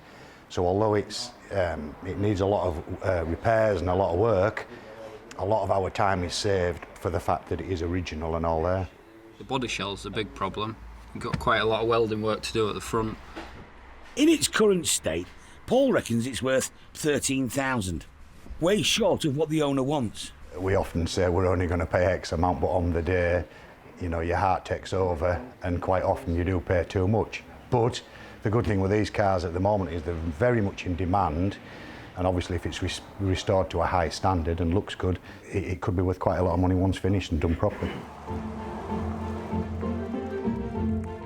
It's auction day, and the Yorkshire heavens have opened. It's the snow and ice that put people off, really. Most of us just put a coat and hat on, don't we, when it starts a bit of rain, bring out the brollies. So fingers crossed, this'll do. Look, the sky's bluing up now, it's brightening up a bit, so it'll be all right. Over there, look, behind you. Blue sky of Rydale. Oh, what? That'll have them flocking out, won't it? If only they all knew. If only they knew. Hey? Going to put a bid in? No, I've no money. I've just bought an Escort, so I've no money. But it's certainly a project. It's going to be at least probably 10 10 grand to get it back. And a lot of hours. It's a nice motor though. I remember when I was younger, I paid £3,800 for a Sapphire Cosworth. Not a bad car. I ran it around for a bit and I sold it for £3,800. But them days are long gone, aren't they? 1987 Ford Sierra Cosworth. Heck of a car. Got the makings of a lovely car. Genuine, wants some work, we know. Owner Doug's here to see the Cosy go. Whereabouts going to be? Whereabouts on this? I've got 15 here, 15, 16, 17, 17, 17, 18, 18, 18,000, 250, 18,250, 18,500, 18,500, 18,500. N, you're out. I'm submitting 18,500. 18,500 submitting. 18,500. Bit short, but just enough. I'm a Yorkshireman, so I'm never happy with the amount of money that I do with deals, but at the end of the day, you know, it'll sort of put a bit of jam on the bread as well as butter. Coming up, the Cosy's long road to restoration begins. I liked the idea when we heard that we were coming down that I was going to be working on a Cosworth, because, you know, it's sort of like it's an 80s car and I'm an 80s guy, so.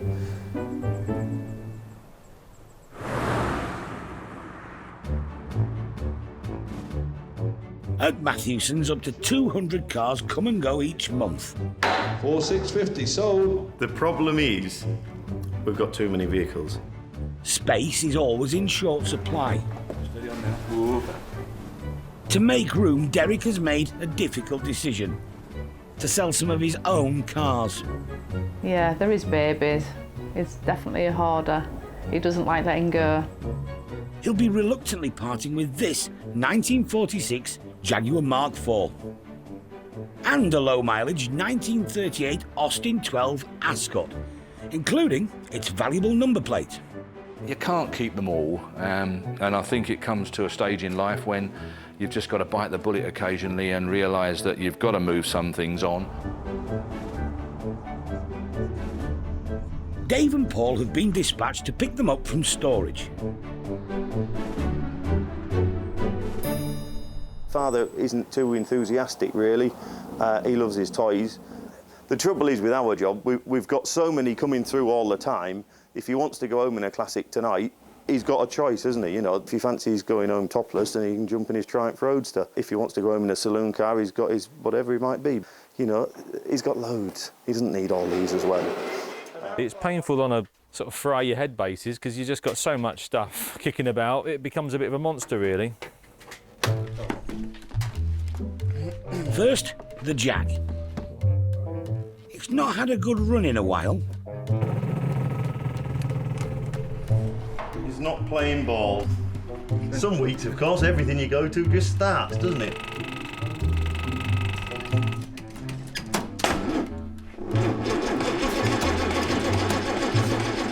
I think you better give her a squirt. All right. Right. The expert diagnosis?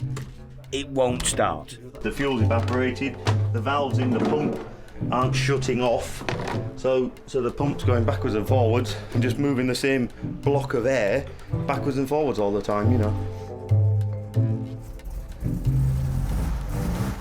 Eventually, the Jag is brought back to life.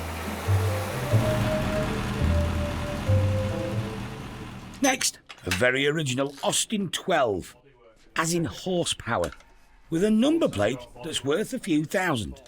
You go to a show next week, you can see 2 or 3 of them, can't you?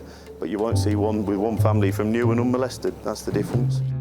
This one is also temporarily mechanically challenged. A little bit. Yeah, a little bit more. Whoop, whoop.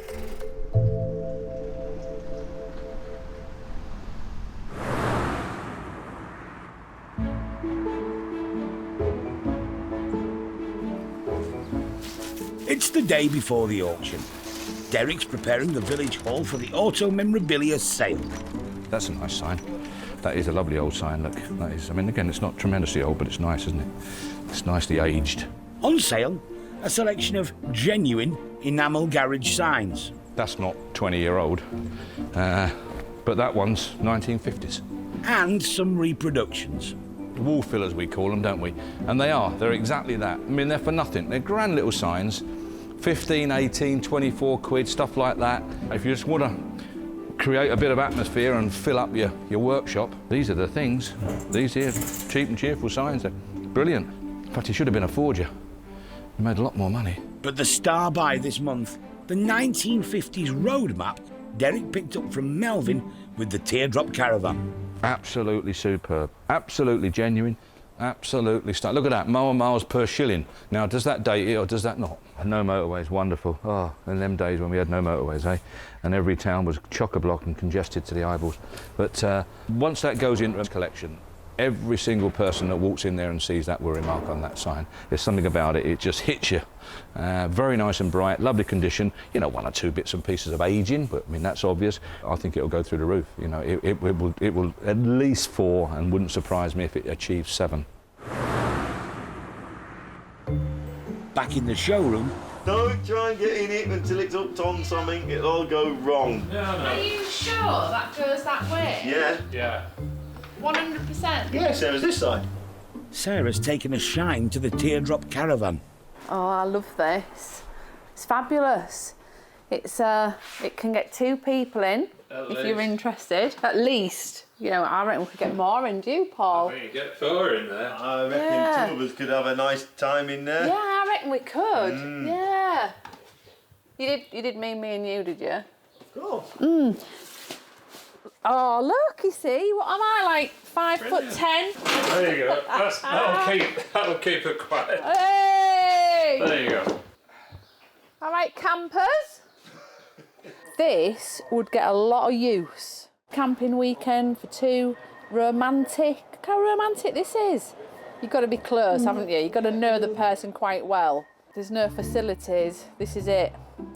Proper camping at its best. I'd like to buy it. I would. But Sarah might have some competition. You'd think it's going to be the outdoorsy type, maybe a little bit of a hippie, but I reckon we could be surprised. I reckon there's some collectors out there for items like this. Could go for some good money.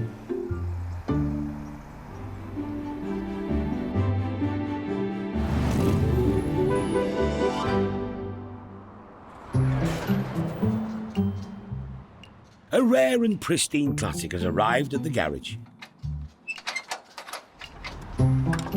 Stan Smith is a highly trained mechanic, and this is his 1966 Sunbeam Rapier Series 5.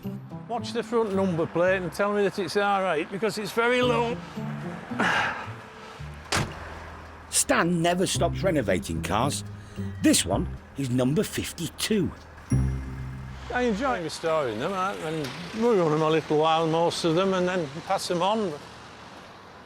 That one I specifically bought to bring up here, because we like Derek so much that we love him taking money off us. Is he good at that? Oh, aye. Yes, he's a genuine Southern Yorkshireman.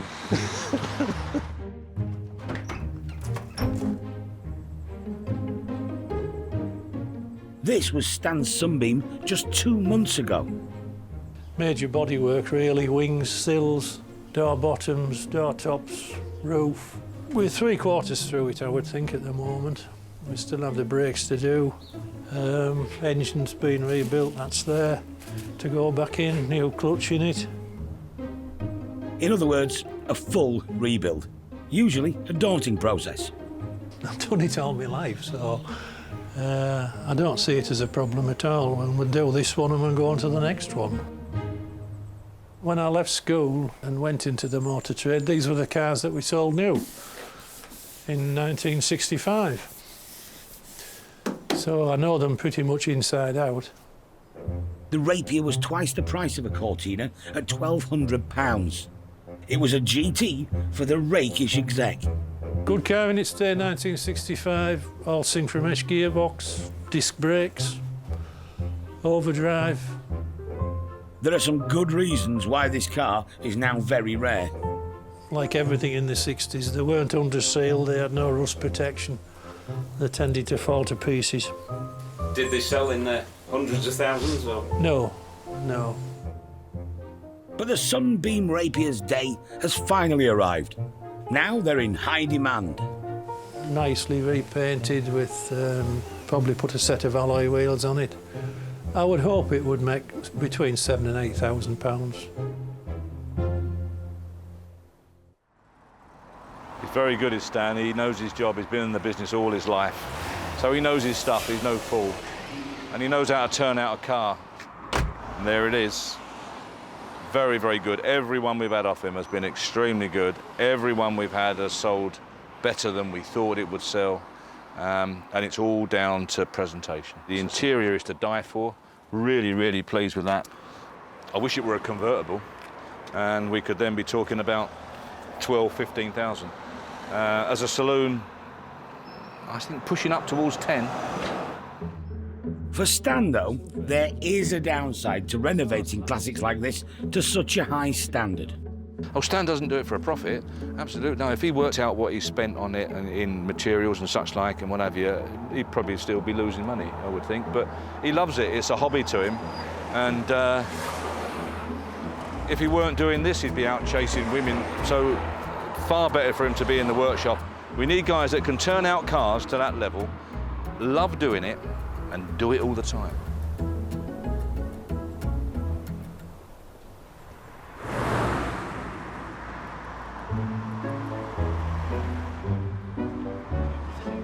It's auction day, and Derek's almost up to speed. Right, I'm fine, yes, yeah, we need it ready now. Just been through the memorabilia, bits and pieces that lots of people bring in, regulars. And when I say reserve, what's it going to make, they say, I'll leave it to you, which is really nice of them, isn't it? So I have to then make a decision. What have you got there, mate? Loads of stuff. There's a Land Rover, a couple of cast plates, and some wall fillers. There it is, star of the show, lot number 261, Firestone map. Right, here we go. Where? Come on, bid on me books. Start in the hall. Where going to be? Four I've got. 450, 500, 550, 600, £600, 50, 650, 650. You want £700, £700. We all know what it's worth. £700, 750. We've turned more down this week, I'm telling you, because we couldn't sell it without going in the auction. Seated on my right, 750, 750. Brilliant buy, brilliant buy. Lovely bit of kit. The winners, taxi firm owners Lisa and John Risdale. Well, this one was more of a whim, to be quite honest. It was the tiger sign that we wanted, but we've got a lot of signs in our garage at home. It's a man cave type place, so we just buy the signs that we like, really, and we like this one. It's good. It's an investment, really. Also here today, regular sign buyers Jonathan and his dad Gordon. Lovely sign, look, beautiful sign. Whereabouts? Come on. 170, 80, 180. Thanks for letting me know. 180. Lot 199, enamel sign, Texaco. Andrew's got it there. There it is. Look, nice one. 180. Jay the bidder, 180. Sold 180. Ah, hello there. Got my signs. A Texaco sign, which is a very nice one, and a BP Motor Spirit sign, which is a very rare Irish sign. What's so rare about that then? Well, there weren't many made, and it's an early one, about 1930 period. We were looking for things to fill the garage walls with, and it's the right place to come. We like coming here. It's a sort of a friendly atmosphere and a nice half a day out. And we've always found that Derek to be an open and honest dealer over the few years that we've been coming. I'll clean them all, wax them all, and I like to put wax oil on the back of them to protect them from any rust.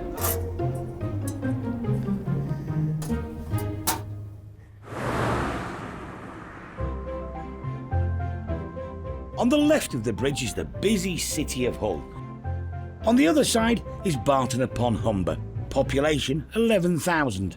But for just one day every year, this number triples. I think it's Europe's largest single-day bike meet, if I've got that right. Derek likes to get here early, before it all kicks off. Tremendous foot traffic coming past later on. It'll be absolutely amazing. It's one of the premier events, I think, without a question. The organisers call it the Barton Bike Night, They bill it as a two-wheeled overdose, and they're not wrong. Basically what it is, it's grown from like 20 or 30 lads who came with bikes on a Wednesday night 21, 22 years ago. We're not quite sure which now. We think we get between 20 and 25,000 people into Barton. And that's not including the 10,000 bikes they bring with them. On paper, Derek's here to promote the business, but it's a good excuse to talk to and meet old friends and wonder at classic bikes. This Trio is worth £750,000. This is very, very special. It's three Works MV Augustas, very special machines. Very rare where you see three Works MVs in one hit like that, unless it's on a race circuit. Derek's also quite taken by organiser Rob's Gilera 150 Sport, which he bought from the auction a few years ago as a wreck. We found that with this Italian stuff, if you stood it in a line of bikes, and they were all sort of fairly mundane 150cc British bike, Francis Barnett, Excelsiors, Bantam, stuff like that, then you put a couple of Italians amongst them, everyone went to the Italians. The Italian stuff is so stylish. I mean, look at the mudguard, stuff like that, you know, and the shape of the tank. It's just got something about it. And nice colours, nice colour schemes, as Rob's done this. That's how it would have been, Rob, something like that. That is the original colour redone, yeah. Put a lot of money into racing, didn't they? And they cleaned up very, very well. They've got the style, haven't they? It's a simple. In its day, it would be like standing a Ferrari next to an MGB. Absolutely, yeah. With the equivalent of in its day, wouldn't it? Yep. This bike was just one of a huge collection, originally owned by a Lancashire businessman, Dale Winfield, who died 3 years ago. Derek organised their sale. Oh, I felt very privileged to be able to offer the whole collection. Very, very privileged. We were very, very pleased to do it. We had a lovely working relationship with the family. They're super people, lovely, genuine people. Many of the bikes in the collection, like this one, also an MV Augusta, needed a complete renovation. But here it is today, in all its glory. Out of that 180 bikes or thereabouts we sold, most would be in that sort of condition, riding about and on display at shows like this. I think that's a tremendous achievement.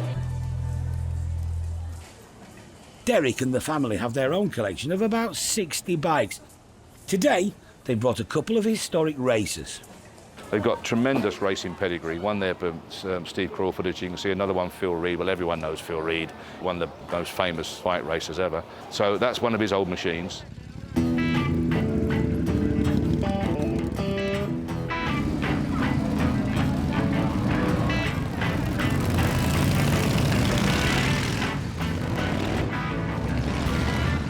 It's obviously a great event, but probably a bit of a mixed blessing for the locals.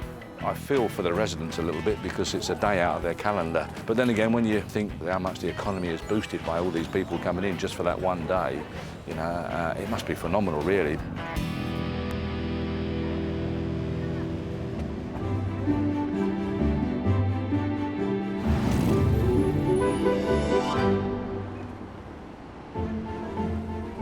Derek can't delay it any longer. It's time to get rid of some of his stash of cars.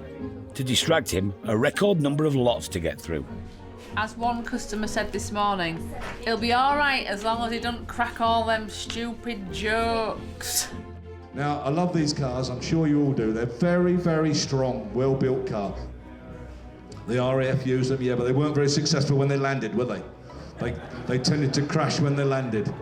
The 1938 Austin 12 and the Jaguar Mark IV are ready for sale, along with another from his collection, a low-mileage 1950 Riley RME. But Derek still appears to be in two minds. It is difficult because when you're cleaning them, preparing them, go out for a run in them, stand back and look at them and think, wow, what a car, you know, I shouldn't be parting with that. But we've got a lot of this type of thing, really, I suppose, and you can't keep them all.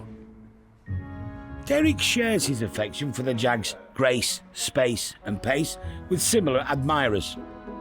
Hollywood legend Clark Gable had one. Style, you know, it's a real period car, that. It's conditioned wonderful, the interior, the bodywork, you wouldn't find better. It's the poor man's Rolls-Royce, but I love the shape. It's a really, really classic, beautiful shape car. You can see it coming. When you ride down the road, everybody sees it. It's gorgeous. Bob Stephen from Aberdeenshire wants the Jag.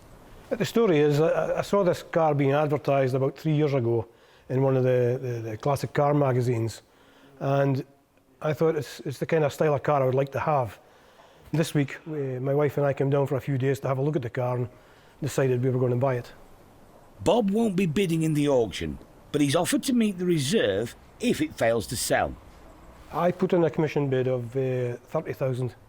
The Jag 1946 Jaguar Mark 4 3.5 litre 20, 20, 21, 22, 22, 23, 23,000, 24, 24, 25, 25,000, 25, 5, 25, 5, 6, 26, 26,000 provisional, got more on the books, 26,000, got more on the books. Reserve not met at auction. The car is Bob's for 30,000. I'm happy with it, yeah, very happy. We've got a dog, and if it wasn't for the dog, I'd be buying a two-seater, but he'll be in the back. So it had to be a family-type car. This style just fits the bill. He isn't going to get over it. He'll mention it for a few days, then he'll probably buy something. By the end of next week, he'll have bought something else to replace it. The Riley 1.5 1950, lovely car, exceptional car. Where? 8, 250, 5, 750, 9, 250, 9,250, 9,500, 9,005. On my left, 9,750. Do you want 10? She's away, 9,750. Are you done? 9,750. 9,750. Sold to regular Mark Springett. One of the busiest days of the year continues with a rush on auto memorabilia. I bought a Michelin Man just for Christmas. Santa's come early. What do you like about Michelin men? They remind me of my mate Bob, who's behind you.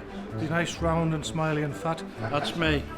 £900, £900. Go on, have another. Provisional on it at the moment, sir, so... Sales are looking good. Lovely. Okay, it was lovely doing business. Nice to meet you. Me and Jeff upstairs, we've been flat out. And who's in charge? Who keeps tabs and everything? What do you think? I can't believe you actually had to ask that question. There's a showroom full of beautiful classics, but it's the Sunbeam Rapier that's now attracting a lot of the attention. How would you sort of class this sort of restoration, Rob, on this one? Oh, it looks absolutely top notch, but until you really get up on ramps, you can't tell. But from first appearance, it looks amazing. Looks like it's had a lot of money, hell of a lot of money spent on it. Rob is a dealer, and the success of his business relies on finding quality cars like this. They don't come up that often, so you got to pounce while you can, you know. That's nice. This is a beauty. You never see them. 66 Sunbeam Rapier, 2-door. Owned and entered by a retired roots specialist. Start me on it. Where are we going to be? Where? 8, 7,000 down here. 7,000 down. 7,002. Far right. 7,2. 7,4. 7,004. 7,4. Submitting. 7,6. 7,006. 8. 7,800. 7,008. Sound down here and submitting. 7,800. You want 8? 7,800. 8 he says. 8,000. 8,000 pound. 8,1. 8,002. 8,203. 8,003. Going and away. 8,003. Are you all done? Last time looking round. 8,300 for the first, second, third and last time. 8,3. 700 less than reserve, but it's enough. Dealer Rob is the new owner, but not for long. I had to buy it. It was one of those cars I couldn't leave the auction without buying it. You know, my hand was going to stay in the air. It was one of those. I bought it, and as I predicted, it sold very, very quickly. Making Rob a tidy profit and keeping the wheels of business turning. I love the cars. I love the people. It's like a hobby. It's more of a hobby than a business. It's fabulous.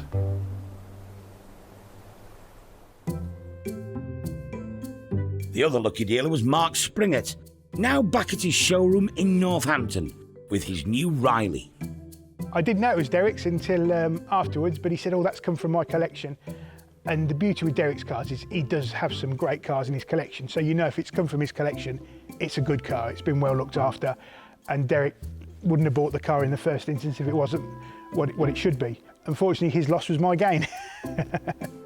As for Derek's Austin 12 with the valuable number plate, it appears he's had a change of heart. Derek sort of skipped over it quite quickly, didn't spend a lot of time trying to sell it. And I've come in today and there's a big sign on it. He has a love affair with all his vehicles. He loves them all. They've all got a little place in his heart, so that's great. It shows that Derek does actually have a heart, so winner, winner. But what's happened to the Sierra Cosworth? 18.5 submitting. Owner Doug reckoned it would be an easy fix. It's something and out in the trade to sort this car out. The car's now in bits in Bradford. Specialist Ford restorer Neil Pennywood is giving it the once-over. I liked the idea when we heard that we were coming down that I was going to be working on a Cosworth because, you know, it's sort of like, and it's an 80s car and I'm an 80s guy, so. It's a good job he's keen. The slam panel itself, that all needs replacing. All of the inner wing is rotten, so all that needs replacing. The plastic holds mud, it holds anything that holds water, so it causes the panels to rot underneath them. The final bill could be a whopping £25,000. Hopefully, they will see that the money that they put in will come back to them and some. After placing a phone bid, the Ahmed family from Bradford are the new owners. All right, Neil. Fahil will be overseeing it. So today we've just come down to have a look at obviously what his price is up for and how much work and time it's going to need. The bonnet, because of all the corrosion, will take that for stripping. Fahil has owned other classics, which he only uses on special occasions. Our first car was a Rover P4 and we was getting more attention than the Lamborghinis and Ferraris. To the sills. The bottom edge is starting to rot. I know through experience that if that bottom edge is gone, you've got another 2 inch above that, which will have rotted away. They're going to strip it to bare shell and do whatever's needed, so we're going to get the full works done onto it, so hopefully when it's ready, it's going to be like it's just rolled out the factory. See how it's starting to rot round edges? Just a little bit spidering up. Once again, not a bit major problem. Door off stripped, all cleaned up. Besides that, it is absolutely a 1980s Cosworth. What about money? At least 5 figures. The work will take 4 months, and then it could be worth £45,000. Well, the price isn't the issue, we just want the job doing right. So we're just looking forward to once it's done. The family plan to keep the car as an investment. So where you going now, the bank? I think so, yeah. As for the retro Teardrop Caravan, there was a lot of interest. I think it's quite novel. And some practical problems. Can't possibly do it now, I'm afraid, sadly. With his back and my knees. Yeah, it's rather sad. Now we've got the Teardrop Caravan. I think it's 6th berth, this one, I'm not too sure. It's shower and toilet and everything in there, jacuzzi. Marvellous how they get it in, marvellous. Where, 1,000, off we go, 1,000, 11, 12, 1,300, 1,300, 14, 15, 1,500, 16, 50 says, 1650, on sound selling 17, 1,700, 17, shaking his head, out the back, out on the side, 1,750, 1,750, 18, 18, 1,800. The telephone bidder wins, but he won't be using it. Hello. The new owner, Evelyn. Evelyn's dad Steve was surprised too. First I knew about him, my dad came back from Matthewson's and he'd told me that he'd bought her a Caravan. I thought, what's this that he's bought? Caravan for me, 2-year-old. I'm going to be 3 soon. Then he brought it home and it's brilliant. She uses it as basically a Wendy house. A tea party. I've been making watermelons, cups, and everything. I think the idea is, rather than just a Wendy house that she can play in, you know, through the day, when she's a bit older and she's wanting to do things like camp out in the garden and things like that, I'll be able to do it. I love playing with my Caravan. And Sarah is disappointed. I'd love to have had something like that when I was a small child, but I think my idea of making it into a gin bar was much better.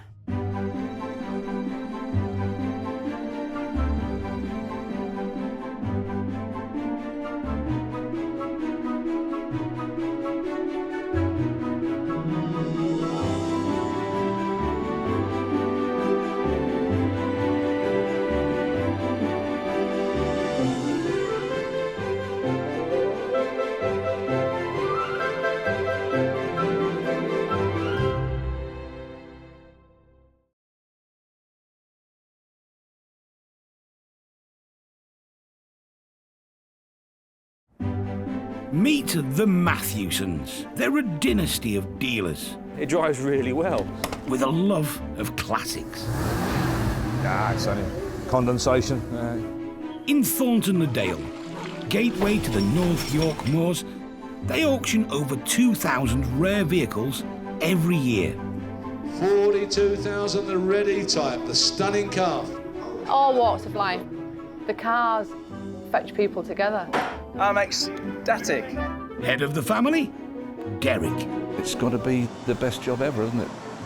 We're sort of living a dream. Trusted lieutenants, sons Paul. Not everybody's cup of tea. And Dave. There's Dad's way. And there's Dad's way. Keeping them all in check and dealing with the punters, Sarah. Somebody could ring today with some fabulous vehicle that's been sat in a barn for 50 years. You have no clue. It's the chase, it's finding it. So you get up every morning thinking, what am I going to find today? This is a family's love affair with cars that have lived a life. Someone's cherished a car and loved it, and I think it's just great. I think it's absolutely superb. A passion that can be turned into brass.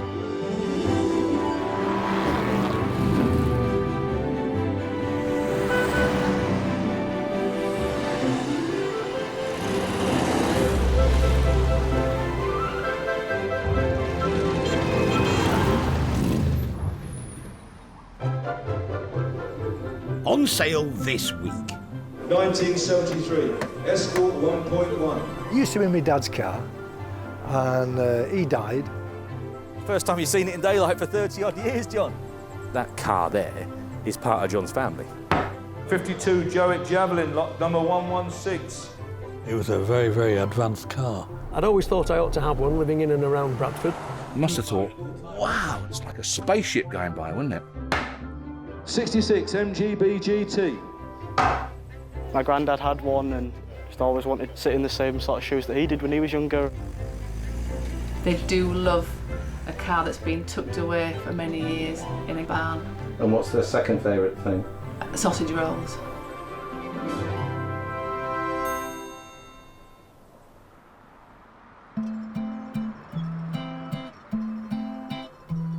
The village hall opposite Matthewson's garage. Turning it from this to this. Relies on the family finding quality classic cars to sell. Hello, Matthewsons. Every month, a new search begins. You never know, I might well be speaking to you next week. Nobody knows what will turn up. Go on, then a bit of right. But today, there's been a tip-off. Sounds really interesting. The phone call they all look forward to. They do love a car that's been tucked away for many years in a garage or a barn. Brothers Dave and Paul are on the way. The lads, they are off to Warrington to see a Ford Escort, Mark 1, I believe. But I think it's languished in there for about 33 years, somebody said, long time. Details are sketchy, but it sounds like it's not only a rare model, but also an original, unrenovated one. Gold dust for an auctioneer. The enthusiasts don't like to follow somebody else. You know, someone who's done half a job and then run out of steam and or interest, whatever it might be. They're not so keen on that. We all like to start, I think, something from the beginning, don't we? None of us like to take over a job halfway through, no matter what it is. Fingers crossed, we'll see what this one's like and see what sort of mileage is on it, see how solid it is, see if it's still got a floor. Probably one of the most important things. It'd be an awful thing, wouldn't it? Give it a tug and only the back end comes out. That would be a bit of a downer, won't it? But we'll see. Fords from the 1970s are in high demand.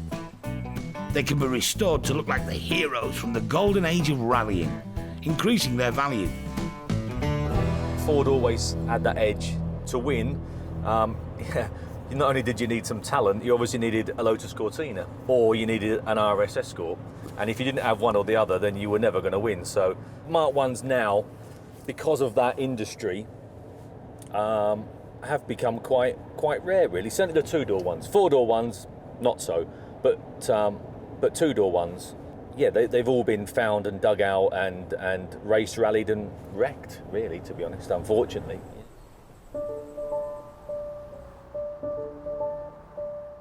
It used to be my dad's car, and he died. I then put it back on the road, and I started running it as a second car, as a works car. I was in my 30s, maybe 36 or something like that. John Neville's dad's car was put in the garage in 1985, and with its memories, there it stayed, until today. Oh, yeah. How are you doing? All right.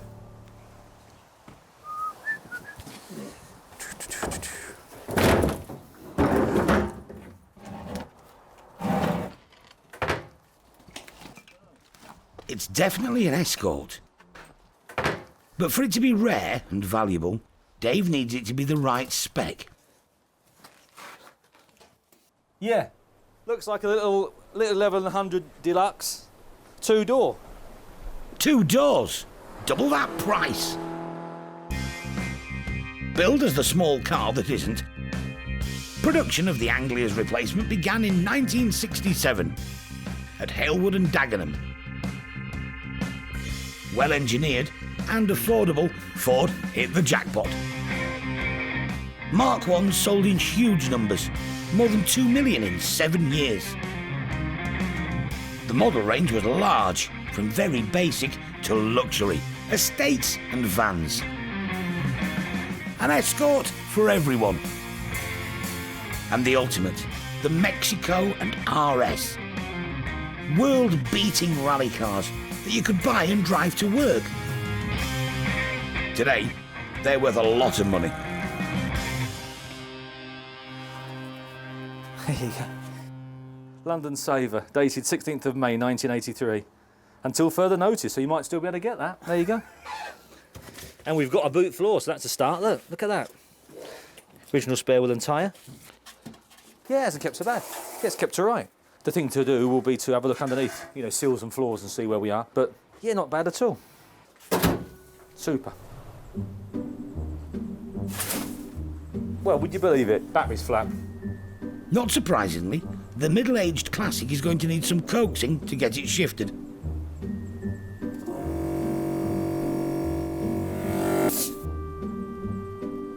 You never put too much wind in, just put enough in for them to roll. Because obviously they've been flat for a long time and they're only perished.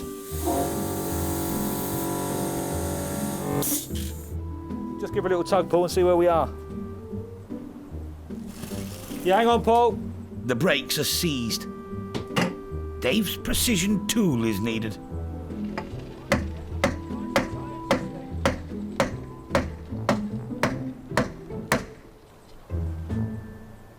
I'm not getting any younger, so I thought I might as well sort it out myself before the inevitable happens and try and enjoy a bit of money. Steady on, Paul. Yeah, steady away. It might give me a cruise, and it might not. Dave gets a first look underneath.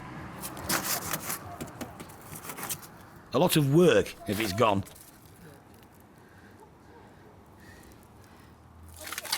Yeah, not too bad. Fair bit of surface stuff, which you would expect. Fortunately, 3/4 of the garage floor in there is actually wood, which is the best thing. It's just a section there that's flagged and soil. Not a good base to stand a car, but that side's not too bad. Thanks to the sturdy Escort, John could soon be setting sail to warmer climes than Warrington. But it does mean saying goodbye to his dad's pride and joy. That car there is part of John's family. You know, that's quite important to them. They've had it so long. Well, there you go. I remember me done it. He's took me a few places in it. He'll be pleased. He'll be pleased now if it's worth a few quid. You know, it's probably worth more now than it was when it went in the garage. He looked after it very well. He greased the bumpers and made sure everything was, and changed the oil. He changed the oil himself, and then if it needed to go in the garage, it went in the garage and had repairs done to it, you know. He was proud of the car. He liked it. The Escort could be worth over £5,000, but it all depends on how well it's received at the auction.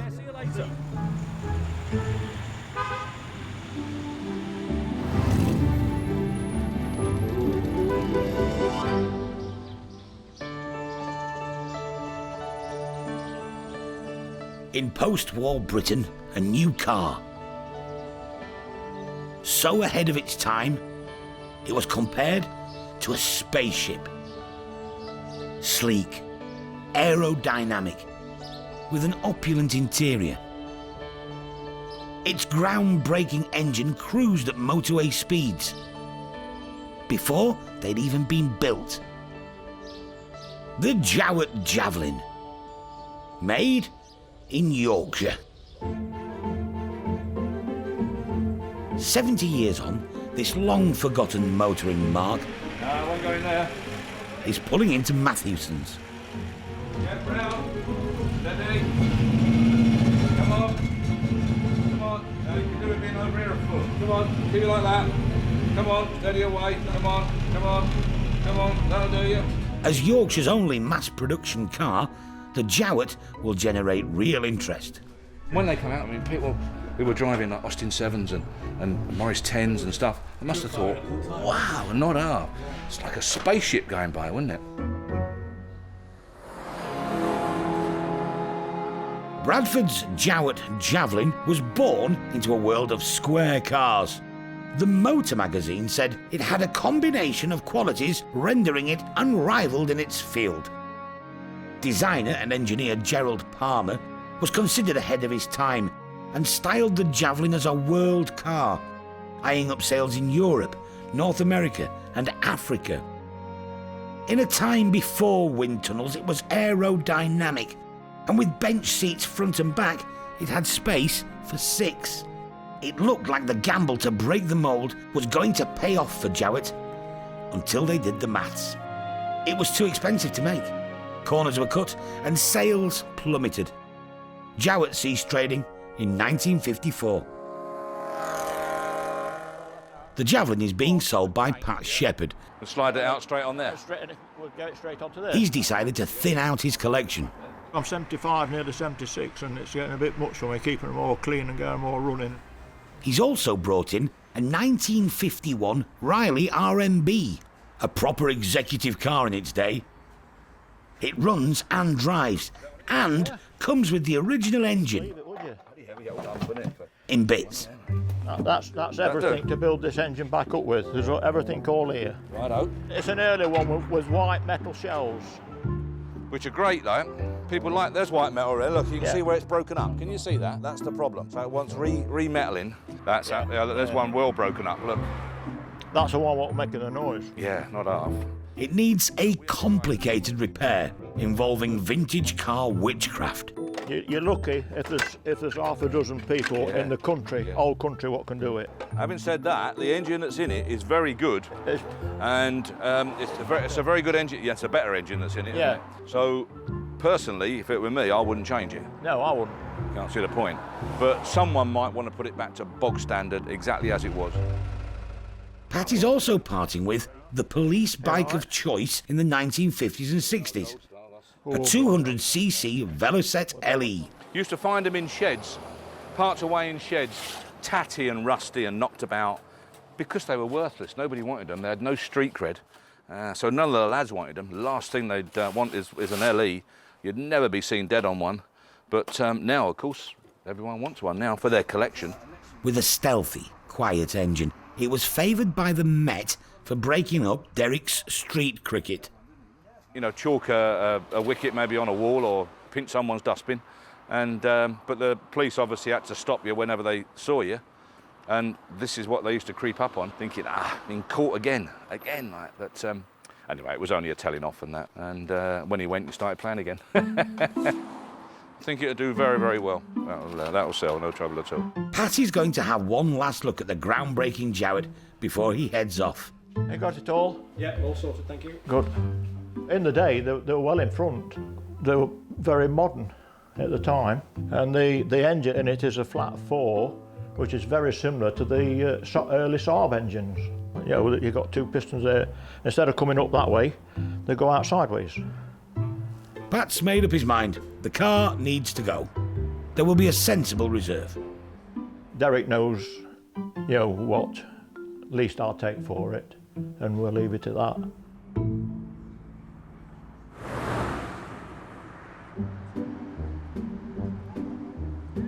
Barn finds are a bit like buses. You wait and wait for them to turn up, and then...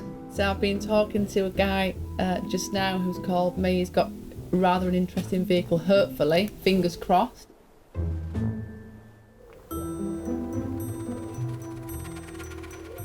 At a secret location, somewhere in North Yorkshire, owner Graham and his 1966 MGB GT. It's one of a number of cars that he unearthed from a barn. He's playing his cards close to his chest. Freshly pulled out of a barn, can't tell you where. Well, there's 3 barns full, so we've only been in 1 barn so far, so and we'd like to get in the other 2 barns, so I don't really want to divulge if you don't mind. There's a certain logic to the cloak and dagger behaviour. Finding an unmodified original in good condition is the holy grail of passionate car enthusiasts. I've always loved cars from being as far as I can remember, which is a long time ago. Anybody who collects cars, it's a sickness. It's something you can't help. It's just something that's built into you. I just love collecting cars. In 1965, Italian designer Pininfarina gave the soft top a makeover, giving it better aerodynamics than the Roadster. The engine bay had enough room for a Rover V8 transplant. The performance was stunning. Then came the rubber bumpers to keep the US happy, making Brits unhappy. But the market seems to have got over it. And they're all now considered an evergreen classic.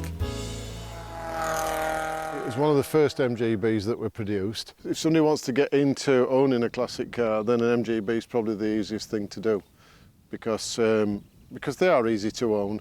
There's loads and loads of them about, so parts are plentiful, so it's easy to keep them on the road. Graham's got a lot of renovation projects on at the moment, so reluctantly he's decided to put this one into the auction. But he's keen it goes to a good home. It's such a nice car, it needs to go to somebody who can give it the time and care that it needs. Probably estimated between 2,500 and 3,500, and it's in the lap of the gods where it ends up. So it'll be just fingers crossed on the day. Chances are, though, that there won't be a shortage of bidders.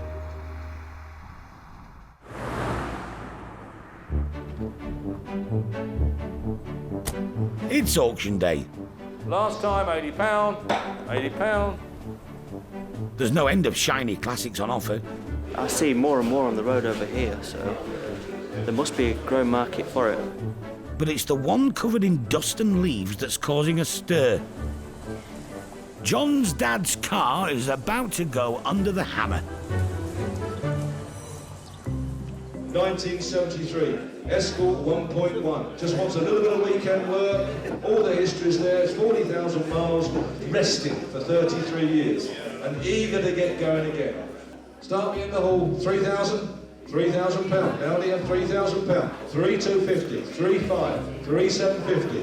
4,000. 5,000. He says. 5,500. Now 5,500. 5,750, right at the very back. 6,000, £6,000, Paul's phone, £7,000. Sell it and away. 7-1, 7-2, 7-3, Jack's phone, 7-3, 7-4, 7,004, 7-4, 7-5, 7,005, tell him Paul, 7,600.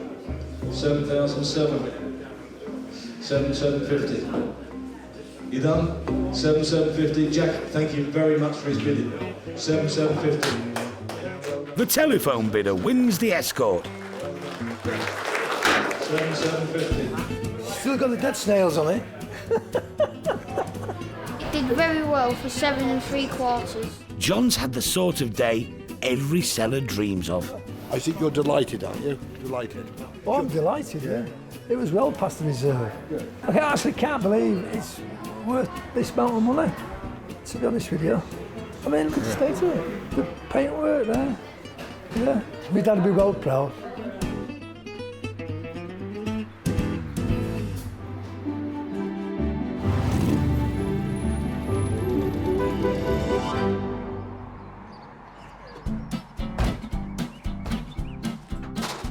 The MGB unearthed in a barn find has arrived at the garage. Owner Graham is confident that he has a very sound example, but Derek will need to give it his eagle-eyed once-over. Right, let's have a look back here. Well, I mean, it's the early ones that I wanted, isn't it? There's no doubt about that. Well, this is a super early one, yes. Yeah. 66, 1966. And it's leather interior. Yeah. Want me to pop the bonnet? Yeah, let's have a quick look. It's, the paint job leaves a lot of it inside. It looks as though most of it's cosmetic, doesn't it? Castle section's all right. All okay underneath. There are castle rails on that, yeah. For any car destined for the auction, this friendly look around is one of the most important aspects of the business. Yeah, sound enough, I think, isn't it? It's all there. Well, it's got the makings. But Derek always tells it straight.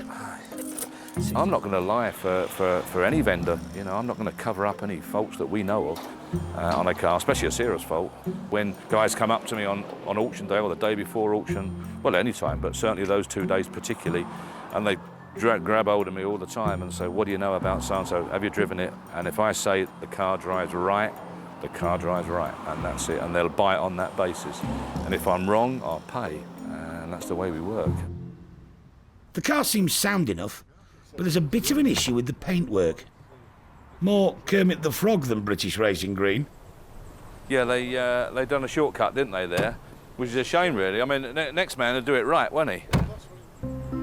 So, the problem's mainly cosmetic. But whoever takes it on will need to be prepared for a few weekends' work. The average man in the street that comes for an MGB or a sports car of that ilk will not buy it because of what it wants doing to it. It will frighten him. Corrosion and what have you around here, it's no big deal, really. It's not a great big thing. It's not a big problem. It wouldn't bother me, but a lot of people would be bothered about it and they would be worried about it, and therefore they'd walk past it and buy the glimmy one, which was in exactly this condition 6 months ago for another 7,000 or 8,000 quid or something. This looks solid, you know. It's you know, the first thing I always look at is door shuts and skins. And I know it's tatty, but it's not full of filler. You know, the seats actually would colour up and come back okay. Bit of a split on that one, but it can be repaired. I think it's got a lot of potential. I think it's right. I think it's nearer 2.5 than 3.5. I don't think it'll ever do 3.5, but it should do 2.5.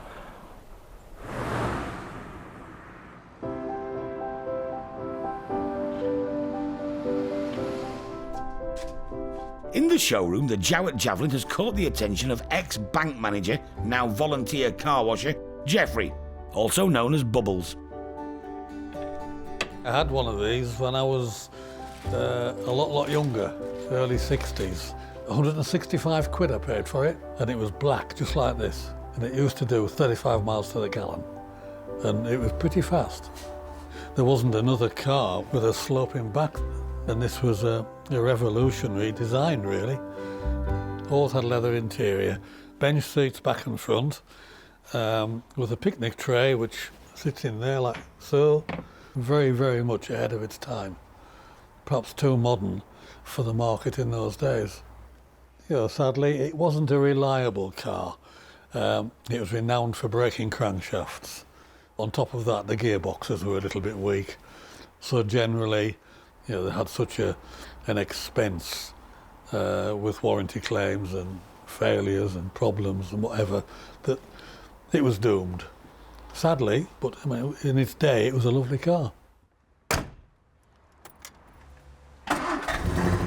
The Jowett Car Company has long since gone. But in the lanes around Bradford, the mark lives on.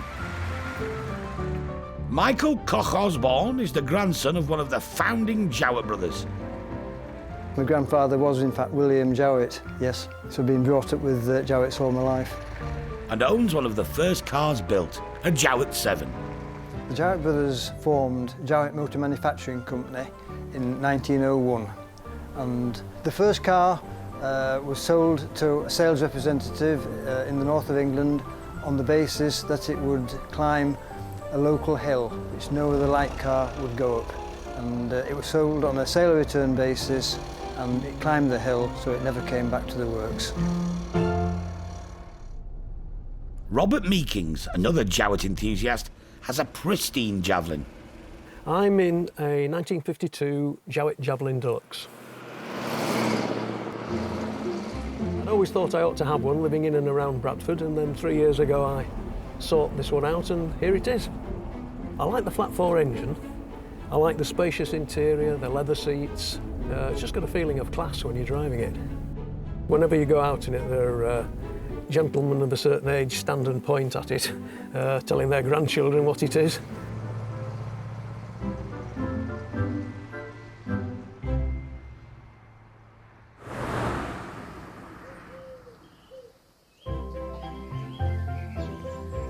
It's the morning of the auction. Derek's been at the garage for hours. Derek, yeah, you like to get an early start. What's the I'm not over keen on an early start, John, but I woke up at about 4:10. I thought, I might as well get up and get on. What I really like about it is the fact that he comes in at 5, and when I stroll in at 8, he likes to inform me that he's been here since 5, just to make me feel a little bit guilty. Good day for it, isn't it? Yeah, cracking day. Matthewson's is in its 50th year of trading. Over the years, the family have learned that there are 3 essential requirements for a good auction: buns, bacon and tea. But today, there's a problem. Disaster. No cups. It's a first for heads of catering, Enid and Linda. We have got a big shortage of cooks. There's a lot of Yorkshiremen here, and if they're in a brew, there could be a revolt. Derek, we're going to cancel the auction. Well, we'll have to. Tell them not to panic. We're never without tea in Yorkshire. And so it was. 24.5. Disaster narrowly averted. Angela had to go to the cash and carry and get a pack. Today's auction will take place. I've come all the way down from Glasgow just to get a look round, and something might catch my eye. Look out, mind out. What do you reckon that is then? Well, I haven't a clue really, to be honest with you, but it's something worth having a look at. It's the day of reckoning for the 1966 MGB. Derek, however, is not optimistic about finding a buyer. The average man in the street will not buy it because of what it wants doing to it. It will frighten him. But step forward, 17-year-old student Matthew Dowson. Quite nice. Got the full interior. Might need a bit of cleaning up, but it's a nice little restoration project. My granddad had one, and he's always got the photos out, and as they do, flicking through the albums and talking about all the times that he had in it. Just always wanted to get one to kind of sit in the same sort of shoes that he did when he was younger, and I think he'd be quite chuffed. Looks nice. Bit of rust here and there, but not too bad. 66 MGB GT. Matthew has never bought anything at an auction before. Very honest car, wants some paintwork, locally owned and entered, very, very genuine car. Comes from an enthusiast, local enthusiast. Nice vehicle, she's a 1966, right year. Goodwood car, start me on that. Whereabouts going to be? Come on, where? 1,000, no, 15 to start. 1,500, 15, 17, 19, 21, that it? Don't forget what it is, a 66, very straight car. 21, provisionally for the second. Third and last time standing provisionally. 21, not far away, we'll try. Matthew blinked and nearly missed it. over in seconds, really. I'm going to go and contact the seller now, see whether he's willing to accept my offer, and go from there. If he is, then fingers crossed I've just bought myself a car. Hi there. Provisional, lot 66. Lot 66. Did you bid 2,100? Yeah, that's fine. You've got it at that. The £2,100 provisional is accepted. Matthew is the new owner. All right, thanks very much. I know I'm going to have to sort out the paintwork. Fingers crossed it should be okay. No nasty surprises, and I'll be happy. We'll be seeing how he got on with the restoration later in the programme.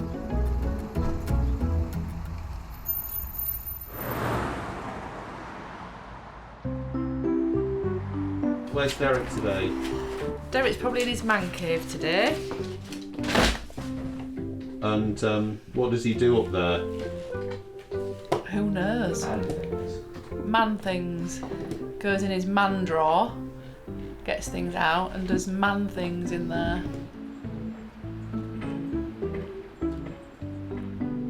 Paul's been and snaffled up some seatbelt material, as you can see, which we find absolutely perfect for retention in the swab in your old seats. This one's gone a little bit soft and a little bit soggy.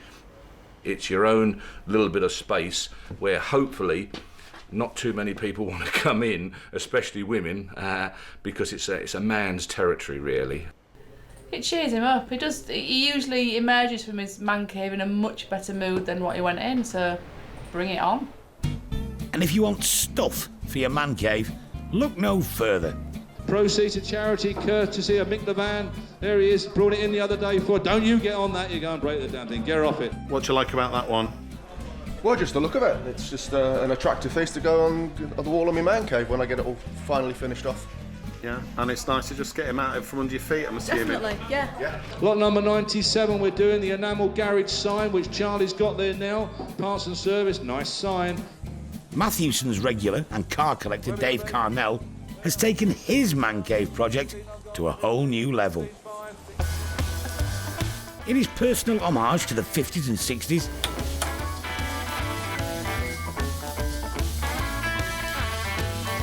Dave's built a diner, a rehearsal space and a tiki bar. I had a vision in my mind of how it used to be, and got to a stage of life where I could sort of afford to do it, so I thought, well, why not? He's spent years collecting period memorabilia, not all of it from Derek's. Dinner, American dinner, spelt wrong. It came from China. I'm not a great fan of Elvis, but I did play in an Elvis nostalgia band, and so strange enough, we've got an Elvis here that actually sings and plays and leaves the building occasionally if you win. It was supposed to finish here, the diner, that was it, but then of course we got carried away And next door, Hawaii meets Yorkshire. Good evening, welcome to the Tiki Bar. Would you like a drink? I just love the look of it, you know. I've enjoyed doing it probably more than working on the cars recently. The one immediately outside the diner, it's a 1955 T-Bird. Well, that's a tribute to the original one, which is called the 59 Stingray Racer. I just thought, I love that. It all relates somehow, this coincidentally, to bands that I played with.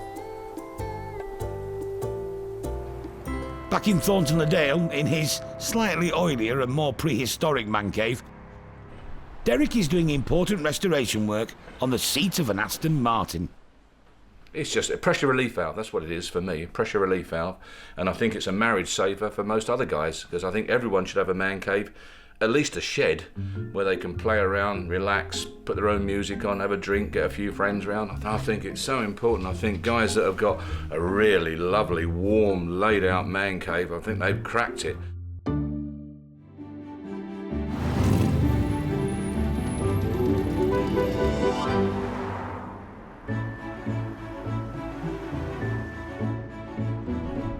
It's auction day, and before the cars go on sale, Derek has 300 lots of auto memorabilia to get through.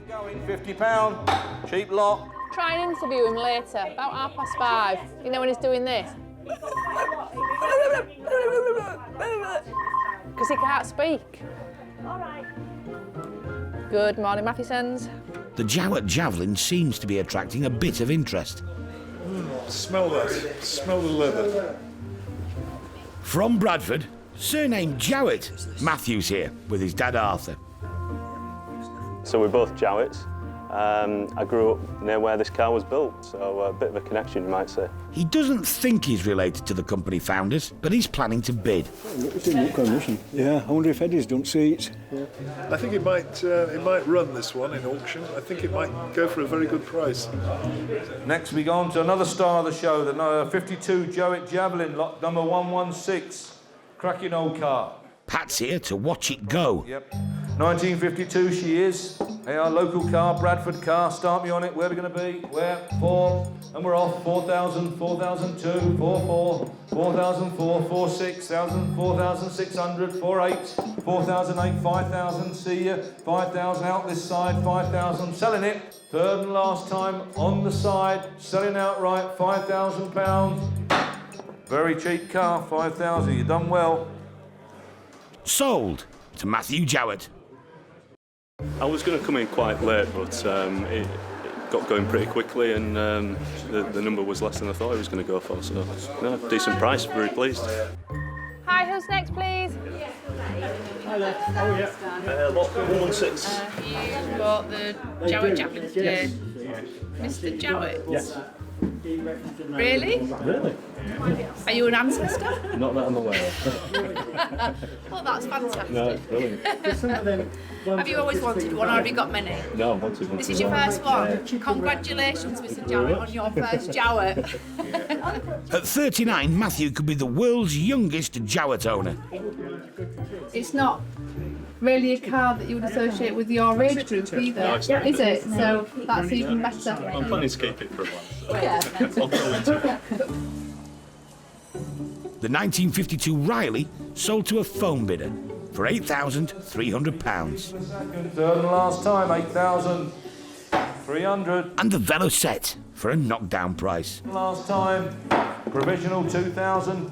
Less than its reserve price, but Pat's thinking it might be enough. I'm quite pleased. I've sold everything. Sold the Riley, sold the Jowett, and I'm just going to go and tell them to let the Velocette go. Even though it was sold provisionally, I'm quite happy with what we got for it. The new owner, John Minery from York. All in all, for the hammer price, it is an absolute bargain. You just can't find them in this condition for this price. Absolutely superb.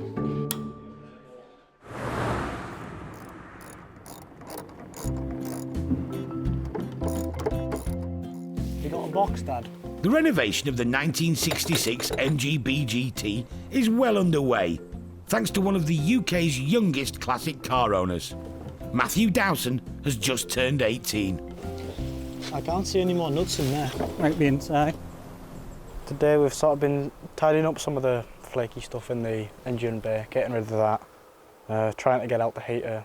Front bumper have been off to get the engine out. Took the head off to do the valve stem oil seals and saw a little bit of divoting on the pistons and decided to completely rebuild the engine. And we've started stripping the paint where it was flaking away off the wings. You can kind of see it cracking through there where the paint started blistering slightly. So inside I'm planning on keeping sort of all the original seating and everything. I've just got a kit to completely restore all the leather in there, so fingers crossed I should be able to keep it all nice and original. Matthew has done a lot of the work himself, but it helps that Dad Jeff is a truck mechanic. Oh, he's been a massive help. He's the mechanical brains behind it. I'm more like the apprentice, shall we say. I get told what to do and do it. Still definitely something holding up. He knows what he's doing. I just pretend to know what I'm doing.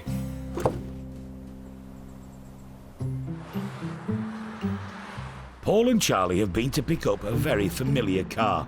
Return of an old friend. It's the Escort, dragged out of a barn a few months ago. We get a lot come back, but not normally quite as quick as this, occasionally. Perfect. Did that break off? The anonymous phone buyer decided what he actually wanted to renovate was an American V8 muscle car. chap intended spending lots and lots of money on it and making a really nice job of it, which I'm sure he would have done. But we have these changes, don't we? And he's thought better of it. Although the Escort's looking a bit better, curiously, this might have devalued it.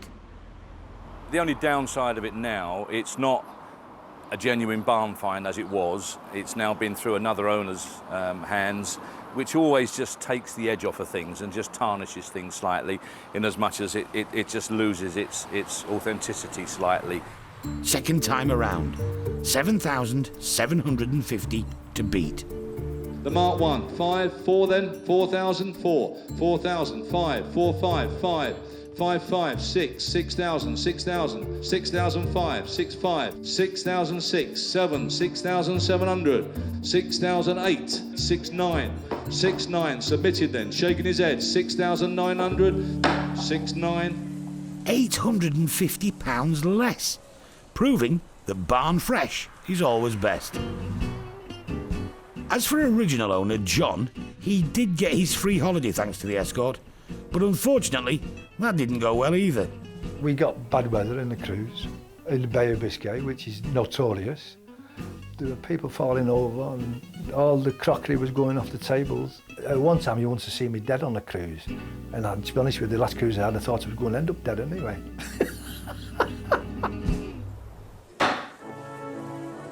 So what's happened to the Jowett Javelin, bought by Matthew Jowett?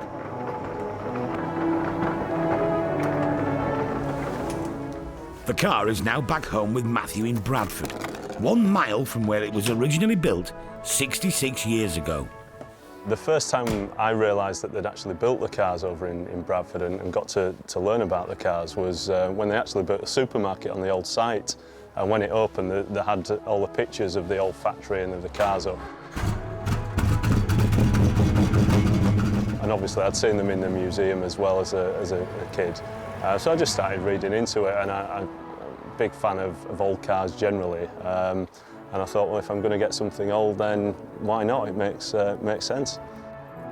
The engine's had a bit of work over the years, and there's a few additions in there, but actually the bodywork is remarkably original. But one of the things that I was really pleased about after the auction was when the car was delivered, it came with a massive file full of paperwork. There's photos of previous owners, there's the original maintenance manual, original tax disc going back to 1952, and then there's a whole host of other sort of period documents.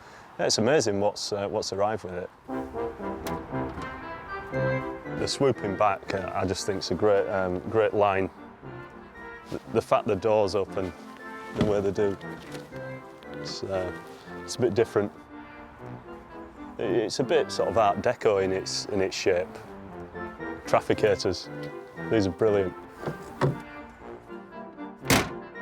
I'm still probably about 30 years too young really for this type of car. Got a few of the old school pals who are asking what's got into me. Couldn't you find an uglier car? But I just don't think they see the class in it, really. Matthew's children are much more understanding.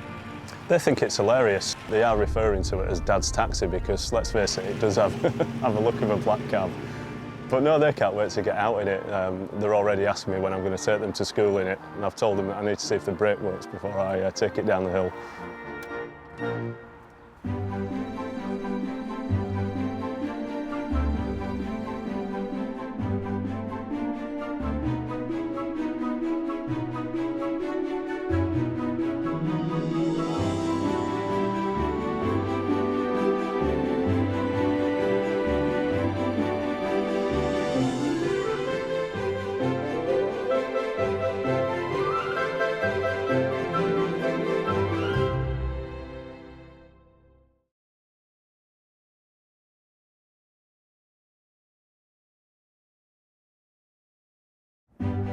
Meet the Matthewsons. They're a dynasty of dealers. It drives really well. With a love of classics. It's only condensation. In Thornton-le-Dale, gateway to the North York Moors, they auction over 2,000 rare vehicles every year. 42,000, the red E-Type, the stunning car. All walks of life. The cars fetch people together. I'm ecstatic. Head of the family, Derek. It's got to be the best job ever, isn't it? We're sort of living a dream. Trusted lieutenants, sons Paul. Not everybody's cup of tea. And Dave. There's Dad's way. And there's Dad's way. Keeping them all in check and dealing with the punters, Sarah. Somebody could ring today with some fabulous vehicle that's been sat in a barn for 50 years. You have no clue. It's the chase, it's finding it. So you get up every morning thinking, what am I going to find today? This is a family's love affair with cars that have lived a life. Someone's cherished a car and loved it, and I think it's just great. I think it's absolutely superb. A passion that can be turned into brass.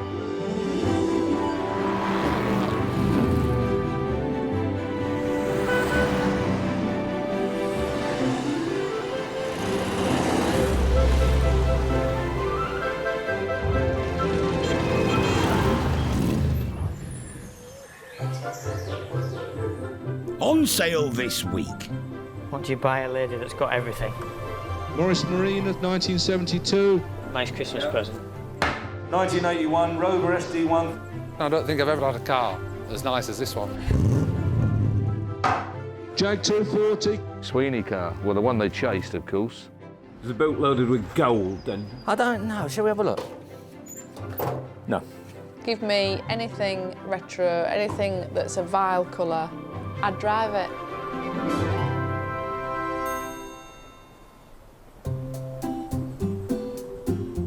It's auction week.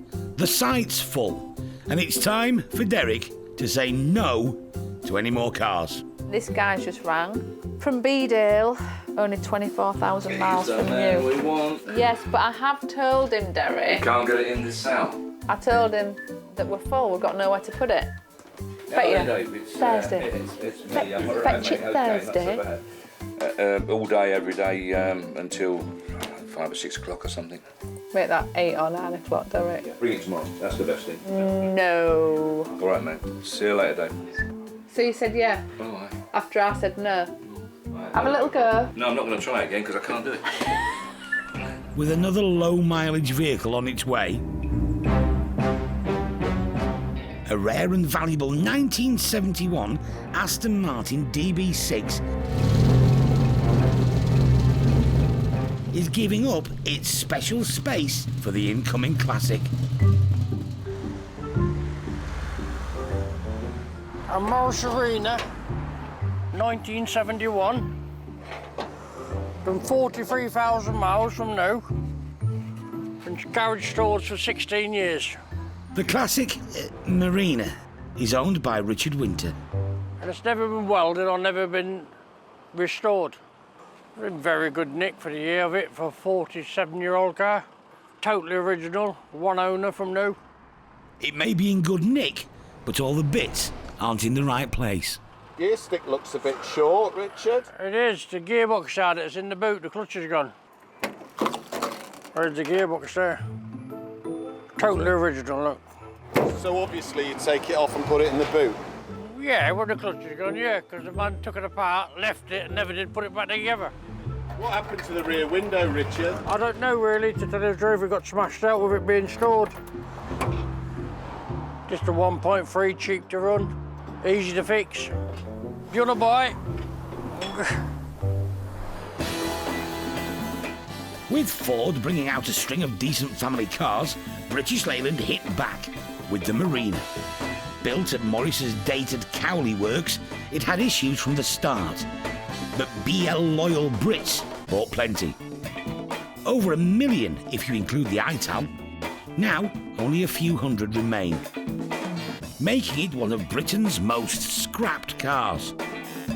But they have many fans, and its door handle is a design classic that you can see on Reliant Scimitars and the Lotus Esprit. I can just see the top of that Marina. Gosh, that's a bit of a throwback, isn't it? Derek's trying to stay positive. It's got no gearbox in it. It's in the boot. Oh, that's handy. Yeah. I normally put them in the boot, yeah. Well, it's a lot more handy. It's a lot handier when you want to take them out again. They're just there. 43,000. 43,000? That's proper, yeah. One owner. How many times it been round? None. Are you sure? Been in the shed for 16 years. Since 2002. As it happens, I think you're right. So she's definitely a non-runner then? Yeah, non-runner. This is no Aston Martin, but it's still a piece of British motoring history. Straight to steering. There's someone for everything. Someone will snap it up. They will queue up for it.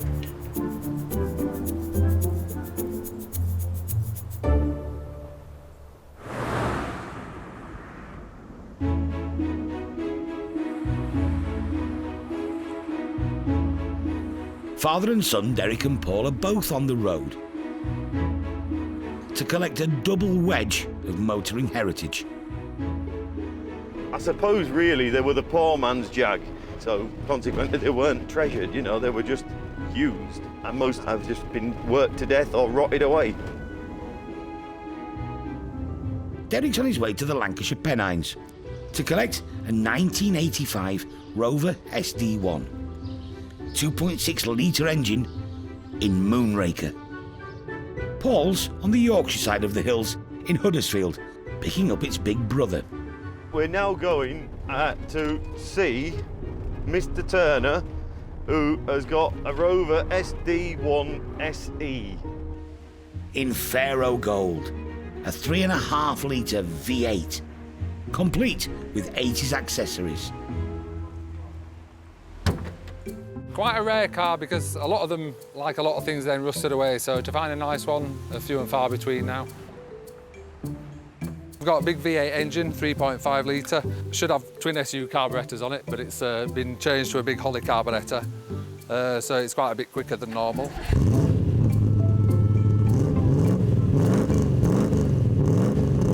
Sounds good, doesn't it? You're in a time warp when you're inside it. Absolute 80s paradise in there. It's like brown, almost corduroy inside. Obviously a few period modifications on it, like the wheels aren't original. The front and rear spoiler is probably done back in the 80s. Yeah, top of the range car. I think when they were new, I think it was about 11 or 12,000 pounds back in the day. Paul likes these cars. Yeah, I've got an SD1, yeah. I think because you don't see many of them, they are so rare, aren't they? It's good and practical. You can chuck the kids in and go and do 100 miles in it and get out just like you can out of a modern car, really. Launched in 1976, the Specialist Division 1 was a hit. It won European Car of the Year. Labour Prime Minister Jim Callaghan was driven round in the British Leyland Rover. Mrs Thatcher favoured a Jag. The build quality of early models was poor, as BL struggled with the changing world of car making. But they sold more than 300,000 of them. And the SD1 V8 is considered by many to be the last true Rover. In Lancashire, Spot these out well. classic car restorer Terry Bullas is selling the 2.6 Rover for a client. It's all right. It's not bad. He's passed on buying it for himself. One's getting at now, don't it? Just a bit of work on it. Terry's a connoisseur of cars, which is why it's not tucked up in his garage and staying there. It needs someone who's going to love it, a bit of TLC, and address these bits and pieces like these door shuts and these door skins and things like that. Less desirable than the V8, it could fetch around £4,500 at auction. There's buying and keeping cars and there's selling cars, and it's a selling car. It's a nice selling car. I wouldn't buy it and keep it, but a lot of people would. And after they've been around looking at misdescribed rubbish, then when they come and see this, they'll be very, very pleased. In his collection, Terry has a lot of keeping cars worth looking at. This is where the keeping vehicles are kept, Terry, isn't it? And trucks. Absolutely lovely.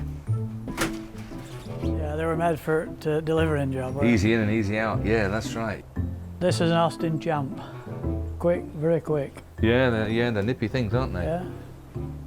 Look at that. Yeah, straight, isn't it? Ah. Yeah, it's level, yeah. Yeah, what, you selling it then? No.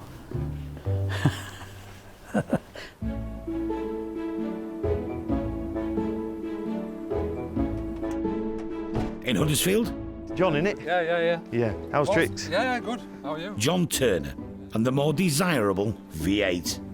I'm hoping to get about £5,000 or £6,000 for it.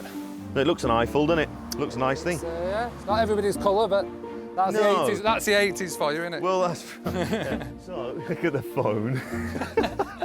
John's got that well-documented can't stop buying classic cars syndrome. I've had it, I've done a few shows in it, and I've driven it a bit, but I've got a Volvo Amazon, well, I've got two Volvo Amazons, so in pretty bad state, so I'm working on them, and this reel has got to go help me fund them. I don't think I've ever had a car as nice as this one. Yeah, over here a bit, John. Yeah. I will regret it, probably. I've regretted selling. I've had a few old cars, and a lot of them I've regretted selling, so this will be no different.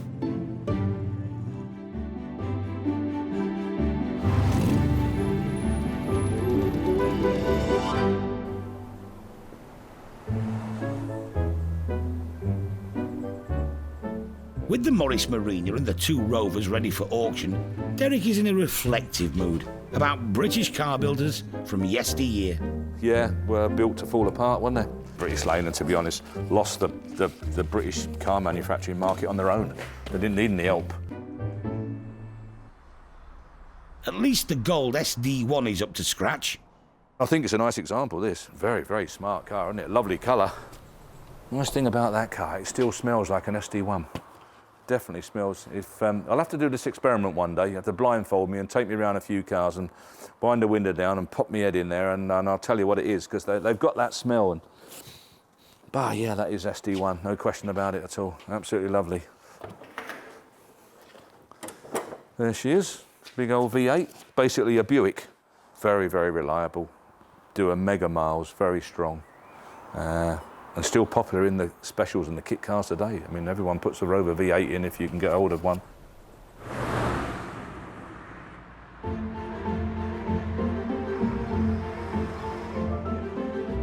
It's auction day. Yeah. Morning, David. Yeah. Sleep all right? Yeah, lovely. All right round there. I'm a little bit behind. And in the yard, potential buyers for the Morris Marina are playing Hunt the Gearbox. Oh, we can go on gearboxes in the boot. It's quite an early one, and being the two-door coupe, you don't see as many of them now, so I'm just thinking I'll keep my eye on it and see what happens. Yeah, it's a worthwhile proposition. It is. At the right money. At the right money. It's got to be right money. Has it come from far, this lad, you know? I wouldn't know, to be honest. You don't know? It's caught the eye of mechanic Spike Hayward from Hornsey. He used to work on them when new. I can see our Christmas present. I can see it. She'll love it. It could be the perfect gift for his wife. My parents had a Marina, and she loved it when she was a little girl, and now she's quite a big girl and she's older. She always goes on about a Marina. So I thought, nice Christmas present. She'll love me even more than she does now. That ain't a lot. Spike reckons it's all fixable, if you can find all the bits. Starter motor's under the seat, there's no battery on it. We don't appear to have any keys. But it's all resolvable for the right price. You get it running in a day, you know, but then you've got all sorts of other stuff, having your glass to do, you know, fettle it up and sort it, and your brakes to sort out, but it's all doable, isn't it? It's all old-fashioned. You know, it's all repairable, isn't it? I would seriously buy this today, definitely. Such is his commitment to the cause, Spike's decided to submit a pre-auction bid. £900. We'll look at the Marina for my wife. I should put that on a Christmas wish list, actually. Not yet, but you might just put it on there for her. Okay. So 1972 Marina 1300. I bet the mileage is right. Can't guarantee it. Make your own mind up about it. Where we're going to be, start me on it. 500, 600, 700, 708, £800, 800, £800, 900, £900, £900 for the first, second, third and last time. £900, it'll sell. The car is Spike's. It's going to be a Christmas to remember for his lucky wife, Caroline. She was maybe thinking of a holiday in Australia or somewhere, but she's going to end up with a Marina.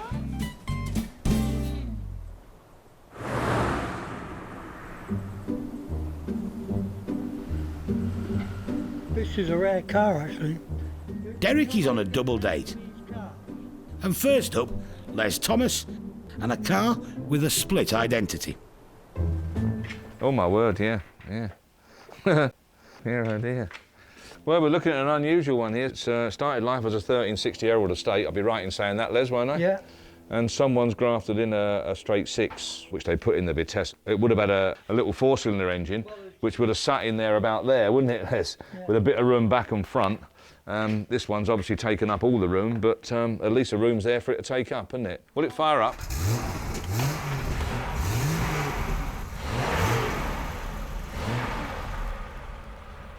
Yeah, it's an oddball, isn't it? Yeah. Well, it's going to appeal to someone, but not many, you know, Les. I'll give it a go for you, but I mean, it is strange.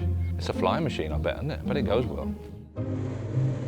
There were about 20 Vitesse estates made up by a dealer in Park Royal, North London, and plenty of copies followed. Derek's first date never made it into full production. The next one, however, was a big hit. 240 Jag. Good looking car, aren't they? Not so bad at all. A lot of crazing on the wing here, look. So the only way to get rid of that, it's a bit like that Herald Limit got the same problem there, is strip it back. Bare metal it, that's the only thing you can do. They go quite badly around here, but it's not so bad. Someone will do that. It would do really, really well. Make very good money if it was immaculate. It's looks like it's got the makings of a nice car. Nice wood inside, manual overdrive. So I think door bottom on the offside front, door bottom on the near side rear. The rest of it will just cut out bits and pieces. Quite simple, really. The 240 was the final budget price fling for these classic Jaguar lines. It was an old school bargain. Jaguar owners were changing. In the late 60s, the furs and jewels may not have been your own. It's always associated with bank robberies. The last 240 rolled off the line in 1969, and the era of the bigger ex-J-Jags had arrived. Too small in the back for a bank job anyway, aren't they? You know, by the time you get two burly fellas and a load of money bags and no room left. These days, its checkered history only adds to the appeal. Now then, Keith. Yeah. But even Keith realises it's not for everyone. It's a 1960s car, it's difficult to drive in modern traffic, it's expensive to maintain, it uses a lot of petrol, but there are a lot of people around about who like an old car, and I used to be one of them. And now I'm getting too old to use it, so I'm selling it. I don't want it to go, but it will have to. Yeah, nice old thing. Looks very straight, doesn't it? Crank her up then. See if she'll go.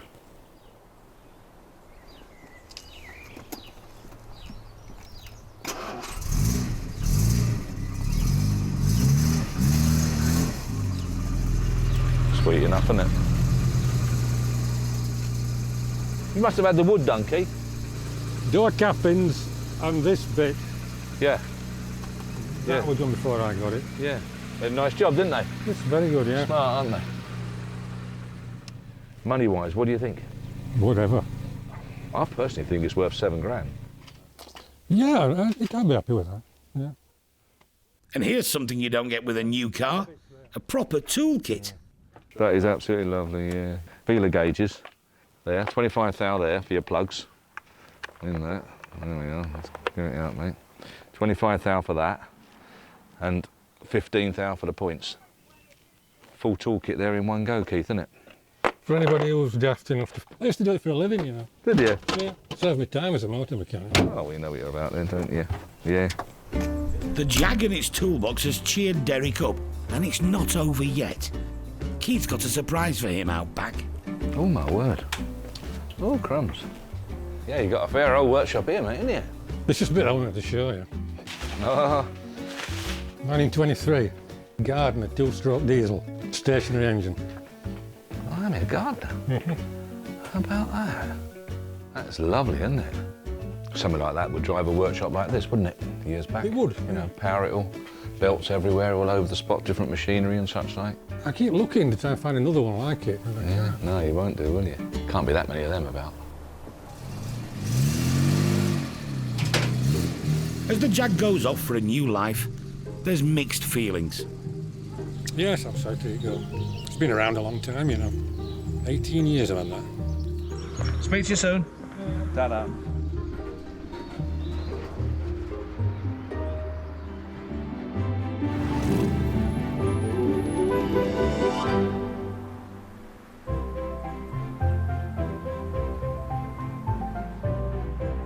It's auction day, and Derek is already selling. So start me on it. There we are, lot number 1. Let's get off. Whereabouts? Come on, where? And the Rovers are bringing back memories, both good. When we were kids, we used to drive my father's friend's V8 Rover around the field. We used to have great fun with it. And bad. British Leyland, wasn't it? You know, so if you got a car built on a Friday, you're in trouble, sort of thing. Usually rusted by now. But I think they're becoming quite collectible now. This one's a particularly good model, I feel. I like the chrome trim on the wing mirrors. It's quite an unusual feature. Seeing one now, it kind of makes me want one. Whether I buy it or not is another thing. First up, the tidiest, but smaller engined model. And on to the SD1, the 2600 SD1. Smells like new, feels like new, got all the history to back it all up. She's out there, conditions speak for itself. It's lovely. 3,250, 3,250, 3,500, 3,500, 3,500, 3,500, 750, 3,750, 3,750 is the 4. 3,850, 3,850, 3,850. That it? All done? 3,850. 650 below reserve from the phone bidder, but it's enough. The V8 should go for more. 1981 Rover SD1 3500 SC in gold, as you can see. Where are we going to be with that? John's here to watch it sell. We're off again. 4, we're off, straight off. No press, no messing. 4, 4, 2, 4, 4, 4, 6, 4, 6, 4, 6, 4, 8, 4,800, 5, 5,000, £5,000 going then. 5,001, 5,001 on there, on the phone. 5,2, 5,200, 5,3, 5,003 on the phone. 5,003, 5,003, I'm out. 5,300 for the first. 5,3 for the second. 5,3, third and last time provisionally. 5,300. A phone bidder comes out top again. Just £200 off the mark. I thought it might have made him a little bit more money, but I'm more or less happy with what he's made. After a negotiation with Sarah, John decides to let it go for 5,300. Right, brilliant, excellent. See you next time. Can't wait. Right, cheers. All done, everybody's happy, yeah. Hopefully, he'll love it, so should do, it's really nice. So yeah, it's been a good day.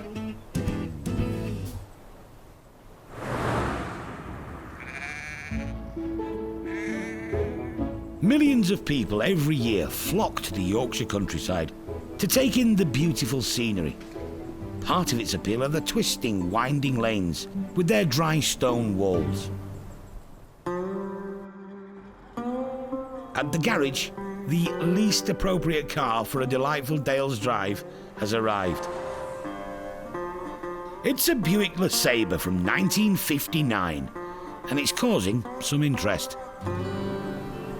I love these big old Yanks. We restored one of these a couple of years ago, and I really liked it. And I thought, if ever I see one, maybe.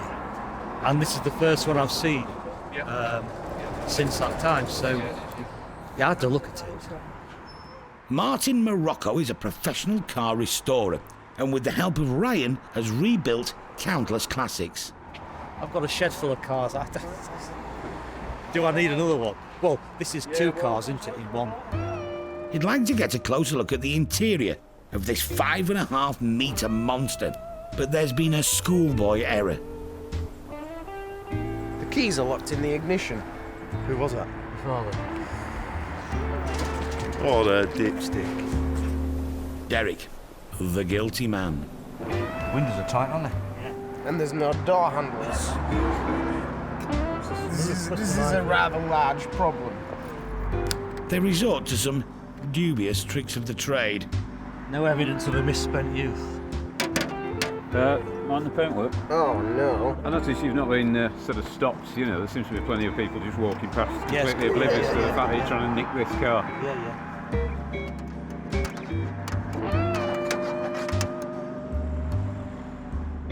But in the end, genius will out.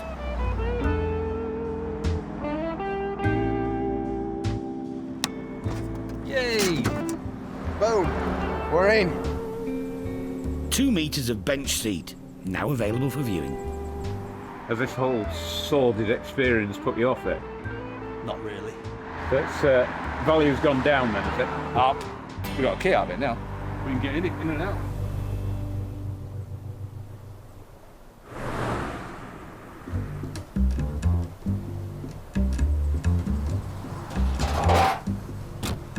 The Jaguar 240 from 1968 has arrived at Matthewson's.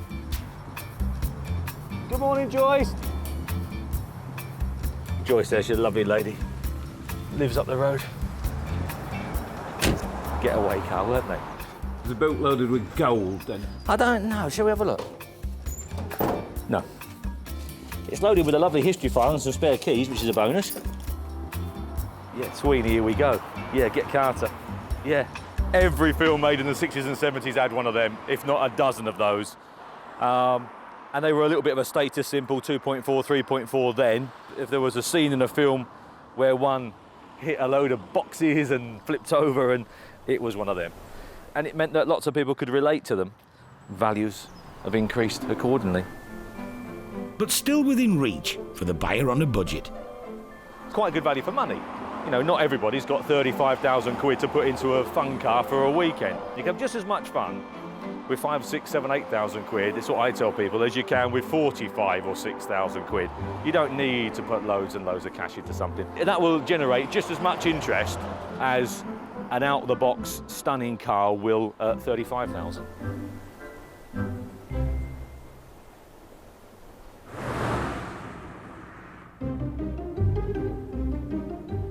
The success of the business is partly down to the family's connection to a network of highly skilled restorers. Really nice car. We need guys that can turn out cars to that level, love doing it, and do it all the time. One such person is Russ Farnell from Huddersfield. Got an Austin 7. The gentleman, he bought it the day that I took delivery of it. It's just a case of finishing it off, but he's told me not to rush because he's got nowhere to keep it at present. And what's this thing on the rack here? That's a 2.8 injection Capri, which is I'm doing for somebody else. Looks like quite a big job. It is. Bigger than I thought, but we'll get there. Russ will take anything on, but he has a soft spot for 1930s Morrises. They're easy to get parts for, mainly, and they're quite a nice little thing to work on. Here's one he renovated earlier, a Morris 8 Tourer from 1936. That's how it arrived at August 16th. It was about 12 months later when I finished it. It's now in mint condition. So you've got the original engine, the original electronics control unit, original dynamo, starter motor, which have all been rebuilt. It's been a labour of love. Nearly 8 hours a day for about 7 or 8 months. Hey, and this is the old 8 then, mate. 2-seater. It's a little bit unusual, isn't it? Derek's here to give it the once-over. All these panels are all brand new, and it's all built on a new ash frame, including the door frames are new as well. Nice one. Yeah, nice one. Yeah, it's good, isn't it? Yeah, I mean, the power-weight ratio... Small details can alter the value of any restored vehicle. Have you not got a hood then? No, I've got a hood frame, yeah, and everything, but I haven't had the hood done yet. Yeah, with a hood, somewhere between 8 and 10, nearer 10. Yeah. Turns out a nice car, does our Russ. And it's not the only Morris 8 Derek's here to value. This one has undergone some radical modifications. It was a 2-door saloon. Yeah. And the back end of it was absolutely rotten. Right. But I thought, you know, the front end of that were too good, you know, to just scrap it. Absolutely, yeah. So I've rebuilt it and everything as a little pickup. Yeah. It's been skillfully renovated by Russ, but again, a slight tweak could add value. I know it's more work and all the rest of it, but I'd put 500 quid on that if you put drop sides on it. Or even fixed sides and a tower board. Don't have to go ever so high. You've got to think about the bloke who's going to buy it. He maybe wants to put something on it. Just below that window, if I were you. Right. And then someone can put something on the side, can't they? The name and all the rest of it make a hell of a difference, you know. And I don't know what it is. It just looks more manufactured. I think it could do £6 grand. Derek could just sell the vehicles as they are. Cheers, Derek. Thanks very much. But this way, everyone stands to benefit. He's been in the game a long time, as Derek. And he knows what's what. So, yeah, I think I'll take his advice, I'll do that and see if we can move her on.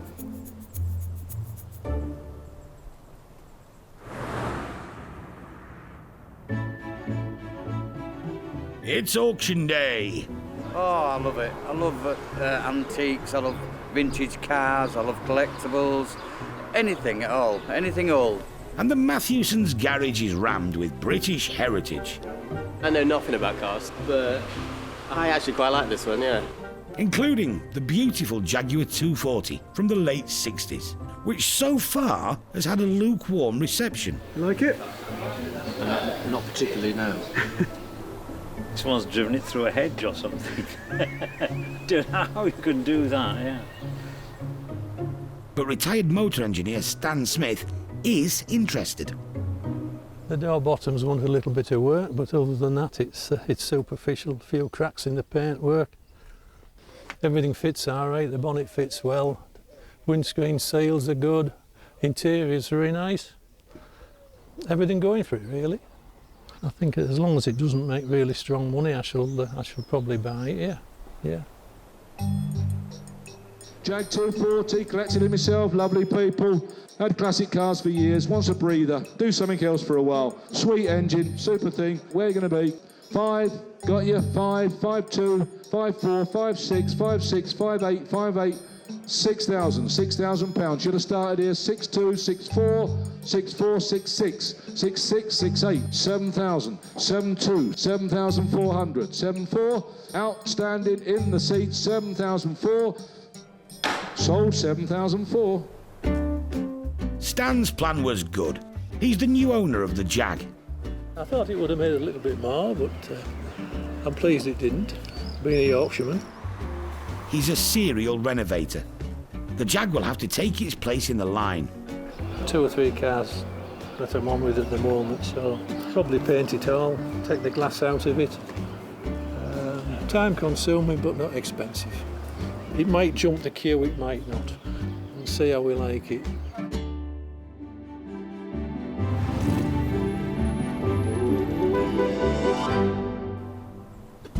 Next under the hammer, the deceptive Triumph Estate. I'll give it a go for you, but I mean, it is strange. The Herald that thinks it's a Vitesse. Not actually being rude about it, but it wants a lot of work on it, you know. Expectations of a sale were low. Now, Triumph Estate, don't sell it any other way. Vitesse on the logbook, starting the haul, 1,500, and let's be away then. 15 I've got, 15, 16, 17, 1,700, 17, 17, 18, £1,800, 18, 19, 2,000, on the phone, £2,000. Reserve met in record time, with no sign of the bid slowing down. 3,000, £3,000, 3,1, 3,2, 3,3, 3,003. 3,004, 3,5, 3,500, 3,006, 3,006, selling, 3,006, what do you think? 3,6, 3,7 he says, 3,008, 3,008, 3,008, it's on sale and going, 3,009, 3,009, 4,000, £4,000, 4,000, he's shaking his head, he's thinking, 4,000, I'll feel for you. 4,1, 4,100, 4,002. Do you want 50? 4,250, 4,250, 4,250, 4,3, 4,003. Should we let him have it? Are you sure? You're not going to be driving home thinking about it, have an accident, are you? Something like that. 4,003. I'll run you home if you like. 4,003. Sold 4,3. Thank you very much for your bidding.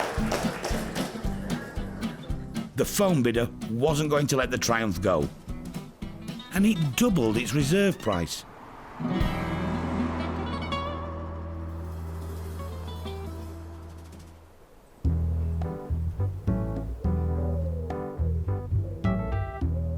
As for the Jag 240, it's now installed at Stan Smith's Yorkshire home. And it's been pretty well behaved, so other cars in his garage are being renovated first. It's like being in an armchair, isn't it? It's the old school, my era.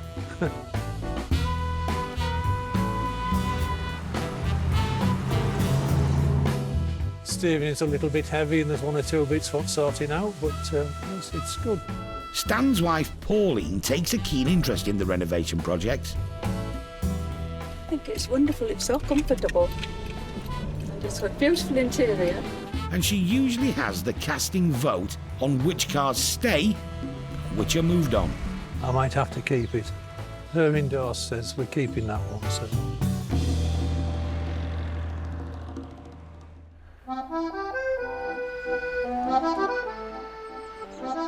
Matthewson's cars can end up in the most unexpected places.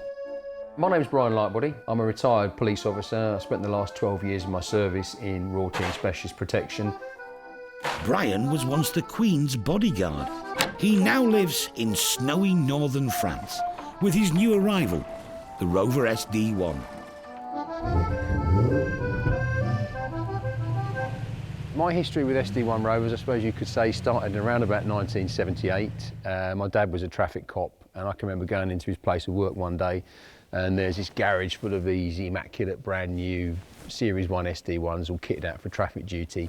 There's a picture of me as a 10-year-old in an SD1. Little did I know quite how much of an impact they would have on my life. These days, Brian is an author and a battlefield tour guide. He's had a lifelong love affair with the car. I kind of never really got to drive one properly in anger through my police service, but between 90 and 95 I owned two of my own SD1s, so a blue 26 SE and then a green 3.5 V8 Vanderla, which I kind of bitterly regret selling that. He's already spent £2,000 getting the engine running like new. Basically, it's had a new fuel pump, clutch master cylinder replaced, but most importantly, it's had the hydraulic lifters replaced and a new high-performance Kent cam. So it's actually putting out 200 brake horsepower on the rolling road, which is about 50 more than the standard 3.5 SE would put out. Brian suspects the car may have seen active duty. There's some anomalies with this car. You know, it's fitted with the George Cowley, as I call it, CI5 type phone on the dashboard. What the origin of that is, I don't know. There's a panel on the centre console that's been blanked off at the back and put down with screws, and it's typical of the way the Met Police used to try to put a car straight before it went to auctions, where it's had emergency warning equipment fitted inside. It would be interesting just to find out a little bit about the car's history, because it's quite unusual. But, you know, kind of March onwards, I want to use this to do the odd trip back to the UK, take it to, you know, some shows, put some miles on it so that, you know, mechanically it stays good by being run. Yeah, it's an old car. It's always going to have a few things that are going to need doing. It's still not perfect, but it just drives lovely, you know, and it brings a smile to my face now. You were just getting in it just now. We started it up. I thought, this is just great. I love the sound of it. Restorer Martin decided against the colossal Buick LeSabre, but it did have others interested on auction day. Are you bad to the bone? I wish. 3.3, 3.350, 3.3. Sold, 3,003. The fully renovated 1935 Morris 8 pickup eventually arrived at the garage. And thanks to Derek's advice... Put 500 quid on that if you put drop size on it. Then someone can put something on the side, can't they? The name and all the rest of it. Make a hell of a difference, you know. It was a more desirable vehicle. Tell you what, this is a nice machine, like, isn't it, eh? Beautiful. Ray took a shine to it, and not just because his surname is Morris. My mother used to have a shop, and we used to use that to deliver bread and cakes and stuff like that in it. The trailer and everything at the back is fabulous.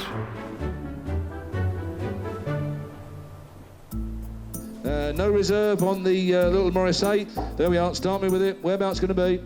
2,000, £2,000, 2,250, 2,500, 2,750, £3,000, 3,250, 3,000, selling, 3,250, 3,500, 3,500, you're out M, 3,500, 3,600, 3,700, 3,700, 3,700, going, 3,008, 3,008 for the first, 3,800 for the second, 3,800, third and last time, 3,008.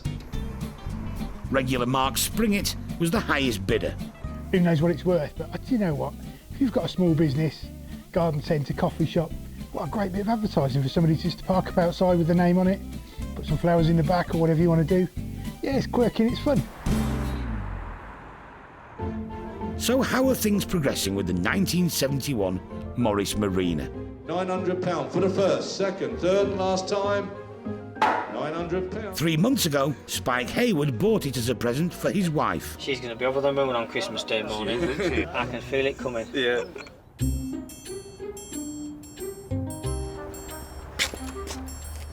At Santa's workshop in Hornsey, the Morris Marina is undergoing a transformation. Yeah, we're getting there. The mechanical bits, gearbox, brakes, engine, starter motor, battery. That was easy. This isn't very easy. This is hard work. So I'm pleased it moves again, and I've saved it from the grave. Once you buy a lady that's got everything, she's even got me. So give her something that she ain't got, something that she really wants. So yeah, 1300 1971 Morris Marina. With a bit of luck, we'll have it all spick and span ready for her at Christmas. So. We wish you a Merry Christmas. Christmas morning, and Spike's wife is delighted. Until some sort of engine failure. It's a minor glitch, but not enough to put Sarah off a humble classic. I'd rather be driving around in a Morris Marina than a Porsche 911. Something that's going to turn your head in the street, but for all the wrong reasons. See how beautiful does this look now? Fancy a drive?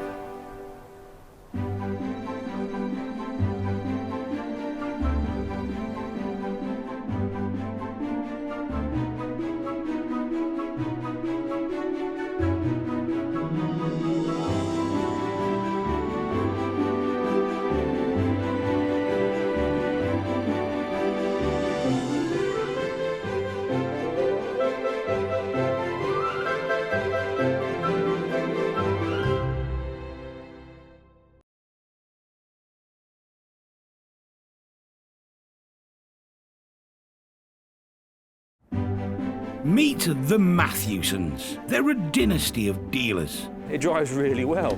With a love of classics. Ah, it's only condensation. In Thornton-le-Dale, gateway to the North York Moors, they auction over 2,000 rare vehicles every year. 42,000, the ready type, the stunning car. All walks of life. The cars fetch people together. I'm ecstatic. Head of the family, Derek. It's got to be the best job ever, isn't it? We're sort of living a dream. Trusted lieutenants, sons Paul. Not everybody's cup of tea. And Dave. There's Dad's way. And there's Dad's way. Keeping them all in check and dealing with the punters, Sarah. Somebody could ring today with some fabulous vehicle that's been sat in a barn for 50 years. You have no clue. It's the chase, it's finding it. So you get up every morning thinking, what am I going to find today? This is a family's love affair with cars that have lived a life. Someone's cherished a car and loved it, and I think it's just great. I think it's absolutely superb. A passion that can be turned into brass.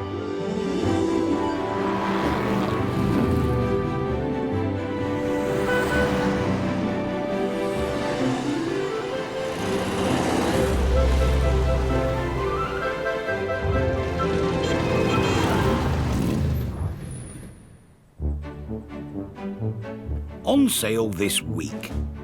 1965 Mini Cooper S. Absolutely amazing. That's the find of the century. Don't scratch it. This is what we all dream about finding. I don't think any of us really predicted an outcome quite like that, really. 1950 Chevy step-side pickup, probably the best one we've had. Made in 1950, America. You can sling it around on the window. It's got a rocket steering wheel. It's an eye-opener. Bentley Continental GT. Look at those lines. Absolutely lovely. You might be able to steer the wife into it, you never know. Nip up there and back. Oh, no pressure. It wasn't an instant no.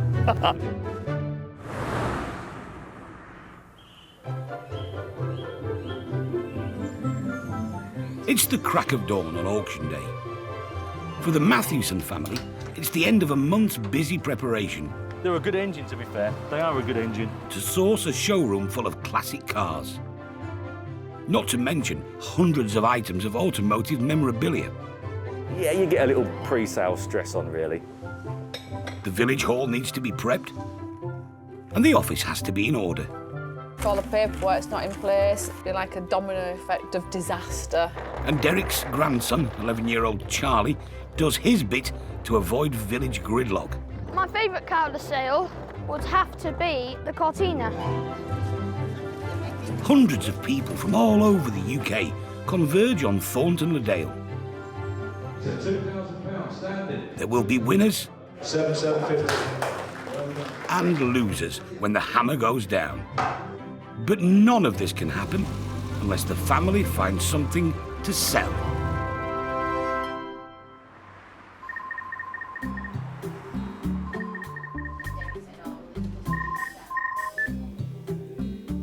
Good morning, Matthewsons. Lovely. Yeah, certainly. Well, if you give me some details, what I'll do, I'll pass them on to Derek. He'll give you a call and he'll arrange with you to come over and view it. This is one for Derek. He'll love this. A Mini.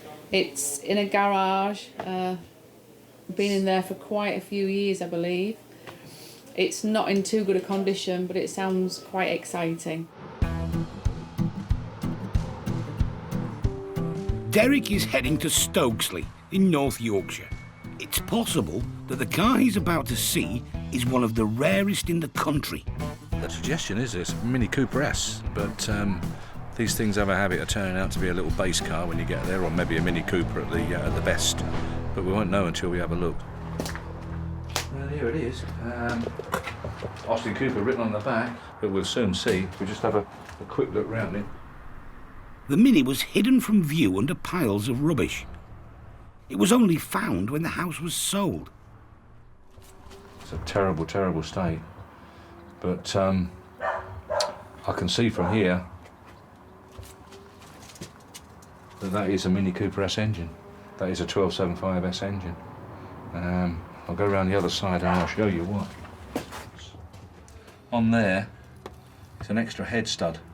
And that's the quickest and easiest way to tell a 1275. An awful lot made up to look like Mini Cooper S's, but this hasn't been done like that. I mean, you can see it's never been touched for years. It's sat here for a lot more than 20 years, I'd say. A lot more than 20 years. Minis hit the scene after the Suez crisis and petrol rationing, with the faster, more exclusive Cooper S becoming an instant hit. Everyone wanted one. Mick Jagger had one. They were so 60s cool.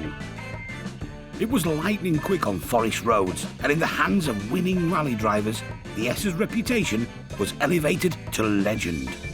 Thousands were made, but true originals are very hard to come by. They don't come a lot more genuine, from what I can see of it anyway. It's just remarkable, full of bottles and kindling. You know, he's obviously kept his kindling in here, the old lad. He's kept the kindling in to light the fire, look, in his Mini Cooper S. If he'd have realised just what he was sitting on. See, this is Cooper S upholstery. An old period parking lamp over there, look, he'd have had on it. We don't know what we're going to find when we take engine down. Of course, it's going to be at the right state, isn't it? I mean, look at it, really, it's very, very doubtful that the engine's going to be anywhere near free or anything like that. Well, it won't be, it's impossible. So it's going to want a big rebuild, you know, a lot of work to do to it. You need a heart like a football to do anything with it, don't you? But someone will do it. I mean, this car looking really nice. It could be, well, certainly 25,000 quid anyway. I mean, that is the most genuine barn find you can imagine, isn't it? Wonderful. Well, you never know what you're going to find, do you? Times I've been past that road, I would never have thought there was a Mini Cooper S languishing just here. Absolutely amazing. It's 2 days until the auction. There's memorabilia to be sorted. And cars to be washed. I always get the big ones to do. Paul has been asked to photograph a late auction entry. This Bentley Continental GT. But he'd quite like the car for himself. Look at that, they're lovely, aren't they? Look at those lines, absolutely lovely. You might be able to steer the wife into it, you never know. 14 years old, 100,000 miles on the clock, it's expected to fetch around 13 grand. A lot of car for Fiesta money. I myself could live with this. I think it's lovely. I'm just going to nip round the corner. Road test, really, of course, and just show the wife really what she's missing out on.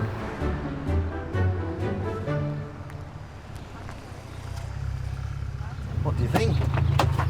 For me? Could be. Not really my kind of Go and have a quick spin. Give it a spin. I've got to go back to Drives work. lovely. Snip up there and back. Oh, no pressure. Well, it wasn't an instant no, Steve.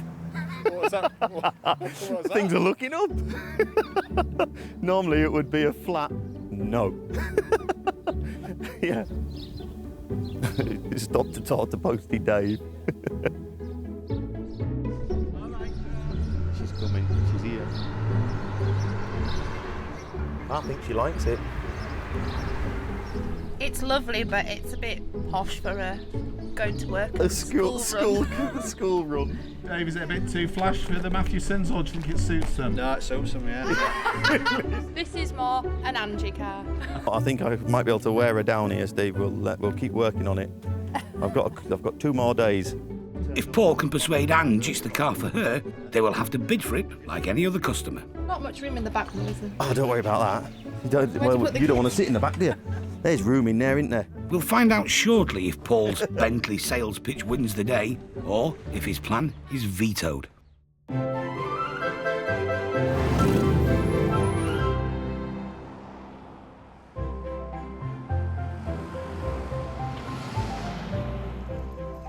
Paul and son Charlie have been assigned by Derek to collect the Cooper S. Obviously, as usual, the minions go and do the work. I'm a little concerned because your granddad was there last night, and now we are being sent to get it. So clearly there's a reason behind this, isn't there? If he doesn't go for it, it's going to be a pain. There's a reason, isn't there? So I'm suspecting it's going to be a load of aggravation. Okay.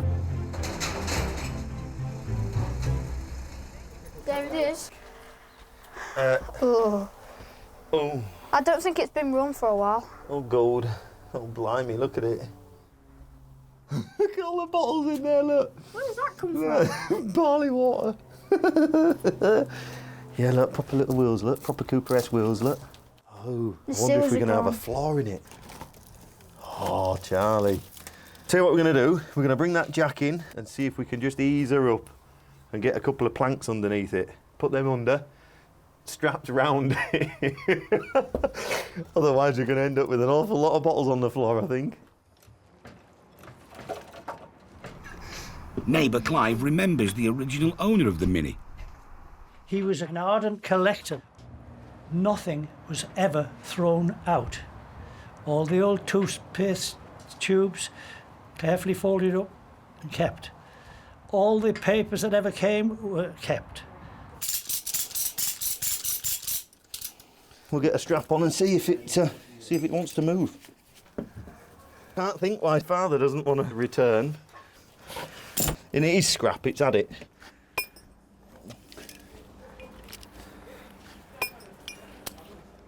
Do your winch then, mate. Okay. We'll see if it moves before we get ramps out. Right, just watch out, guys, in case a strap lets go or something daft. Yeah, go on, Charlie. Hey, hey. He had little faith.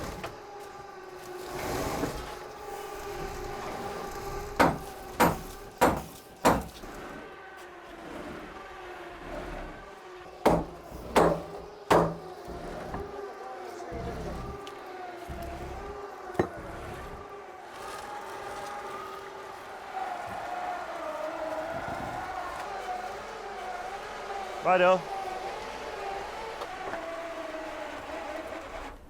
That's it. Is that stopped? Yeah. No! You can't stop there.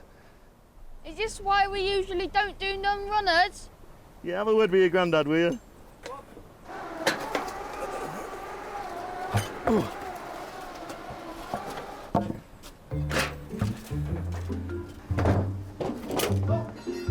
She's on. She's on. We're out of here. Well done, mate. I knew I'd get it. Well, I was fairly confident I would get it. Believe it or not, I think most of it, other than the flaky rust, has actually made it on the truck, innit? Just. Still to come, the challenge of getting it off the truck when it arrives at the garage. But that's a job for tomorrow.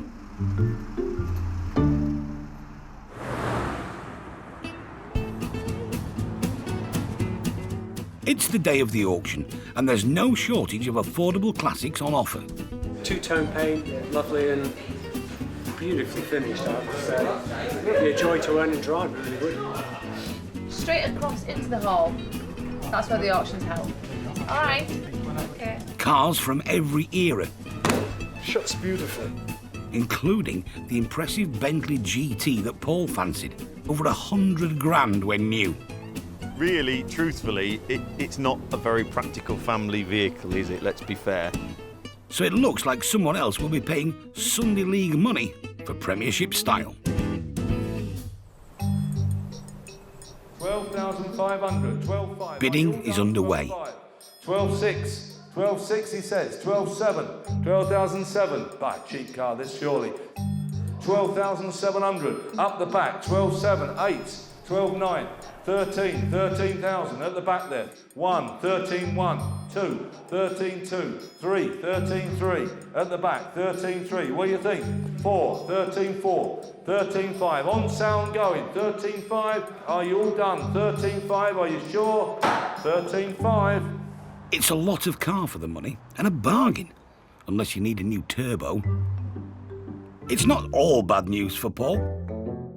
I bought myself a motorbike instead. So I go on my own, go alone. So you've got a consolation prize. Exactly. Yeah.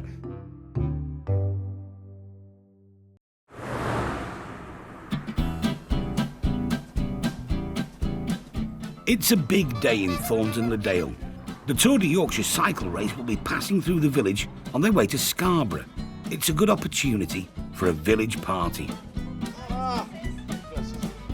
We've got tombola, we've got a cake stall, face painting, we've got live music on the green. How come you've copped out? And we've got Sarah representing the Matthewsons in the sponsored spin. My son did it this morning and he did just under 8 miles in the half an hour. So that's some really good going, I think. I'm going to probably do about 1.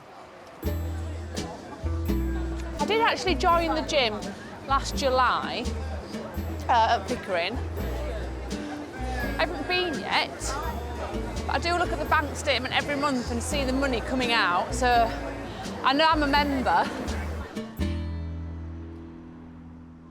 While Sarah sweats it out at one end of the village, at the other end, Paul's arrived back with the Cooper S. Needing a few weekends. What, for the rest of your life? Yeah, forever, yeah.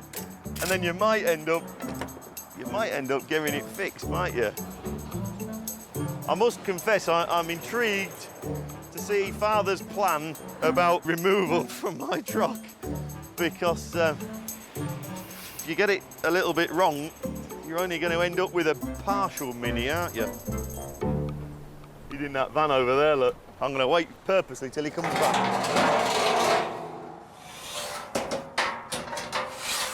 He's not getting out of it. You see, all our lives, this operation, this type of thing has just always happened because there's always one of us boys around to load, unload, nurse him on, should we say.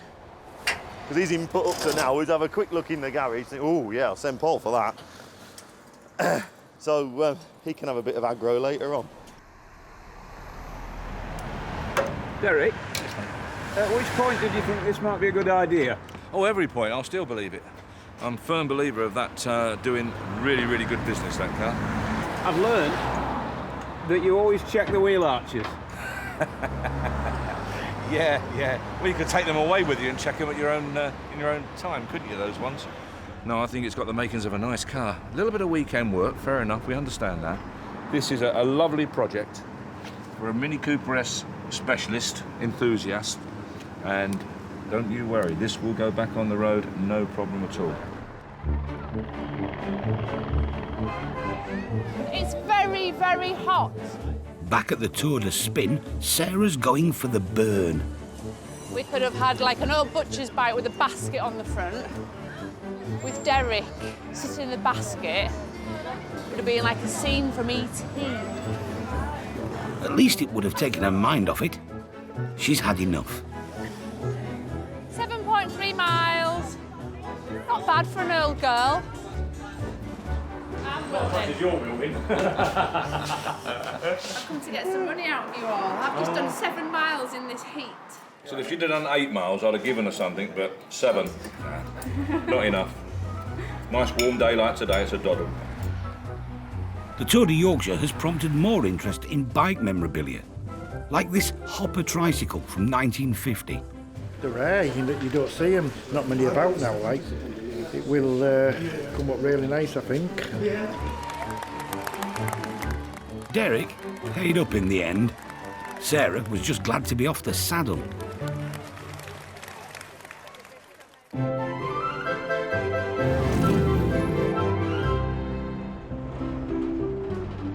Every time you look at it, it improves. Every time. Come on then, come and sort your plan out.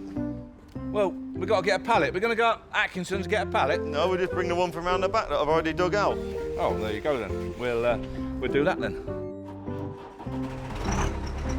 Well, my plan will be to lift the front of the car and sneak a pallet up underneath. And then when it drops back down, it will sit, I'm hoping, on the boards. Go on then. Don't scratch it. Steady away. There you are, no problem at all. Steady on, whoa. Done it, job done.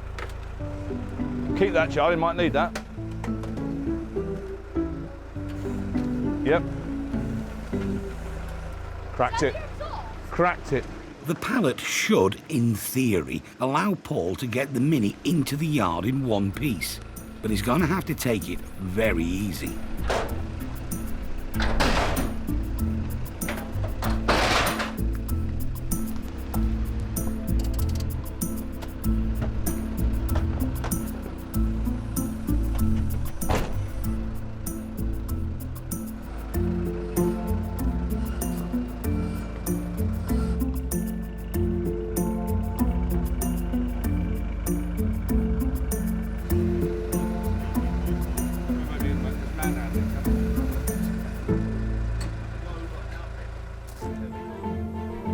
The Cooper S is ready to be viewed. That's the find of the century. There is not going to be, it's a brave statement to make, but I'm pretty sure I'll be right, there will not be another Cooper S come out of a garage like that, in that condition, ever. That is probably it now.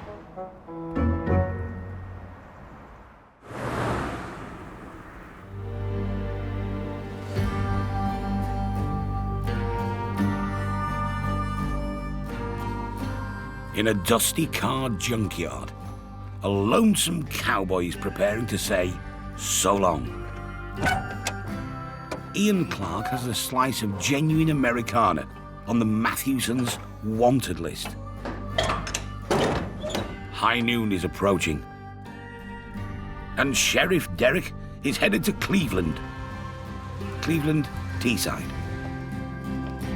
It's a Chevrolet Stepside, 31 series, 3.5 litre, and it was made in 1950 in Atlanta, Georgia, America. There's about to be a reckoning, but not before one final spin. Swinging around, left arm on the window, it's got a rocky steering wheel, and it's just fantastic going on the road. People, it's an eye-opener. Retired paramedic Ian bought the Chevy fully restored just 12 months ago. Well, I've liked them since I was 17-year-old, you know. Wanted one for years. Never could afford one when I was 17. But when it comes now to 65, it's time to enjoy your money, isn't it, and get one, and so I've enjoyed it for a full year. Having had his fun, he's decided to move it on. Was it dark blue when you got it? No, same it is now. Baby, I think it's baby blue, isn't it? Well, yeah, yeah. Brand new bed. Yeah, it's tidy, isn't it? And she's got standard straight 6 engine. Straight 6 engine. 4-speed box. Yeah. Heater as well. Heater as well. Yeah. It's good, yeah, let's have a look under the bonnet. Yeah, sure. That creaking is from them springs, you know. Yeah. That developed all that. But nice, clean. It made a nice job. Yeah. Smashing. Good engine, aren't they? Good engine. Yeah, it's the original steering then. Just put a power steering arm on it. That's right. Yeah. That's right. Can I fire it up? Start it up. No problem.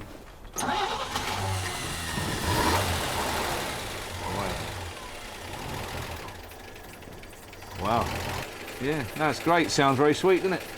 Aye, go on then. Let's have a listen. Might as well. Yeah. Oh, I'll be honest. It's not my colour scheme, but it will appeal to a lot of people. I'm sure. It's very much in your face, isn't it? So you didn't put any of this chrome on? That's how it comes? That was on, Dake. No, I was on. Blingy off here, isn't it? It is a bit blingy. Yeah, it is a touch. Yeah. I'm into chrome, like, so it didn't bother too much. It's like a sunglasses thing, isn't it, really? But, you know, whoever's done it started with a good truck. And they've spent a lot of time and money on it, haven't they? And, you know, all these spot wheels are all right, aren't they, and all genuine. I don't know whether it'll do 25, but I think it'll do like 22 or 3. But no, I think it's great. I think it's really nice. Very saleable, I think. Okay, there you go. The deal is done, and the Chevy is off to the auction.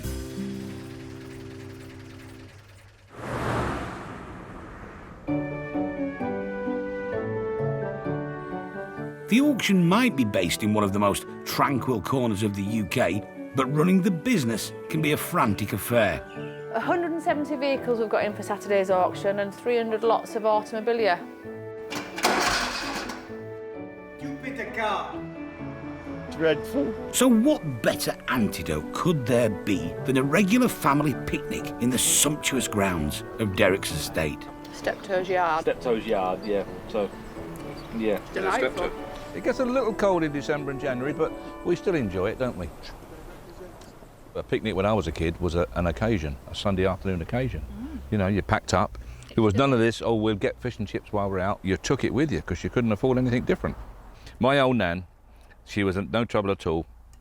She'd sit in the back of our Austin 16 or whatever it was, and she'd sit in the back of that all day long with a bottle of Guinness and some cheese biscuits. And she'd hardly say a word. Just grateful to get out of London. Because she was so drunk she couldn't speak. So couldn't say a word, yeah. It was the picnic was the highlight of the day. It was freedom, getting out and being able to play football. Well, the car brought the freedom, didn't it? The car opened it all up for everyone. Opened it up for the masses, travelling for the masses, yeah. Brilliant days. You've cornered the market in picnic hampers. There's none out there. He owns all of them. We're thinking of building a new building just out of picnic hampers. Yeah. They're charming though, aren't they? There's something about a picnic hamper. It's opening the lid and finding what's in it. It's a surprise. And when it's got the original thermos flask, you've cracked it, haven't you? If I could help bring back the tradition of a family picnic, I would do so, yeah.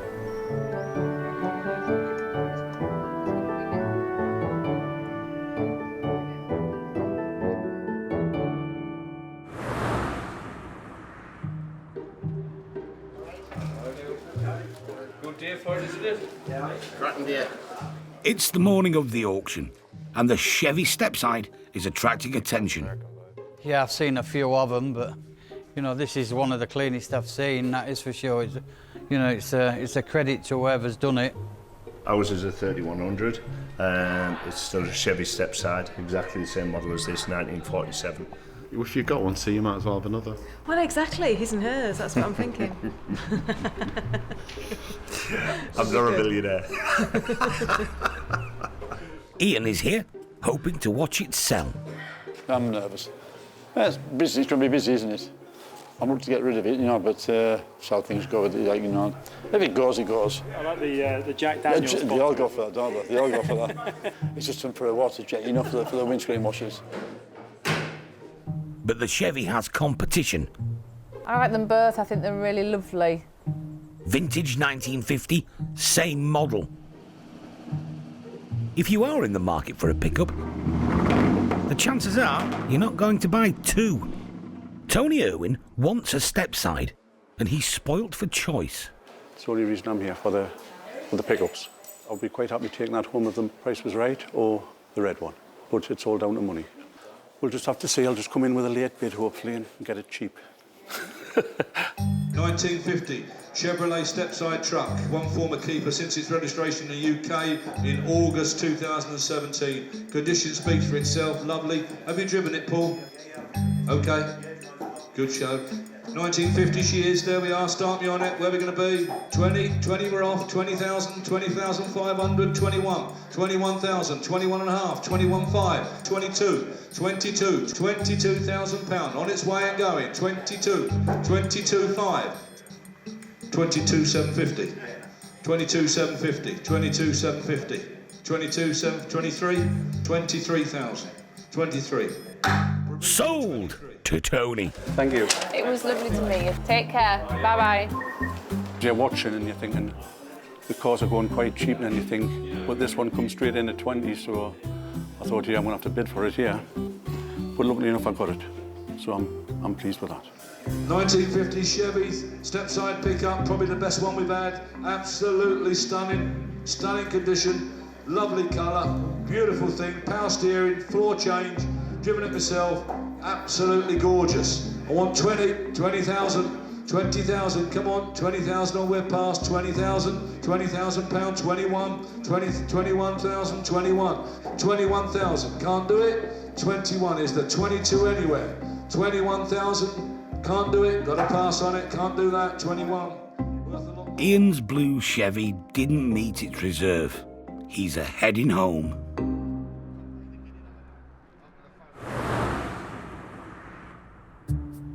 The Cooper S is attracting much interest, just as Derek predicted. Yeah, well, it should have one on this side as well, and there. And the oil cooler. The oil cooler.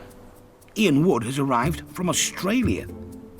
Both he and his Yorkshire-based brother Martin know their minis. It's got disc brakes, which only the Cooper and Cooper S had. It has got the little short remote gear lever. What does the speedo go up to? 120. Well, that definitely won't be a standard mini. It's a genuine Cooper S, I'd say. Yeah. There it is. There it is. This unrenovated wreck is worth a lot more than it looks. £5,000 or £6,000, but it could easily go for more than that.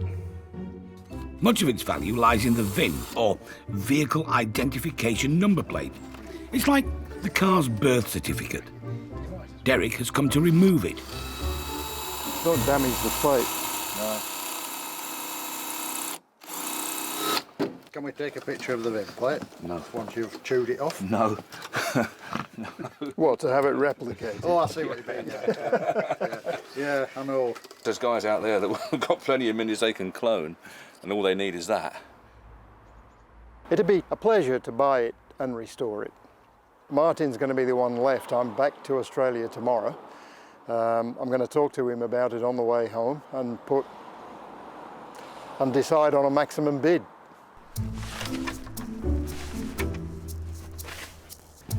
But Ian has competition. Some quite rare original features. Brake booster, what we call a vertical oil cooler. Steve Brook already owns two classic minis. First car at 17, and they just get under your skin, really. I think the more you learn about them, the more interesting they are, you know, especially these, you know, the Coopers, which is my thing. and the 60s sort of racing and tuning and the rally cars. It's horrendous, but it is a fantastic project.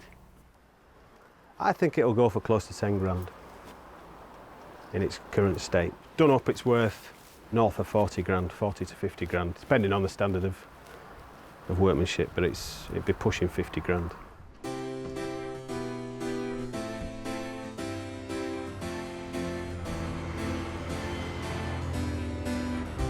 The S word is out, and the Mini owners are gathering. Ruth Greenwood, S Reg Mini Cooper. Andrew Santon, 1977 1275 GT. John Rayner, 1968 Mini Cooper S. Ken Brown, 1980 minivan. If they approve it, Derek's definitely onto something.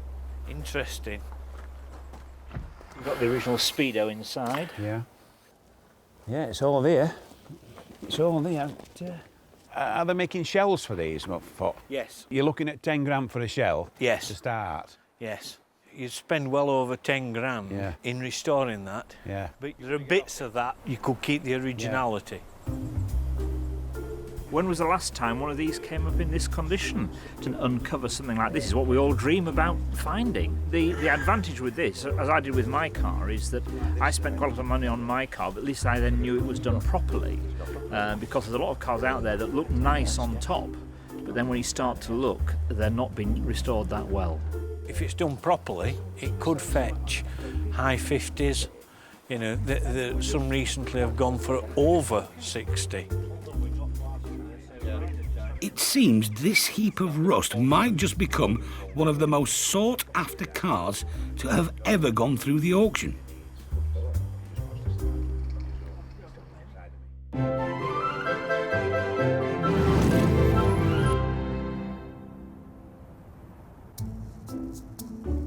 It's 6 AM on auction day. Derek gets here ridiculously early, doesn't he? Yeah, I don't know why he bothers going home, to be honest. He may as well just camp down. So it's lifted up to a full rostrum? Yeah, just a rostrum. In a few hours, the Mini will go under the hammer. It's one of the most eagerly anticipated sales of the year. Massive interest, absolutely massive interest. Phone calls from all over the country. If it doesn't find a new home and it's below those figures that you're talking about, then I'll speak to you and give you a tinkle. As the auction begins, Lovely little lot of beauty. First up, it's some prime auto memorabilia. Nothing to see here. Keep walking. One of our customers has brought in a box of assorted tins and old cigarette boxes. This one reminds me of my father, so it reminds me of my childhood. £40. Yeah, I bought this post box. I've been looking for one for quite some time now. £90 to confuse the postman. Yeah, Porsche champion, yeah. So why do you collect junk? We've got a garage full of it. How much did you pay for that? 160, I think. A 1965 Mini Cooper S. Someone said there's 7 phone bidders on it. I don't know, we'll see. Everything in it and on it goes with it. Do not start tipping all the stuff out on us. It's full of valuable bottles in the back and even more valuable kindling in the front. Will someone start me in the hall at £5,000? 5,000, got it. £5,000. 6,000, 7,000, 8,000, 8,000, 9,000 on the phone, 9,000, 10,000 on the right, in the hall, 11,000 in the hall, 12,000 at the back of the hall, 13 on Tracy's phone, 13, 14 at the back of the hall, 15,000, hey, 15, 16, I've got you, sir, 16, 16,000, I've seen you before, 16,000 at the very back, 16 and submitted, 16,000 and going, £16,000, the phones are out, 17 on the left, out on the phone, 17,000, 18 he says, 18 is back in at the back, right at the very back, 18,000, 18, are we all done? Virtually unrepeatable, we know, 18,000 at the back, 18,000, thank you very much. Yeah, well done, well done. 18. The bidder with the deepest pockets was Peter Watchman. Didn't get the number. Would somebody get the number? The thing is, there's not many of these cars left. I wanted to make sure I acquired it, so you have to pay the price. It was only £1,000 more than somebody else was prepared to pay for it. So, you know, he might be regretting next week not buying it. But Peter's provisional bid still needs to be okayed by the vendor. It certainly does. So you're happy with it? You're happy with 18,000 then? You've got provisional bid. It'll be 2,001. Well, all right then. Yeah. You enjoy. Cheers. You go, and I'll speak to Monday about the tractors. One very happy man. It's gone for £18,000, Charlie. Well, my dad got that bit wrong. He said 500 quid's worth. Yeah, I don't think any of us really predicted an outcome quite like that, really. So your dad is right. Occasionally. 703. Right, that's the Mini. The Mini. You're the mini man. The Mini man, yes. Okay. The bid has been accepted. I've just spoke to the gentleman. He's on the way to the shops to buy a bottle of champagne as we speak. Well, we all know it was going to be a star, didn't we? And we all knew that it was going to wind up somewhere stupid. There was an indication that it could have wound up at 20 grand. And in actual fact, it very nearly did, didn't it? So, what's happened to the Chevy Stepside, bought by Tony Irwin? 23. The car's now back at home with Tony in Northumberland. Well, what can you say when you see it? Just absolutely beautiful. The shape, the sound. Curves on the wheel arches and the step sides. And the size of them, really, you know what I mean? Compared to British cars, there's no comparison, to be honest. On the day, he had the choice of two classic Chevys. So why did he choose the maroon one? It was the stance of it. It looked like an old farm truck, basically. And the more I looked at it, the more I liked it, and the more I thought, I'm going to have a go for it.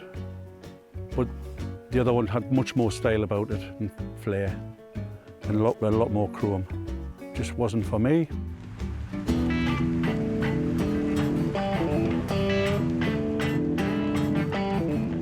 Well, it's fantastic, it is. Absolutely fantastic. Well, they're very basic. Driving an old car, basically, the suspension's quite brutal, really. But once you get into top gear and tooting along, it's great. Tony's clearly delighted, and he has his wife to thank. She paid for it. It wasn't my money, it was the wife's. She was quite happy about it when she seen the car. You've obviously got a very happy relationship. Well, I must have if she lets us spend that kind of money.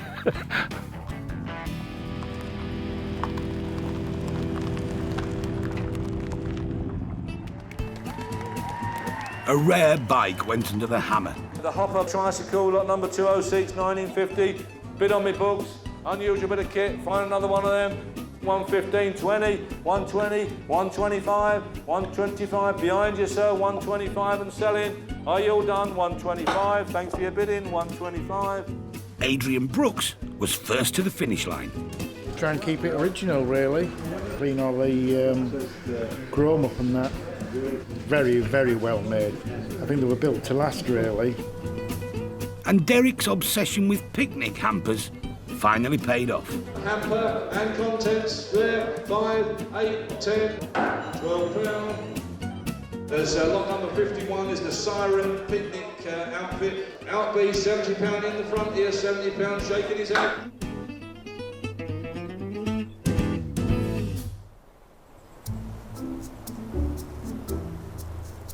And after all the excitement, the Cooper S is about to leave the building. Now that it's worth £18,000, Dave's feeling the pressure to keep it in one piece. Don't damage or dent the door, that's my biggest concern. New owner Peter is here to take it back to Newcastle. Hopefully we can scoop it up and get it on the truck and get it safely back home.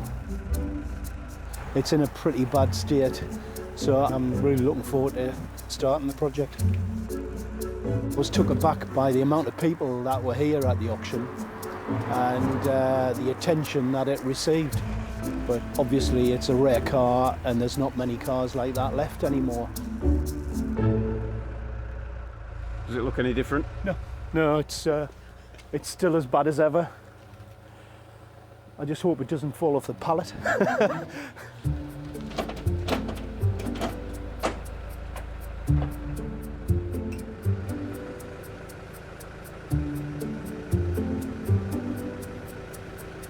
It's absolutely fine. Say bye.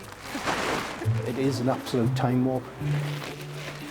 I haven't got the ability myself to repair it, but I've got some good friends who will give me advice and will decide whether we've got to reshell it or...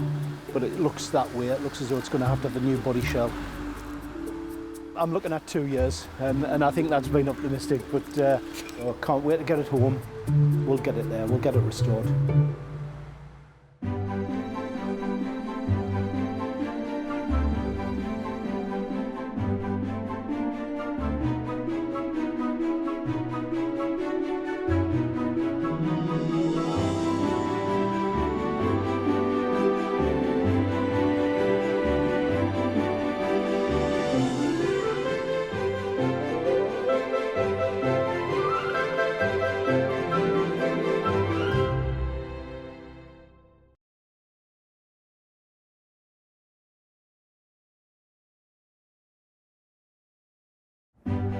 Meet the Matthewsons. They're a dynasty of dealers. It drives really well.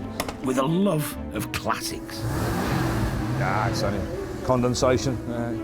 In Thornton-le-Dale, gateway to the North York Moors, they auction over 2,000 rare vehicles every year. 42,000, the ready type, the stunning car. All walks of life.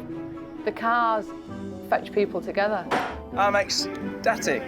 Head of the family, Derek. It's got to be the best job ever, isn't it? We're sort of living a dream. Trusted lieutenants, sons Paul. Not everybody's cup of tea. And Dave. There's Dad's way. And there's Dad's way. Keeping them all in check and dealing with the punters, Sarah. Somebody could ring today with some fabulous vehicle that's been sat in a barn for 50 years. You have no clue. It's the chase, it's finding it. So you get up every morning thinking, what am I going to find today? This is a family's love affair with cars that have lived a life. Someone's cherished a car and loved it, and I think it's just great. I think it's absolutely superb. A passion that can be turned into brass.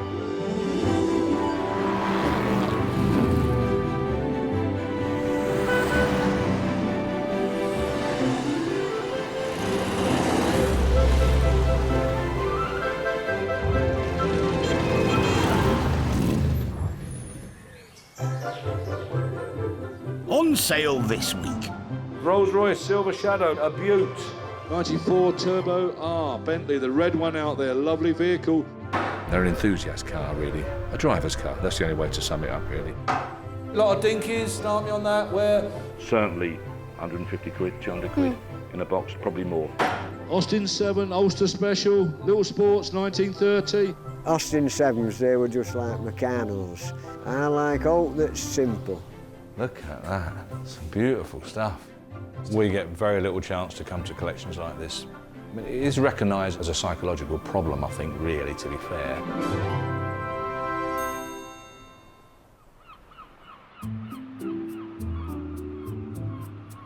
Grimsby in Lincolnshire. For 30 years, the home of businessman John Morton and his wife, Nada. John always liked best of British. He was British through and through. And I think that's why he liked Rolls-Royce and he liked Bentley. He liked to make the life special. John made his money the hard way in reclaimed stone, but spent it on the finest cars that money could buy. He made his own money. And I think that's why it was all this, you know, Rolls-Royce, because Rolls-Royce would be very much status symbol, wasn't it, you know? But when he passed away, He left behind 3 Rolls-Royces, 2 Bentleys, and their many treasured memories. John used to take children every Sunday for a local ice cream shop. And they would take 1 car every week. They all enjoyed it and they all felt really great in a Rolls-Royce or in a Bentley. He made it feel special. They need to go. These are the type of cars which you need to use.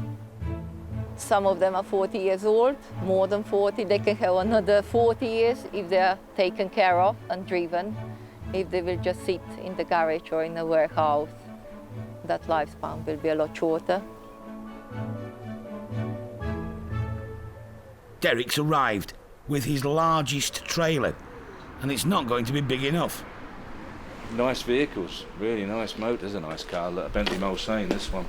She spent a lot of money on this, I think 7,000 quid or something, getting it back into decent condition. They're an enthusiast car, really. A driver's car, that's the only way to sum it up, really. So they sell better. But rollers will always deliver their own unique retro luxury. Look at that. Absolutely superb. Really, really nice interior. As good as you're going to get, that interior. The Unusual Collections support team has finally turned up to help load the king-sized classics. It's just been a hobby that's gone balmy for him, really, I would think. Compulsive collector, isn't he? And just of this particular model and whatever floats your boat. I can see where people like this are coming from, because they are fabulous cars for the money. They're 6,000, 7,000, 8,000 quid, aren't they? You can hardly buy a good Mondeo for that. Fuel's heavy, I know, but when you think of it, really, the value for money and the enjoyment you can get out of it, why not have a go? Certainly that's what he's done, isn't he? Good luck to him as well. He's enjoyed it, I would think. Rolls-Royce advertised their vehicles as the best car in the world. They were pretty confident about that, so didn't bother with the probably bit. The model for the Flying Lady was Eleanor Thornton, the muse of Baron Montague of Bewley. Their secret love was the equation for the car's emblem of perfection. Prices vary wildly on your choice of icon. A very classy Bentley S2 Continental cost around £5,000 in 1960. Today, you'd pay £150,000, maybe more. However, compare that to a Silver Spirit. For the 80s equivalent of £150,000, you would have a car that did 12 miles to the gallon with an optional decanter. Opulence you can now buy for around £5,000.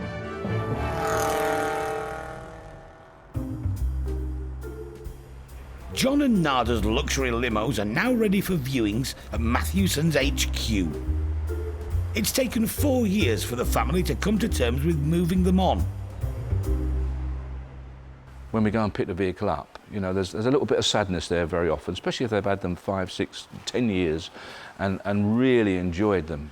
No matter what vehicle it is, and no matter if it's been troublesome or they haven't used it for 6 or 9 months, it's still a big thing for them to ring up and actually make that call and set the wheels in motion to move the car. But once they've done that, you can see it's almost like a weight off of them. It's quite strange, really. Retired garage owner Jonathan is showing early interest in the Bentley Turbo R. It's my 70th birthday next month, so something like this would be a perfect way to celebrate that. It's a beautiful looking thing, so we can only see how much money it makes. But I'd certainly be interested in getting some bids in for it, but whether I win the bids, we'll have to wait and see. Richard is more impressed by the Rolls-Royce Silver Spirit from 1981. They're still the best car in the world, to be honest. Rolls-Royce, you know, Rolls-Royce, it's the name, isn't it? Yeah, I love them. Bentley or Rolls? We'll soon find out which fares best at auction. Derek's back on the car hunt. With grandson Charlie, he's off to collect a 70s icon. But there's an extra treat in store. Well, where we're off to today, Charlie, is to see Andrew Hardy. He's a big collector, and his main building, apparently, where he keeps his collection, is something to behold. Really, really good. Over the past decade, Andrew has amassed this huge collection. He got the bug after a visit to the National Motor Museum.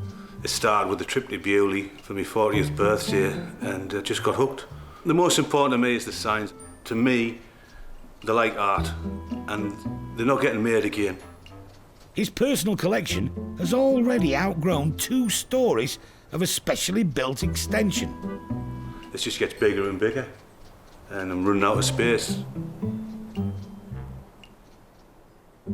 Right then, mate, let's go and meet Andrew. Derek's here to help him make some room. How then, Andrew? Yeah, all right, mate. Hey, good to see you. Charlie. Cheers, matey. Good to see you. Andrew's selling his 1971 Escort 1300 GT, a restoration project that's run out of steam. Yeah, it's the one to have, isn't it? Yeah, it's been modified underneath. Somebody's put a different tool into a different gearbox. All right, yeah. But the car will have to wait, as Derek makes a beeline for Andrew's museum. Guarding the collection, a tribute to the Dad's Army TV show.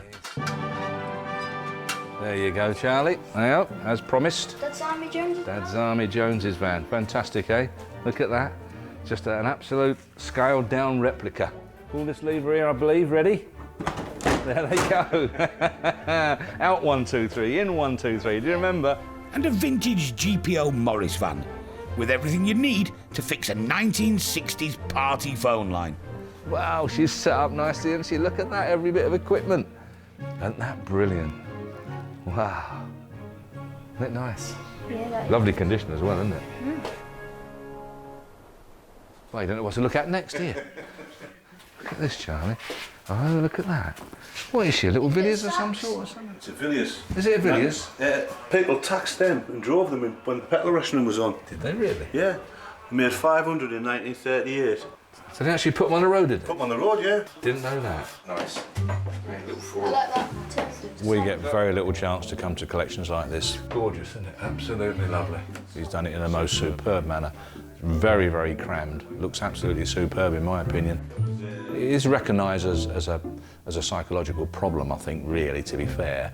I think we're all a little bit balmy about it, but I think it's brilliant when guys appreciate this sort of stuff, amass it and put it on display to show guys like us. I think it's wonderful.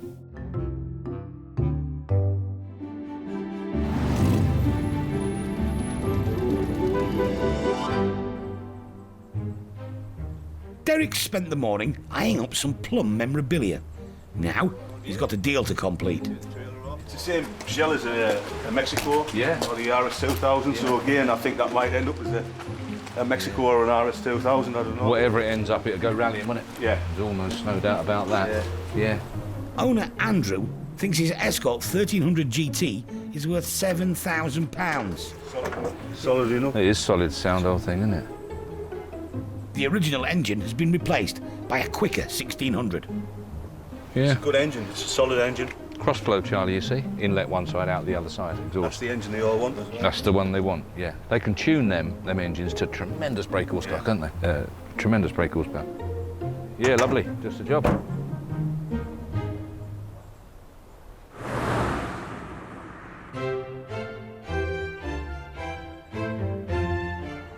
It's a good turnout on auction day, with the Bentley and Rolls-Royces about to go under the hammer.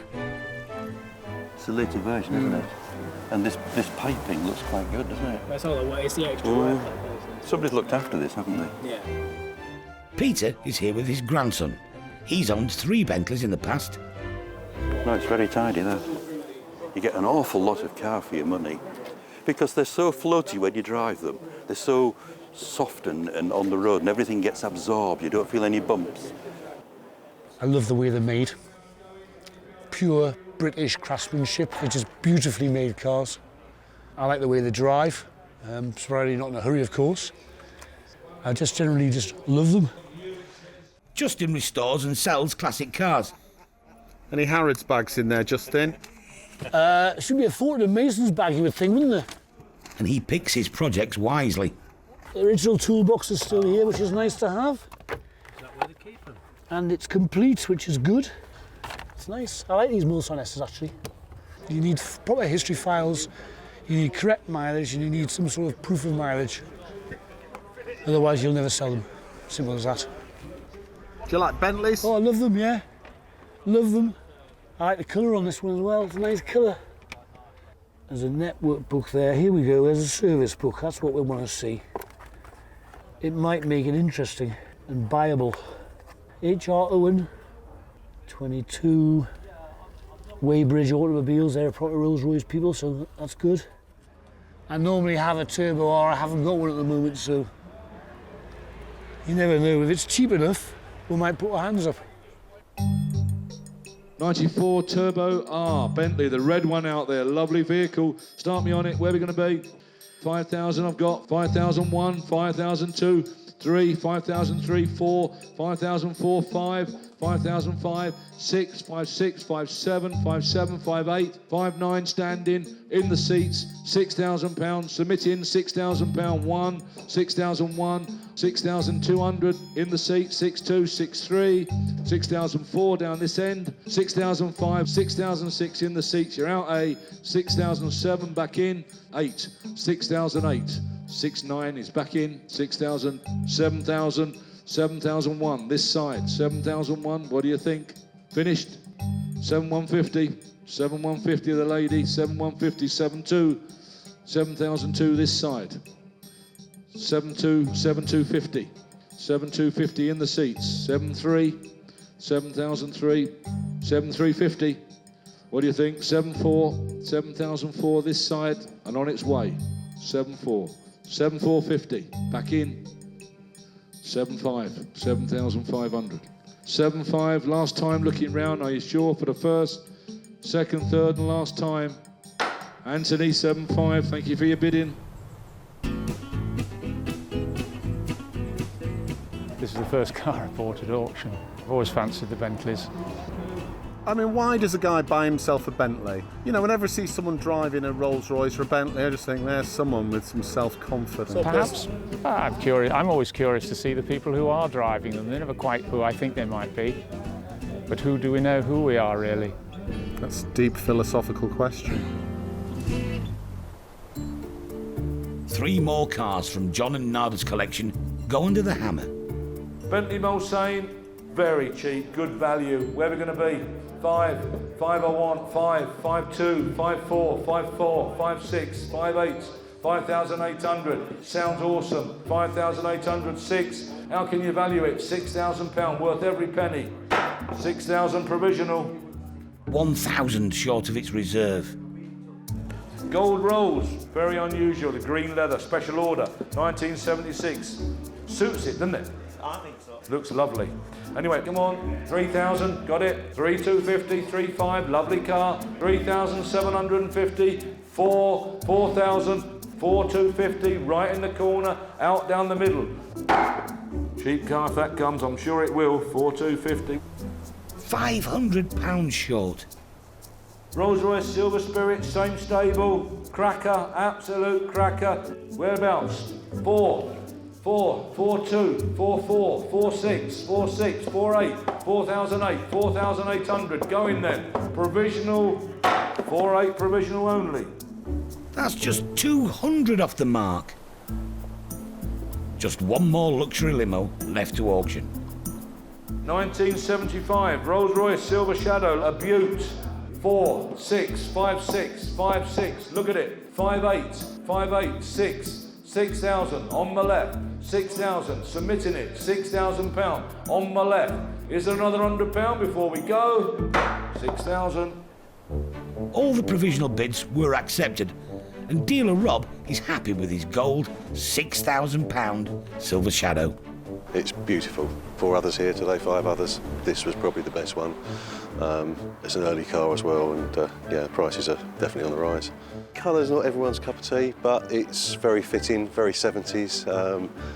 The type of person that buys this is a little bit eccentric, a little bit loud, so you know the gold's not an issue at all.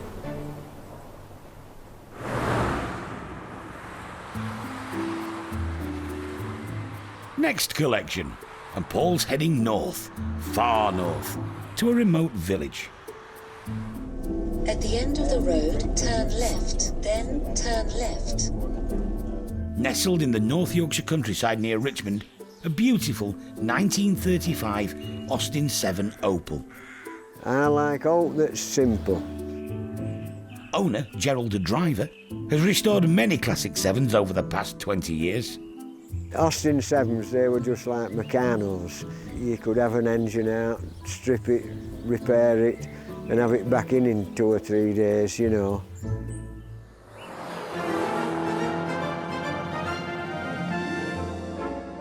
Until the wonderful little 7 Austin just made big stuff. But the 7 changed everything. It was the making of the company. It took on the American Ford Model T, and with the assistance of the government, who brought in a helpful horsepower tax, the allegedly 7-brake horsepower won the sales battle. With affectionate model names like Chummy, Speedy and Nippy, the 7 won hearts and races. In modified form, they helped give birth to Lotus and McLaren. Above all, the baby Austin gave motoring to the masses. It was cheap, pretty reliable and easy to fix. Picnics, family holidays and happy memories. Morning, Gerald. Morning, How are then. you? Oh, right, I'm How are you keeping? You're looking fit. Yeah, I'm pretty good. Oh, well done. Right, this a little is old it. Austin, eh? Yeah. You've been painting it? I haven't done wings. Right. But I've done the blue. Not a bad looking little car, really, is it? It goes well. I mean, we've done a few long distance rallies on it. So. Have you? Oh, aye. Good. Well, anyway, it's long distance from here, though, isn't it? Well, by the time you find a road, you've done a long distance in one of these. when it's cold, if you've parked it, prime it. Yes. You know, it's bang under petrol pipe, that. Yeah, they're all there, aren't they? Yeah, full choke, no foot on accelerator, and where she goes.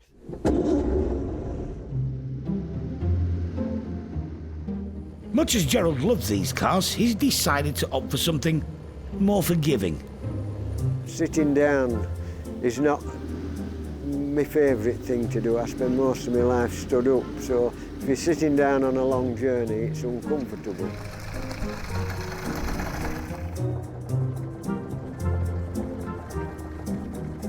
Sounds sweet enough, Gerald. Yep. Yeah, as you are. Come on. Anywhere there. Is that it? Yep, that'll do. Brakes on. Yep, and in gear if you would. Very sad to see it go, you know, and end of an era, but there you go, you can't have everything forever, can you? So, yeah, very sad, very sad. As the car heads off to be prepared for auction, Yorkshireman Gerald has a parting wish. I'd like to see £7,000. That's what I'd like to see.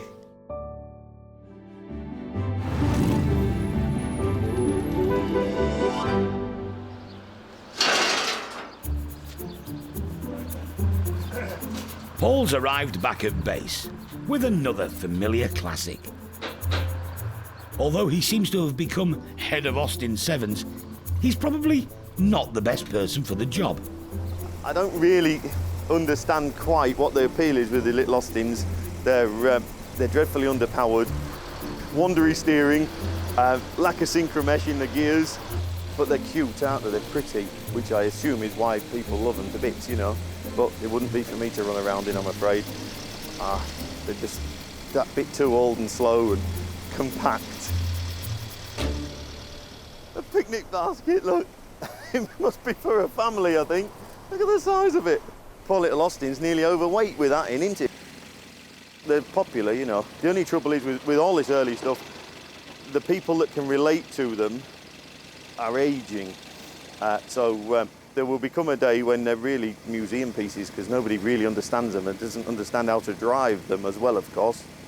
So I think their lifespan as we know it is possibly a little limited, really.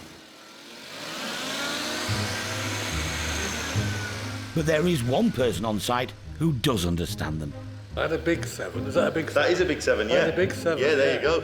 Yeah. It wasn't a very good karting car, though. No. Nah, I could get in the back. Ex-bank manager and engineer Jeffrey, also known as Bubbles, is a volunteer at Matthewson's. I think I paid about, in old money, £12, 10 shillings for mine. And you'd run it as young lads. And when it went wrong or the engine blew up, which it would do because we had no respect for them in those days, take it to the scrapyard, get a couple of quid for it and go buy another one. Or buy something different. A big 7 like this is now worth about £5,000. There's a lot of interest in them. You know, modern cars, they all look the same to me, but these have got a bit of character. They're good fun. I wouldn't want to go to London in it, but I wouldn't mind. I'll go to York in it, quite happily. It might take me all day to get there, and I might wonder whether I'm going to get back or not, but I would take it. With the auction just around the corner, we'll soon find out if anyone, other than Bubbles, is still interested in these cute classics. Number 47, a lovely, quirky little thing there. It's a Singer sewing machine tractor. Every month, Derek auctions off lots of old toys. Selling 52. Nostalgic. We only wanted the Wallace and Gromit one, but the others are fun. Do you like cheese? Yes, actually I do. And collectible. Oh, they're getting better all the time. The dinky Americans, lovely little lots, £75. You've got your Mark III, your Mark III carters. What I've had a few when I was younger, loved them them days. Got your Vauxhall Novas, your Capris. I prefer to look at one or two in the boxes and then really get to them and have another better look and you either get a really nice surprise or you think I've just bought a load of rubbish. Everything's there, your Datsuns, your Minis. At home, I think I've got about, realistically, I think yesterday I was looking for about 500 cars, corgis and dinkies. The company has its own dinky toy expert, Derek's grandson, Charlie. I suppose I just got a few given off of my dad and then that just clicked and then I started collecting them. He's even got his own showroom. They're different, aren't they? I mean, it's the shapes that get me on the classic. Just the shape of the moderns are just bland and they have all these stupid little air holes cut into them and stuff. Whereas the classics are just normal. Like these are really nice, just because they're matching pairs. They're both Austin vans, and they're both Austin of England service, which is different. And you don't get much of these because these are rare. I do like this one, it's nice. This is an old AEC, Eddie Stobbart lorry, that would have been used in, what would you say, 50s, 60s? At the real showroom, it's a passion shared. Beautiful works of art, aren't they? Just like enamel signs. Absolutely superb. Look at the picture on that. With windows, so plastic windows. Should we have a look? Carefully have a look. Oh, look at that. There you are, with windows. Yeah. Oh, springs. There you are. Yeah, just like my Mini Woody at home. Fully sprung, look. Superb. They were about 3 and 6 when they were new. That's what I was paying for them, about 3 and 6pence. But today, probably you're talking of thick end of 100 quid a box. More money for the commercials, because stuff like 8-wheelers like that with the chains, very unusual. Certainly 150 quid, 200 quid in a box, probably more, 300 quid probably, in a box, mint condition. So there's some quite valuable bits and pieces. When auction day comes around, if Charlie wants them, he has to bid for them like everyone else. And he spotted a rare dinky. This one, because you might see them as a flatbed, but you never, literally never, see them with this back on, never. And especially with all the stickering on as well. I'll have a bid, hopefully buy it. 160, lot of dinkies, there are dinky ones here, start me on that, where 40, 45, 50, 55, 55, 55 pounds 60, 65, 65, 65 pounds 70, 70, 75, 75, 80, 80 pound 85, 85 pound, are you all done? 85, 85. Sold to Charlie. I got nice bits. That'll be that that's unusual. So you're happy? Yeah, I'm happy. I couldn't be any happier.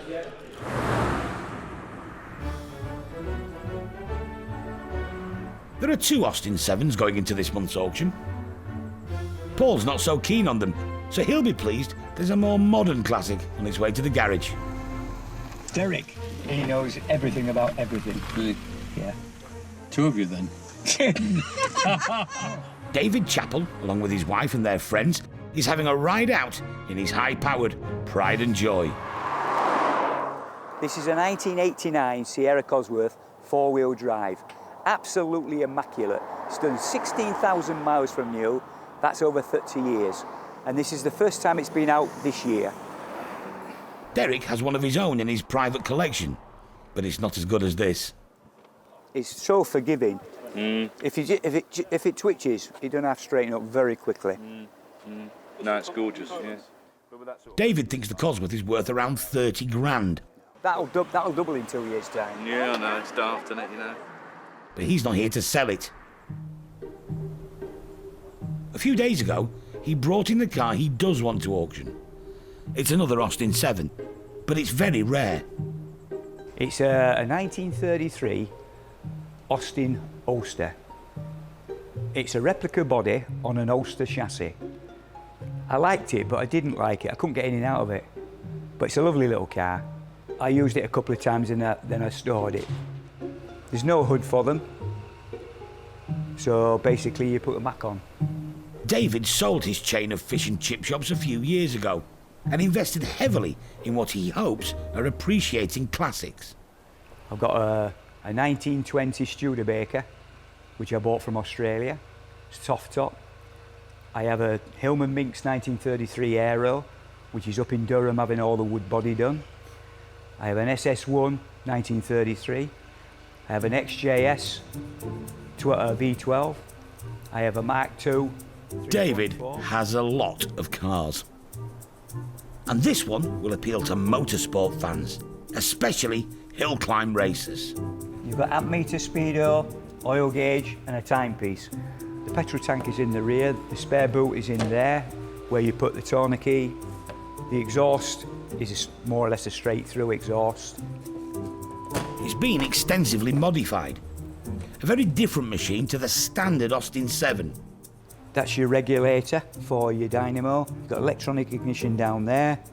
This is your oil, this is your fuel pump, which is non-standard.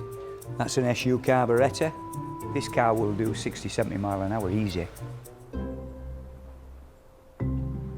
The first of the 7s to go under the hammer is the 1935 model, restored by Gerald.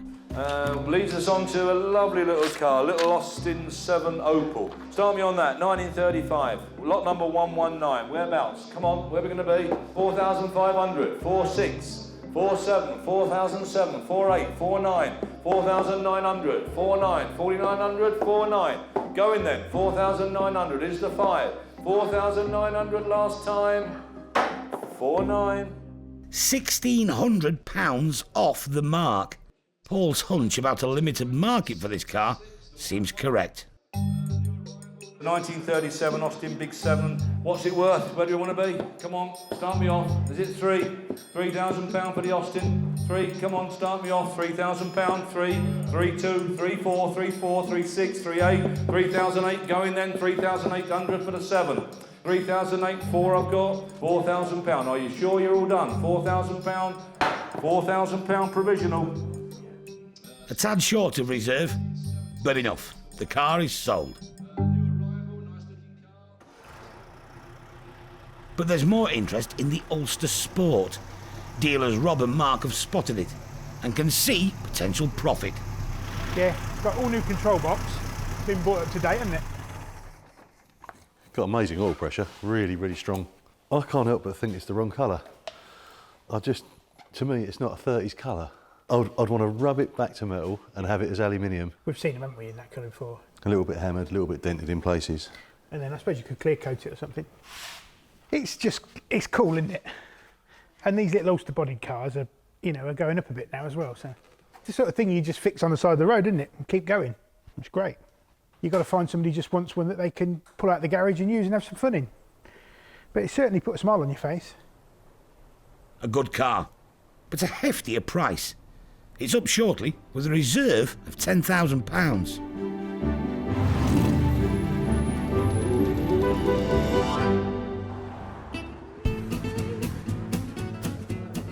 It's auction day and the memorabilia is flying off the shelves. Yeah, I've grown out of cars and motorbikes. Bicycles take a lot less room up. Do you like wearing Lycra on a weekend? I do actually, yeah. So what have you bought then? We bought an ornamental pump for the garden to give the dogs a drink. Harriet and Mabel. How much did you pay for it? Tenner. That don't break it. A man can't have enough duct tape. I haven't got any ducks.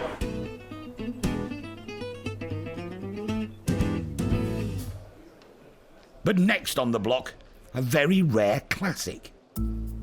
Austin 7, Ulster Special, Little Sports, 1930, fabulous little thing. 9,000 we're off, 9,000, 9,002, 9,4, 9,6 here, selling then, 9,008, 9,008, 10,000, £10,000, 10,000, worth more, 10,000, 10,2, 10,200 in the hall, and on sale, 10,200, 10,002, 10,4, 10,4, 6, 10,006, worth 12, 10,8, 10,008, on the phone, 10,008, 11, 11,2, 11,002, 11,2, and selling, 11,4, he's going to have it, 11,4, he's going to drive it home, 11,400, standing, 11,4, 11,6, 11.6 on the phone, 11.6, 8, 11.8. He's got the advantage, he's seen it. 11,008, what do you think? 12, I thought it would do it. 12, 12,000 on the phone, 12,000, 12,000 and going. What do you think? 12.2, 12,200. 12,002, thank you very much for his bidding, thank you. 12,002, well done, thank you very much, sir, just the job. 9,459, thank you. Proper things make proper money. Over £2,000 above reserve. The highest bidder, Peter Clark. Been looking for one for a while. Not something that was all polished and pristine, because you never use those, do you? I had one a long, long time ago when I was a student, which is 50 years ago, nearly. I thought I'd done well. I bought it for 20 quid and sold it for 120 a year later. So slightly different prices now. There's quite a few things that aren't quite right about it, but it's a good basis to improve. Not a major project, not another lifetime's work. I've been through that cycle, and you get to an age where you think, I may never finish this one, so we'll start from here.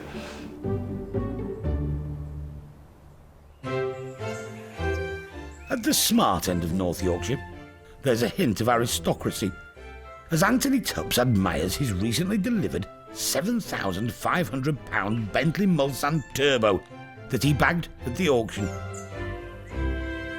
Absolutely love it. The colour combination is fantastic. Polished veneer, walnut, all the fittings. Lovely comfortable in the back. Our children bought me that lovely rug when they were in Edinburgh not so long ago. I just think the proportion is just stunning. It's just absolutely stunning. The combination is just a winning one for me. I don't think I've ever seen anyone so happy with a car.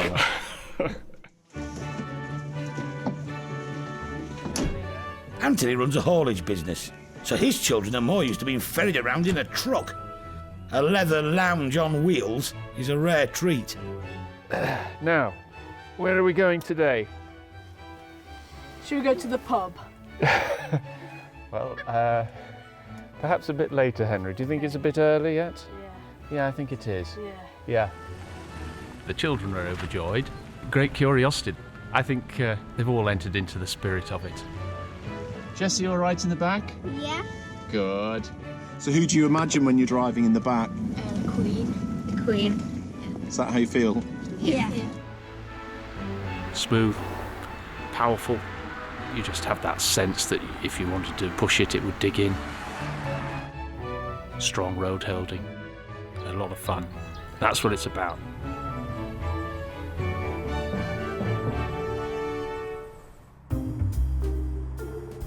After Derek and Charlie collected the 1971 Ford Escort 1300 GT, it was down to Paul and Dave to prepare it for auction. Dreadfully, that's just my luck, that is. They both raced classic fast Fords. Competition lads love them, don't they? They're still very good, aren't they? Now, very competitive. It's ridiculous, really, isn't it? You know, when you think how old they are and why they should be so good. Nobody really knows, just down to weight distribution, I think, balance. Even today, put them up against some turbocharged four-wheel drive stuff and they're still there, aren't they? You know, they still finish in and amongst that group, don't they, you know? Fabulous, really, isn't it? You can't see anything, though? Yeah. So this sort of thing generate a lot of interest, then? Should do, mate, yeah. They're not on every street corner anymore. Ford Escort 1300 GT 1971. Going to make a very nice rally car for somebody, this one. Start me on that, whereabouts? I want 5 to start. Come on, there's the 5 to start. There's no point in going on. 5,000 anywhere, 5,000 or we'll pass on it. Is the 5. 5,000 anywhere? Nope, there's not, so we'll pass on that. No sale. But a week later, retired boatyard owner Richard offered 6,000 for it, which was accepted. Interior-wise, I quite liked because the back seats are all original and there's no rips, they're all good. Steering wheel needs replacing, that wants putting back to stock, but you can buy all the bits. It's now back at his home near York, where it's joining a queue of restoration projects. Every single car I have is something that I wanted when I was in my 20s. We've got a Lamborghini Aracco, 1973. Fence post rear axle, not fitted as standard. It's just my sort of thing, you know, classic lines. He's got a 1978 Porsche 911 SC. I just love the old technology. And there's also a Ferrari 308, the model made famous by 80s detective show Magnum P.I. I go out with it every now and again, but I don't use it a lot, to be fair. Just for your private investigation work? Yeah. The Escort was a must-have for the collection. It was my first car. When I passed my test, I had a Mark 1 Escort, ran it for about 8 months. It failed its MOT, and that was the last time. And I always thought, I fancy one back again. He's even managed to get it going. Sweet as a nut.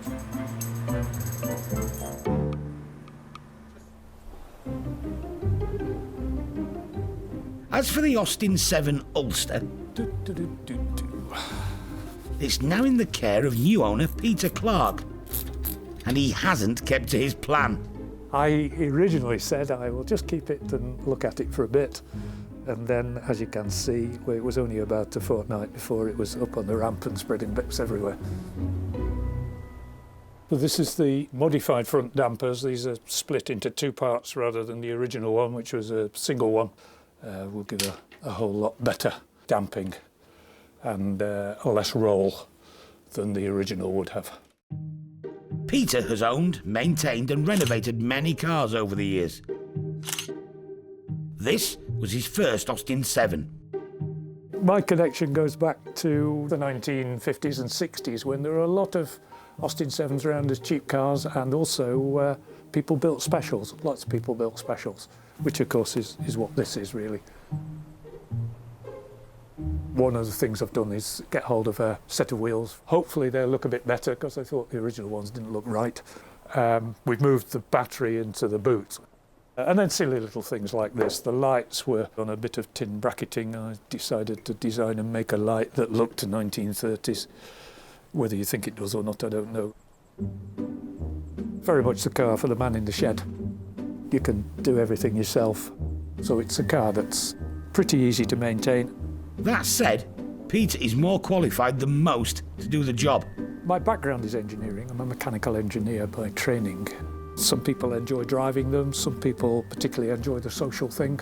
I mostly enjoy the tinkering, the restoring, particularly rescuing something which might not be here if people like me didn't decide they were going to bring it back to life.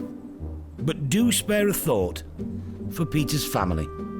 My wife has tolerated it for many years and remembers the original one.